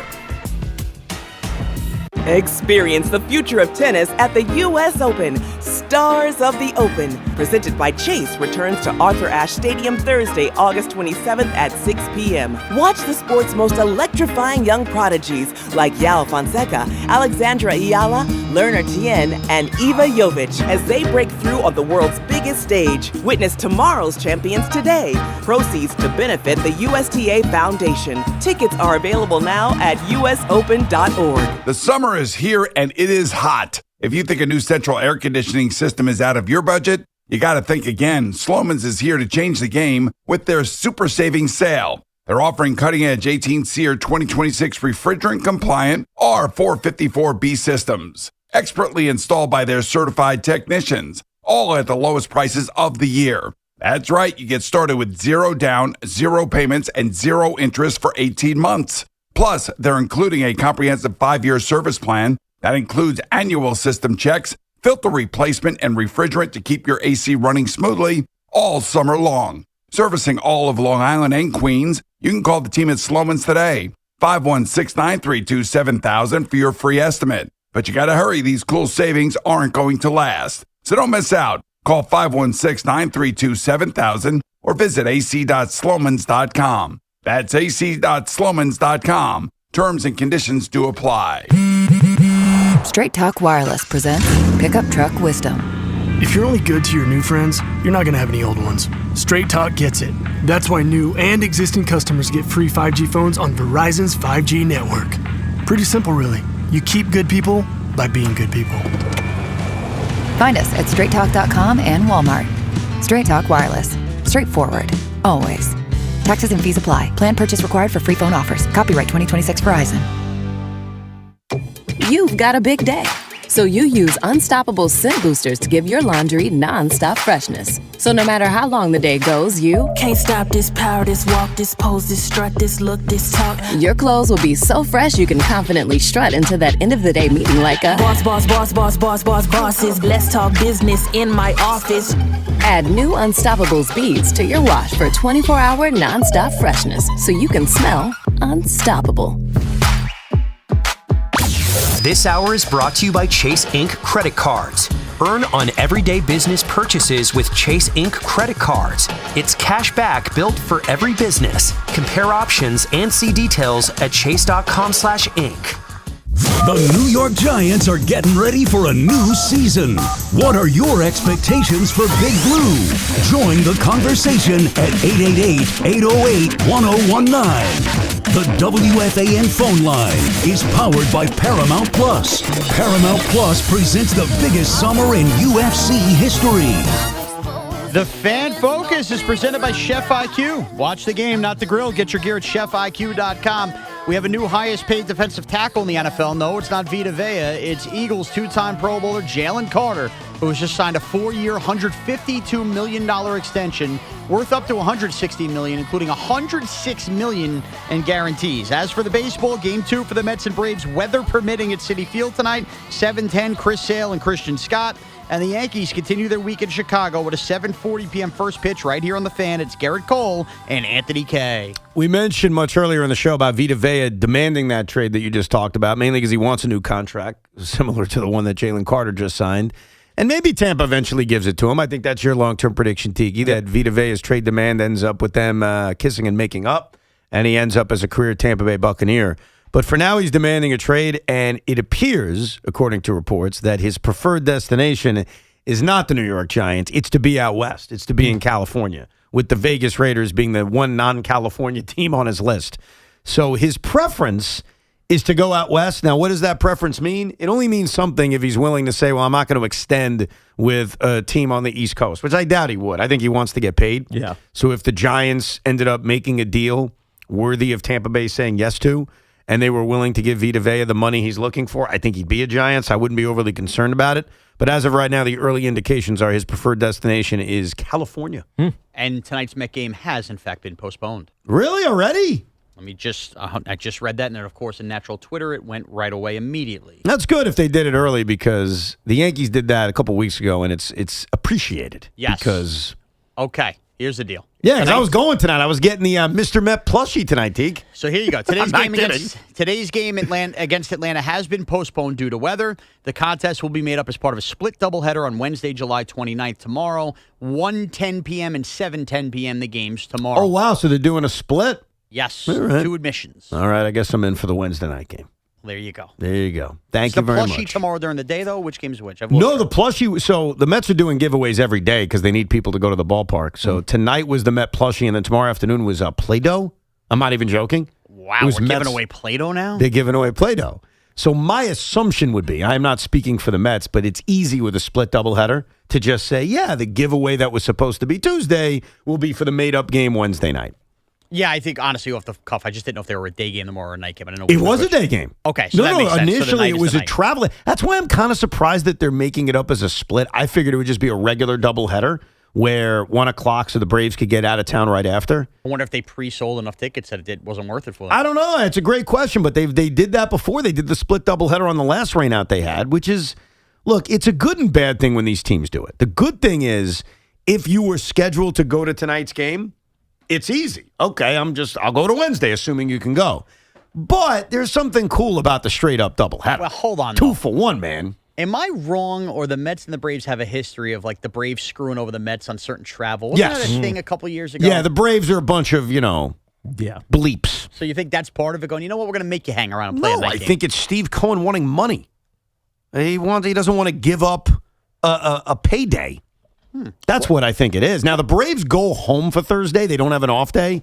So they are making the Braves have to play at night, and then they play Thursday night in Atlanta against the Nationals. So it could be a little of, screw you. But I think the main reason you do split doubleheaders is follow the money. Good point. And by the way, credit Steve Cohen. We didn't screw around tonight. Didn't make people go pay for parking, sit there. Let's get this done now. It's 1 o'clock in the afternoon. Let me tell you, man, I appreciate it. And I appreciate that $10 rebate thing that they're doing. Last night, it was perfect, man. I go to get the ice cream from my boy. It was free. Bang. Really? Nice. Yeah, well, because the ice cream's $9.95, I got $10 rebates on each ticket. Now you get 5 cents back sitting there somewhere? What? If it's $9.95, What'd you do with the it's 5 10. cents? They don't give you the 5 cents. You just your ticket will have 5 cents on it. That's what I was asking. Or do they Yeah. just take the 10? Like, you know what I mean? No. Like, think about this, and this is a mistake on my part. This is what I feel bad about. So each ticket, if you buy a Met ticket, or you had already bought Met tickets, they're giving you a $10 voucher on each ticket. And I know it's easy to poo-poo that, but if you actually go to the games, like, I appreciate it. I didn't want to buy ice cream yesterday and spend more of my hard-earned money. Like, give it to me for free. I got it for free. So I love it. I think it's fantastic. But each ticket has $10. I only used one ticket. I bought Jet ice cream. So what happens to the $10 on your ticket? I didn't use it. I So mean, you can't bank it? No, you don't use it, you lose it. I should have gone to the team store and just bought anything. Yeah. In fact, you know what? That's my New Year's resolution. For every game I go to, I don't give a crap if it's a pack of baseball cards. I don't care if it's a keychain. I don't care if it's peanuts. The Mets have milked so much money out of me and others. I'm taking every ounce of the $10 rebate. Well, hold on now. Good call, how Tiki. much do the pack of cards cost? That's a great, hopefully less than $10. No, but I have another loophole. You'd end up coming plan. out of your pocket anyway. That's true. What's your loophole? Go to the team store every single game the rest of the year and keep buying $10 gift cards. What? They sell Met team store gift cards at the counter. To turn it into like... Oh, I see. So instead of buying something for $10, next thing you know, you've gone to 10 games, you've accumulated $100 in gift cards that are yours. That's actually pretty damn smart. I John. wonder if they would allow you to do that, or if that's the loophole that they will... That is a loophole that they will definitely close. Yeah, they'll caballero our ass. All right, so I shouldn't have mentioned it on there. Probably. But think about it, it's really $20, because most people are going to games with multiple people, so it's $10 a ticket. So the truth is, if I go to the team store every day and say I'm spending $20, I'm sure there's something under $20. It's not a lot of stuff, but there's got to be something under $20 in the team store, no? Yeah, like a Mets team fan to sit at your seat with. A team fan. And the food is easy, because the ice cream, if you get it in a helmet, it's $9. It's overpriced, but it's still less than $20. Right. A hot dog's $8 a pop, so you can easily, at each game, get yourself 2 hot dogs, and it doesn't cost you anything. But yeah, that's my New Year's resolution. I'm spending every cent that the Mets have given us. Good for you, Evan. And I think Stick everyone... it back to them. Yeah, stick it. You guys suck. I'm going to stick it to you. And I advise every Met fan to do that. And I'll tell you something else. Remember, you got $10 on your ticket. Because I bet you a lot of people don't even realize it. They don't spend it. Even though you just forget. You forget. Well, I didn't use my other $10, which I feel very dirty about. Anyhow, let's get back to your calls. 888-808-1019. Let's go to John in Glen Cove. Hey, John. Hey, guys. What's up? Always First good. time, long time. Welcome aboard. What's going on? Just a few points. Sorry if I get a little convoluted. First, I just want to give a shout out. I just want to show you how much I love Jalen Brunson and Josh Hart. I don't know if you heard about a few weeks ago. They showed up. They rolled into just this local high school gymnasium on the Upper East Side for Nick's Twitter Day. I thought it was incredible that those two guys came. I was there. They came in like around the afternoon, just strolled in like they just came in off the street. No big deal. I think they had like one bodyguard. There was like maybe 100 of us in the gym, this little tournament that they put together. Yeah. And they hung out for like 2 hours. That's It was awesome. incredible. That's awesome. That's cool. It's a good job by both Jalen Brunson and Josh Hart. Josh Hart, you're an idiot. I know you have CP the franchise on. I know his team, like Knicks Fan TV, had a team there. Yep. He wasn't there. I think he was in Vegas for the Summer League, but I thought it was incredible. I mean, shout out to the organizers for that. The fact that they would come out and spend time with the fans, like a small group of us in this high school gymnasium, and hang out for like 2 hours and talk and take pictures. It just shows you how incredible they are. It was awesome. No doubt. You guys should play next year. You should get a team and play next year. Can you imagine how ugly that would be? Yeah, too bad we all suck. That would be brutal.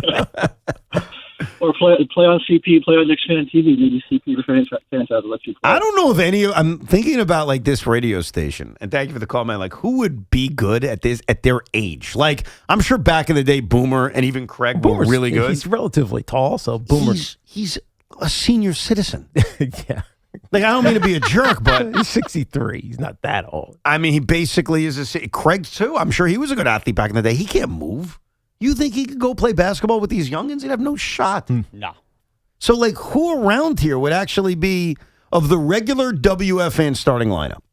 And if you're just looking at the roster of Boomer, Gio, us, Craig, Big Mac, Loogie, who the hell would actually make the team? Who's the best basketball player of the group? It's a rough team. It Not might me. It might be Boomer as a senior citizen. Yeah, seriously. You know what? It may be. Just because of his size. He can body his way into the paint.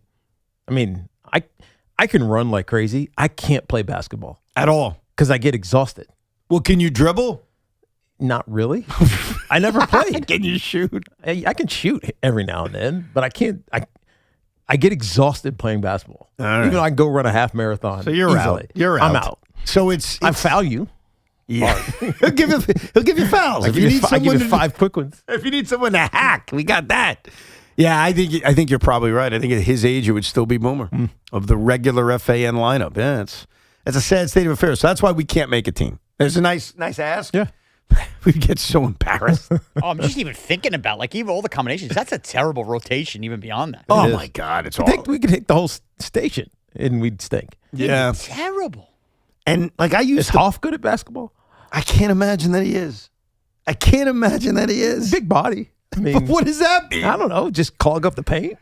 The only thing I was able to do well when playing basketball, and this is very light, is I gave max effort, so I defended at a high level, but everything else I sucked at. I couldn't shoot, I couldn't dribble, I couldn't pass. I'd set picks. But, like, I mean, you talk about the bare minimum. Yeah, I mean, I sprained my ankle getting up out of the chair yesterday, so I'm off. Yeah. No, it would be a bad scene, but thank you very much for, asking. Let's go to Rick in Tampa. Hey, Rick. All right. What's up, guys? All's good. All right. How you doing? What? I guess Keith could play. He could play a little basketball. I would think, that's right? a good. Yeah, that's a good. But that's if we There you go. expand the roster. I was just saying of the All right, regular, well, everyday dump lineup. you, Evan. You got to dump you, and then you can put him in there. All right. All right. Fair enough. Okay. This is the deal. Because I know you guys like doing this, and you were actually talking about it. The three of you pick for the trade deadline 3 players. You could go 2 or 3 that you think the Yankees are going to acquire. You have to be exact, not who they're trading for, just who they're going to get. All right, and also the Mets. Who are they going to dump? You have to pick 2 or 3. Okay. Now, if you say none, that means none completely. Not even a little bitty move. That'd be no move. So, you do that. The winner of you 3 guys. Now that you have your cool Hugo Boss pants, and you know I work for Hugo Boss, the winner I will buy a nice brand new Hugo Boss hat, baseball cap. For the winner, it has to be exact though. I mean the name and everything. No, So I have get fun you. with it. The trade deadline games are very, very tough, and we appreciate the gesture. So believe it or not, back in June, when it was obvious that the Mets were on the verge of doing this, I said to Tiki, let's get ahead of the game and let's play Mets trade deadline bingo. And we actually already did it in June. And once the trade deadline is passed, we will check in on the results and see how we do. Because we all made predictions. I do not remember them at all. I don't either. Because it was June. I just remember I think we both said Freddie Peralta was leaving. No, we picked them all to leave. It was just a Yeah. matter of where they were going. Brooks Raley, AJ Minter, like all the usual suspects. I don't think any of us thought anything crazy like Lindor. This was pre-back the Brewers. So I don't think I would have said Brewers. I don't think anyone said the Brewers. I have zero memory of this even happening. Oh, no, it happened. I remember it. I just don't remember what I said. We will check in on the results next week after the trade deadline. Now, as far as the Yankees are concerned, I think it's going to be a catcher. I lean towards Tyler Stevenson despite his defensive deficiencies just because I think he's available. I don't know about Ryan Jeffers. The Twins are a game out. But the 3 guys I hit on would be Tyler Stevenson, Tyrone Taylor, and Wandy Peralta. I think you bring back Wandy as a lefty reliever. Padres sell, but not the guy you want. So you hear the Padres made a trade of a reliever, you get all excited, and it's Wandy Peralta. No offense. And I think it's those low-level moves. So my 3 guys, if I had to pick, are Tyrone Taylor, Wandy Peralta, and Tyler Stevenson. It's not sexy. It's just the reality. Boy, and then insert the you taking the Mets trash jokes. That's going to happen now. Reverse. I'm not going to make that joke. Tyrone Taylor's a good ball player. No, He's a I like fourth Tyrone outfielder. Taylor, but we've all made the Yankee trash joke, so we will Right. deservedly get that back when their big deadline bat is Just Tyrone because Taylor. you go low doesn't mean I go lower. Yeah. If you just go told low, Bernie Williams he needs to buy a ticket to the Hall of Fame. You go very low. Well, yeah, okay, fair enough. You got me. No, you're right. I can't argue that. All right, so who are your 3 acquisitions? For the Yankees? Yeah. Mason Miller. They are going to get Mason Miller. Okay. Tyler Stevenson. You copying me? And Spencer Steer. You copied me. I said Spencer Steer earlier in the show. Okay. You that lazy? You just got to take what I say? No. What are you, Big Mac now all of a sudden? Come on. Suck it. I said this on one pinstripe step last night, and I'll say it again. Do you want to do it, Tiki? I feel bad. Luke Weaver. Luke Weaver. Take our trash back, even though he's not trash anymore. Hunter Goodman. Did not get nothing. I know. But by the way, ask. so far this trade deadline is awesome for the Yankees. It's got to be. I mean, you got Luke Weaver and Hunter Goodman. Who else? And I'm going to thank our good friend, Jeremy Pena. Oh, jeez. You are. It's a great deadline. I mean, Sean will be taking his clothes off for that deadline. Oh, definitely. Keep this in mind about the Astros. They don't dump guys. No, they don't. That's not what they do. I'm just saying it because A-Rod said it. I know, but A-Rod also said that Justin Verlander was DFA'd a bunch of times. It never happened. He forgot. I know. We all make mistakes. Like, I mistakenly called the Victor Cruz game New Year's Eve instead of Christmas Eve. Like, I get it. We all that was 15 years ago. I get it. I mean, we all make mistakes, but Jeremy Pena. Let's go to Al in Jersey. Hey, Al. Hey guys, how are you? All's well. Good. Rick kind of stole my thunder, but I think Evan, I don't know if you remember this. In 2015, you and Joe were doing a remote, I think, at the Giants camp. Yes. And you correctly predicted that Yoenis Cespedes was going to end up with the Mets. I clearly remember that. Yes, I did. So, if you would have to make one prediction of a big bat that the Yankees would acquire, who would it be? One prediction. See, I don't think it's going to be a big bat.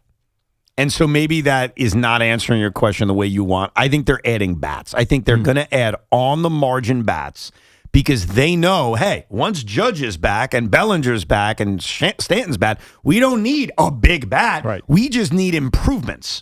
So I think they're going to add players. Like, I think Brian Cashman may make more than just 3 deals. I said 3 players. It could be more than that. But I don't think it's going to be a big bat. Now, I want to own something about correctly predicting Cespedes to the Mets. I was also devastated that the Carlos Gomez trade fell apart 2 days earlier. And I want to remind you who was in the Carlos Gomez trade. Now, Carlos Gomez would not have had the impact of Yoenis Cespedes. And remember, for Cespedes, the Mets traded Michael Fulmer, who had a rookie of the year, but didn't do much after that. And the guy who ended up pitching for the Yankees, I forget his name. It flies out of my brain right now. I have no memory. It's not a big deal. He was like a long reliever. You probably barely remember him.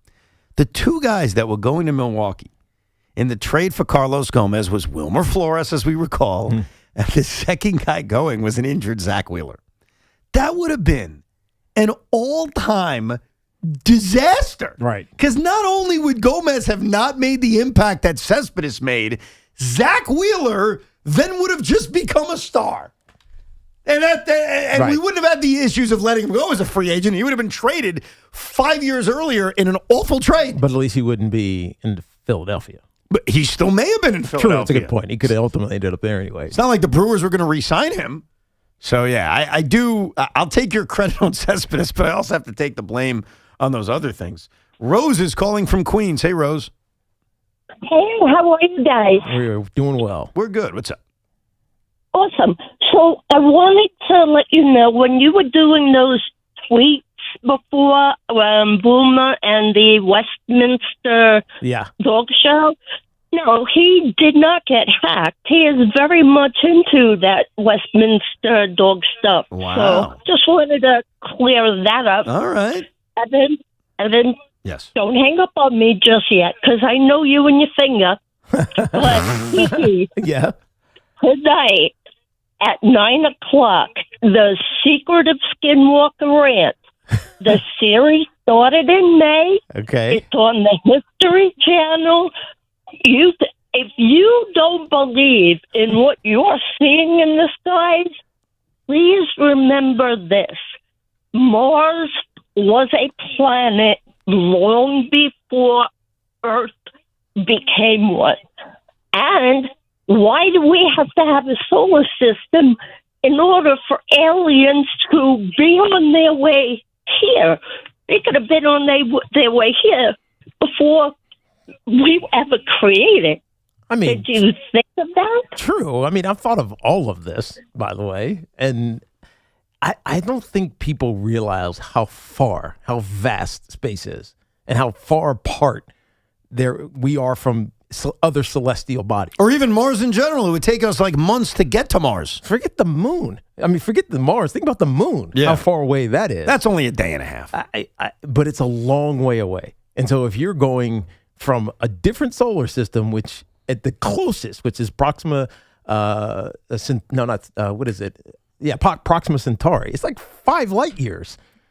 Light years. Yeah. If you could travel at the speed of light, which you cannot, because nothing with mass can go at the speed of light, not even close to it, it's taking you 5 years. So it's 100 years, hundreds of years. So I just don't think it's possible, even if they did leave way before we left. And if they looked at our planet, they wouldn't see what our civilization is right now. They'd see what civilization was hundreds of years ago. So I hear what people are saying about it, about aliens, the Disclosure Day thing, which was complete nonsense. All that stuff doesn't make sense to me because it's too vast. I don't care. And by the way, if they were multiple solar systems away, space is expanding. Right. It's still expanding. So even if they're getting closer, the distance is growing. I'm just going to warn you, Sean. I don't care, Giant playoff game or not. The day the aliens come out, we're opening with it. Okay, I'm sorry. How could we not? I don't Things care. are bigger than football. Are they coming here with malicious intent? No, I've always said it would be positive. So intent. then why would they come here? They're coming here to buy every PSL at MetLife. I don't know. I don't know why. I haven't figured out the why, but the reason I always say it's not malicious intent is that we're very smart as humans, right? We've done a lot of brilliant things as mankind. But one of the things we waste our time with is killing each other and fighting wars that are stupid. And if we spend all of our energy not killing each other and fighting each other and competing with each other, I think we would be far more advanced. Yeah, there's limited resources on our planet. I understand. So if aliens were coming here, they're probably coming because they also had limited resources. So they would steal our resources. They would need our resources. And they would kill us. Why do we fight? Over resources. That's right. And religion. the double R's. Yeah. Anyhow, if you missed any of the show, you can rewind it on the free Odyssey app or download the Evan and Tiki podcast. We're back tomorrow at 10 a.m. Carton Show with Big Mac is next. Enjoy the rest of your rainy Tuesday. This is an Odyssey Sports Minute. Speeding catches up with you.